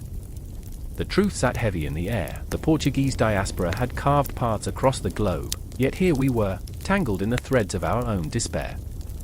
Then there was David, his hand shaking as he rolled the edges of a tattered map between his fingers. Each crease told a story, a memory of far-off lands where Portuguese sailed and settled. "Look at what we've lost, Maria." Each dot, a dream dashed against the shores of time. His voice was a low growl, filled with a fierce intensity, but beneath that bravado lay the raw ache of a man torn between loyalty to his roots and the yearning for freedom. Tension crackled in the air like static before a storm, and I felt it tightening around my chest. I remember the feel of the cool stone beneath my palm, a grounding presence as we stumbled through the shadows of our ancestors. Memories of ocean waves crashing against ships that dared to dream of new beginnings haunted us, drenching our spirits in salt water. The scent of bacalhau wafted through the air, mingling with the stale beer, a bittersweet reminder of home. But home had become a ghost, a fading dream trapped in the echoes of laughter and the creaks of wooden floors. Maria's voice broke me from my reverie. What if we're just shadows? Echoes of a history that no longer belongs to us? Her question hung in the air, a sharp knife slicing through the haze of nostalgia. I turned to face her, and the sorrow in her gaze pierced through me. I feel it too, I confessed, my voice a low rasp. Each heartbeat echoes with the stories of those who came before us, stories written in blood and salt. They left everything behind, and here we are, drowning in their legacy. No sooner had the words left my lips than the door swung open, and a gust of wind sent the candle flickering wildly, casting grotesque silhouettes against the walls. In walked a man cloaked in shadows, the scent of the ocean clinging to him like a lover's embrace. He was a stranger, yet familiarity dripped from his presence like honey. You speak of ghosts. His voice rumbled like distant thunder. I am a vessel for their stories. I've traveled far, touched the lives of those who dared to dream beyond the horizon. David stood, fists clenched, the tension between them palpable. And what of us? Are we merely vessels? Or do we shape our own destinies? The challenge hung in the air, electric and sharp. The tension was thick, and I could feel the weight of history pressing down on us like a vice. Who were we, if not descendants of explorers and traders, navigators and dreamers? Yet, the vastness of the world stretched before us, daunting and wild, and we were small, lost in its enormity. I remember the stories of my grandmother. I spoke up, my heart pounding. She spoke of the Azores, of lush hills and the salty breeze, of nights spent counting stars and dreaming of the future. I felt the warmth of those memories surge within me, a flicker of hope pushing back against the darkness. But what do we do with these memories? How do we honor their sacrifices while carving our own path? A moment of silence fell over us, heavy and thick, the air buzzing with unfulfilled potential. The man, the stranger, stepped closer, and I could see the weight of his journey etched upon his face. You are not just echoes. You carry the fire of your ancestors within you. Their dreams pulse through your veins. Embrace the cacophony of the past, but forge your own path, the world awaits. And in that instant, the storm outside seemed to answer him, rattling the windows, the wind howling a haunting melody that echoed through every heart in the room. I felt the pulse of history, the lives woven together across time and space, the diaspora of our lineage thrumming beneath my skin. We were not just lost souls, we were the carriers of an unbroken chain, connecting past and present. But what did it mean to carry that weight? As I glanced at Maria, her expression shifted, caught between despair and determination. But what if carrying their dreams becomes our burden? What if we lose ourselves in the shadows? Her words wrapped around my heart like icy fingers, and the thought sent a shiver down my spine. I remember the laughter, the tears, the moments that stitched us together. The clash of cultures, the blending of languages, everything we were and everything we could be. The possibilities loomed like the stars above, both beautiful and terrifying. As the storm raged on, so did our inner conflicts, each heartbeat echoing against the walls, the shadows weaving our stories into a tapestry of hope and despair. We were on the verge of something, teetering between the ghosts of yesterday and the promise of tomorrow. And as we stood, caught in that haunting moment, I felt the cosmos shift, the sun hiding behind the clouds, but ready to break through. In the dim light, I realized we were not alone. We were a chorus of dreams, echoing through time, bound by the unyielding desire to find meaning amidst the chaos. The Portuguese diaspora was not just a story of loss but of resilience and rebirth. And so we lingered there, on the edge of something monumental, the air thick with anticipation, a crucible of emotions waiting to ignite. What would become of us? What roads would we tread? Those questions hung in the air, unanswered, swirling like smoke from the candle as the storm howled outside, a reminder that history is not merely a tale of the past, it is a living, breathing entity, and we are its heart, its pulse, forever entwined. The night was heavy, weighed down by a silence that seemed to throb like a heartbeat. Shadows danced in the flickering torchlight, twisting and turning, whispering secrets of a world lost, a language forgotten. I stood there, at the edge of a crumbling balcony, my heart pounding in rhythm with the distant echoes of a city that had once breathed with life, the remnants of an empire that had shaped our very souls. Why do you keep coming back here? Elena's voice sliced through the stillness, sharp and raw, as she joined me, her breath hitching in the chill of the night. I didn't answer. How could I?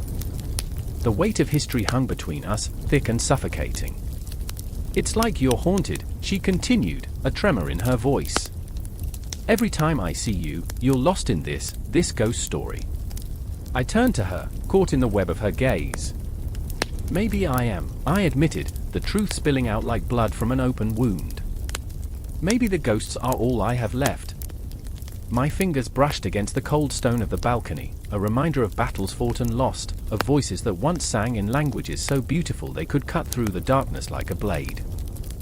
This was the Empire's legacy, language and culture stitched together like a fraying tapestry, each thread a story of triumph and despair, of glory and ruin. I thought of my grandfather, his voice thick with nostalgia as he recounted tales of a land where pride and shame danced together. They bathed once a year, so yeah, romance was earthy. I could almost hear his laughter echoing in the night, a sweet, dark melody that hung over us like a shadow. Elena's eyes sparkled with a mix of curiosity and something deeper, something fragile. Do you think they knew? Do you think they knew what they were creating? She stepped closer, her warmth a stark contrast to the biting cold.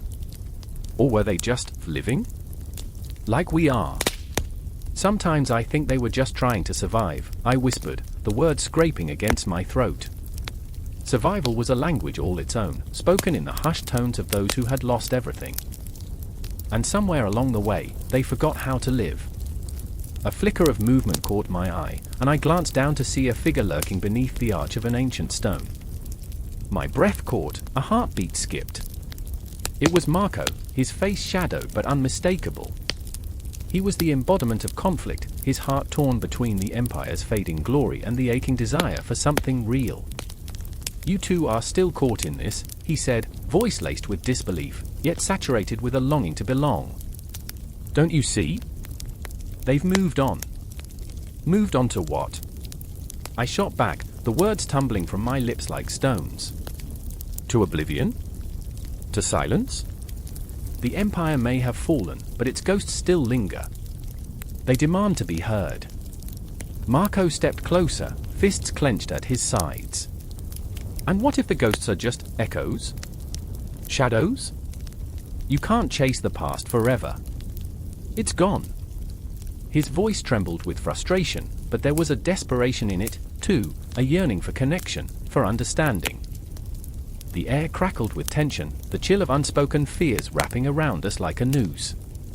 I wanted to scream, to shatter the silence that held us captive, but instead, I found myself lost in the depths of Marco's eyes. And what if it's the echoes that shape us? What if the remnants of their language are the only thing keeping us from disappearing into the void? As the words left my mouth, I could almost feel the ghosts at our backs, their whispers curling around us like smoke, beckoning us to listen, to remember. They spoke in colors and emotions. I cried, my voice rising against the stillness. They painted their lives with shouts and laughter, with heartbreak and fury. Each syllable was a heartbeat, a pulse that flowed through time. Elena stepped forward, her expression shifting from concern to understanding, and I felt the warmth of her hand on my arm, grounding me. But what are we without our roots? She asked softly, her voice a caress. What are we without the stories that shape us? In that moment, the world outside faded. There were no shadows, no ghosts, only the three of us standing on the precipice of a reckoning. We are a language without meaning, Marco whispered, the fight leaving his voice. A culture without identity. We are nothing. I wanted to argue, to fight against the despair creeping in like fog, but deep down, I felt the truth wrap around my heart like a chain. Then we must speak louder, I murmured, my heart racing with a newfound urgency. We must reclaim the stories, the laughter, the very essence of who we are. We are their legacy. But as I spoke, I saw the doubt shadowing their faces, heard the whispers of a world that had moved on, leaving us clutching at fragments of a past that felt ever more distant. I could see the walls closing in, the shadows drawing nearer. What if they were wrong? I challenged, the question hanging heavy in the air. What if we're wrong? The silence echoed, thick and suffocating. The ghosts watched, waiting for us to choose a path toward oblivion or toward reclamation. The Empire's legacy was not a mere whisper, it was a shout, a cacophony of voices demanding to be heard, and I felt it pulse through my veins, igniting something fierce within me. Together, I breathed, the word of promise hanging in the air, electric and alive. Together, we can give them a voice. We can be the bridge between the past and the future. We can be the architects of a new story. As the words left my lips, the night shifted, shadows swirling, as if the very fabric of time was bending around us. The moment hung suspended in darkness, and I felt the weight of 1,000 stories on my shoulders, a legacy that was both beautiful and terrifying. But just as the air crackled with promise, the whisper of doubt crept in again, a reminder of the fragility of hope. The ghosts watched, but so did the specters of our fears. In that fragile moment, the past and the future collided, and we stood there, breathless, on the edge of something we could neither define nor escape. And beneath it all, the city pulsed with life, a heartbeat echoing through time, unyielding, relentless. The legacy of the Empire was not just its language or its culture, it was the haunting question of who we would choose to become. A distant bell tolls, its echoes reverberating through the crumbling walls of a once mighty empire. Dust swirls in the air, illuminated by a shaft of light filtering through shattered windows, the remnants of an era that whispered power and dominion. I can almost taste the bitterness of ash on my tongue, the fetid scent of desperation rising like a spectre from the rubble of economic collapse. How many dreams were buried beneath these stones? How many lives were reduced to mere statistics on a ledger, their hopes snuffed out like the flickering candles in the shadowed alcoves? In the heart of this crumbling ruin stands Jacob, his brow furrowed, a storm brewing behind his eyes. He's a thinker, a dreamer, a man who believed in the promise of progress and prosperity. But those dreams shattered like glass when the weight of the empire crumbled upon him. The market crashed, businesses folded, and Jacob, once a proud merchant, now finds himself scavenging for scraps of a life that once held meaning. I remember when this city thrived, he mutters, his voice barely breaking through the silence, a mournful whisper that seems to linger long after it's said, and now, it's just a graveyard of ambitions. He looks around, his fingers tracing the cold, unyielding stone walls. Each crack tells a story, a tale of greed, ambition, and the insatiable hunger of an empire that consumed everything in its path. His heart pounds, echoing the relentless march of time, the clock ticking down to an uncertain future. I can feel it, too, the tension, the fear, the overwhelming weight of what's been lost. Then, in the flickering shadows, I see Clara. She moves through the debris with the grace of a ghost, her eyes alight with a fierce spirit that belies her circumstances. A seamstress once celebrated for her intricate designs, now reduced to stitching rags for the hungry. This empire, this dream, was built on the backs of the forgotten, she states, her voice trembling with the raw energy of indignation. And now, we are those forgotten ones. I can see the fire in her eyes, the way her hands ball into fists as if she could punch through the very fabric of despair that binds them all. The streets outside echo with the sounds of unrest, voices rising in anger, fists pounding against the walls of oppression. Jacob and Clara share a glance, a silent understanding passing between them. They are bound by a shared struggle, their paths converging like threads in a tapestry woven with pain and resilience. Yet everything is on a precipice, the air thick with an electric tension that crackles in the silence. I remember, Clara says, her voice rising above the din, the laughter of children, the aroma of bread baking in every home. But now, it's just silence. Just shadows. Her words hang in the air like a spell, weaving through the cracks of the dilapidated walls, searching for a way to ignite hope in the hearts of those who have long since given up. They stand together, two souls adrift in a sea of chaos, poised on the edge of a decision that could change everything. The Empire, once a glorious titan, now looms like a spectre, its weight pressing down, suffocating, yet somehow liberating. They feel the pulse of the world around them, the heartbeat of a society aching for change, for justice. What if we fought back? Jacob's voice trembles, an ember of defiance flickering in his chest, threatening to ignite. What if we rallied the others? What if we? But the question hangs in the air, heavy with the weight of uncertainty. They know the risks, the consequences of rebellion, the spectre of violence that could sweep them away like so many before. Clara's heart races, a cacophony of hope and fear entwined. They'll crush us, Jacob. They'll treat us like vermin. Her voice falters, the terror lacing her words palpable. And yet, the fire within her refuses to be extinguished. But what choice do we have? Avoidance is death. To be alive is to resist. In the distance, the echo of a child's laughter pierces the thick blanket of despair. It's a haunting melody that dances through the air, a reminder of innocence amidst chaos. Jacob and Clara glance at each other, the flickering candle of hope igniting in their hearts. They feel it, an unspoken pact forming between them, a promise that they will not go quietly into the night. They will rise. They will fight. But as they step into the light, ready to face the darkness together, the shadows loom large behind them. Distant whispers creep into their minds, sowing seeds of doubt. Memories of loved ones lost, of friends who stood beside them but disappeared into the night, haunt them like ghosts. Each heartbeat resounds with the weight of their choices, the weight of the empire that stands in their way. I remember, Jacob begins, but the words falter, drowning in the tide of memories.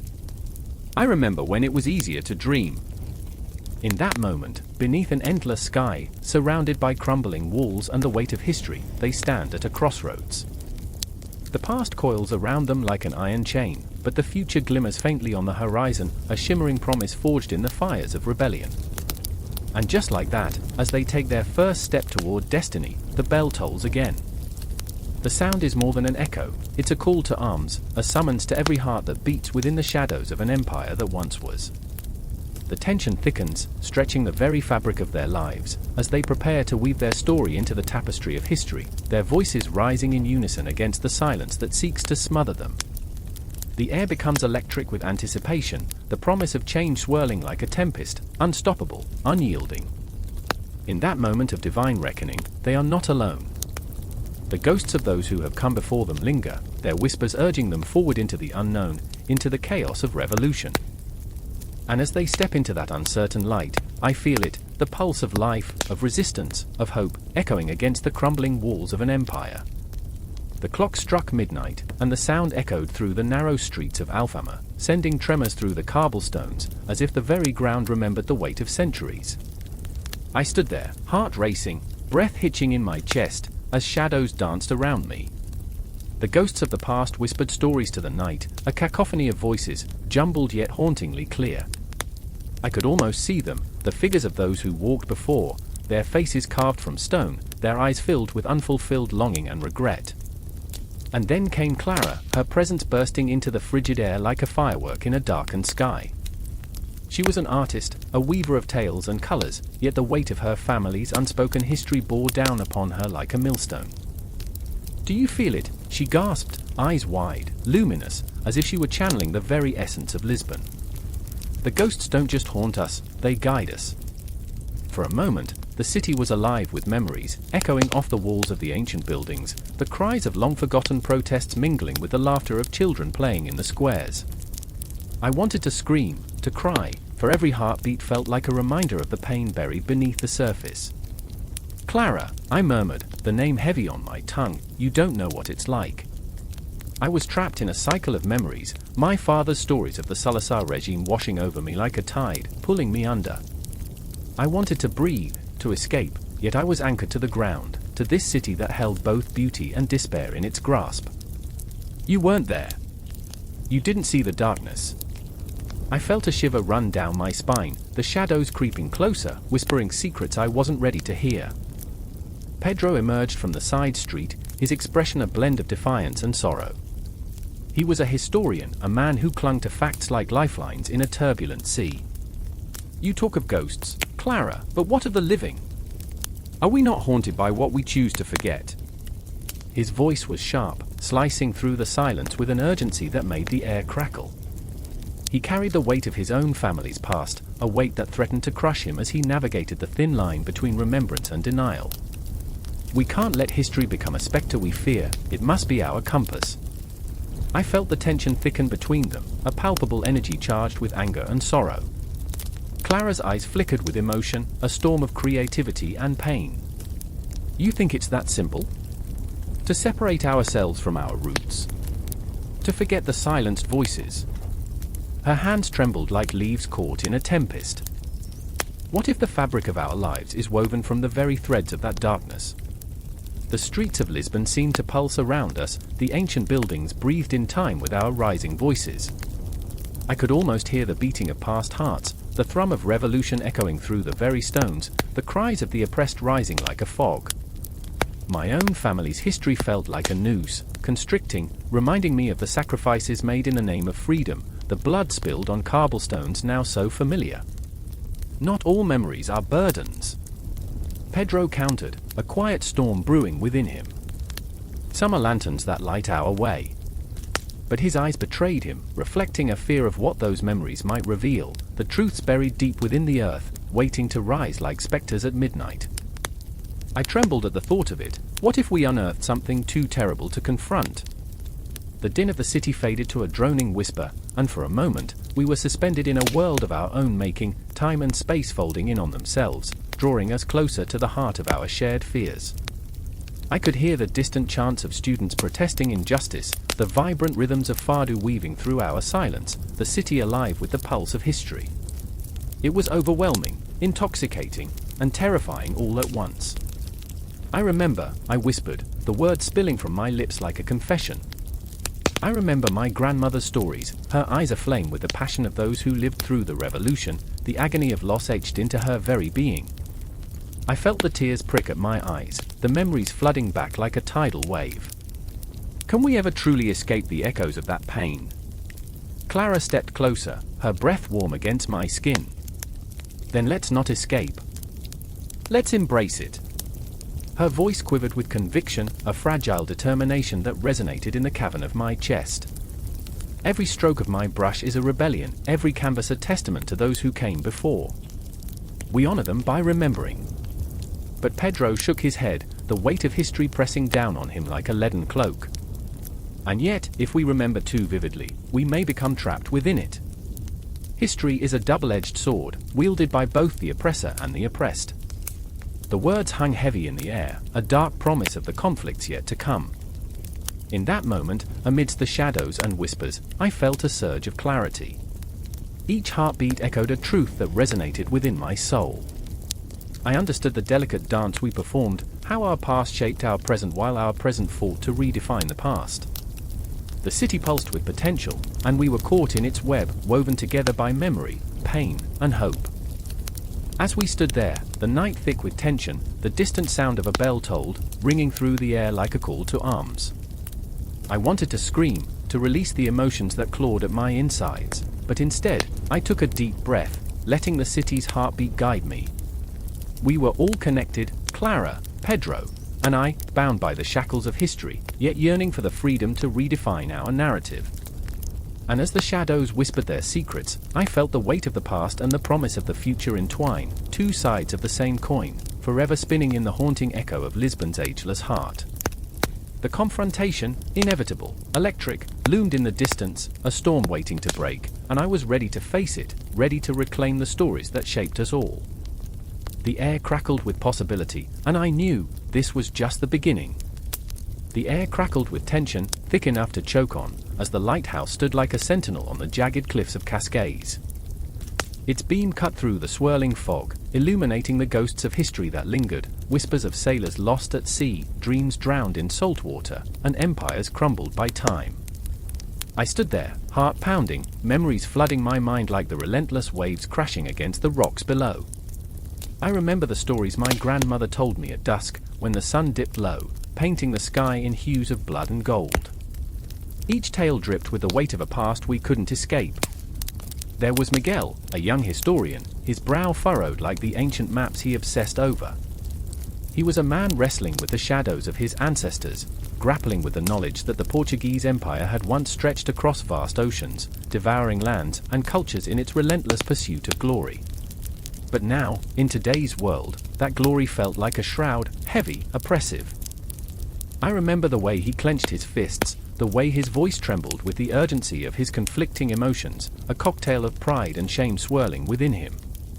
And there was Sophia, a descendant of one of the many peoples colonized, standing in stark contrast to Miguel's passionate turmoil. Her eyes blazed with an intensity that could ignite a fire. She was a warrior, armed with her own history, the scars of her ancestors etched into her soul. I remember the way her words sliced through the air, sharp and unforgiving, each syllable a bullet aimed at the heart of imperial nostalgia. They bathed once a year, she said with a sardonic smile that held no warmth. So yeah, romance was earthy. The absurdity of it collapsed over me, a bizarre humor throbbing beneath the surface of our grim reality. The air filled with the fragrance of salt and despair, as we wandered the narrow streets, cobblestones slick with the rain of a storm brewing inside us. Memories, both sweet and bitter, spiraled through the alleys. Traces of the empire were everywhere, baroque statues, grand churches, and the crumbling facades whispering of conquests and betrayals. I felt the weight of their stories hanging heavy, like the clouds above, pregnant with tears.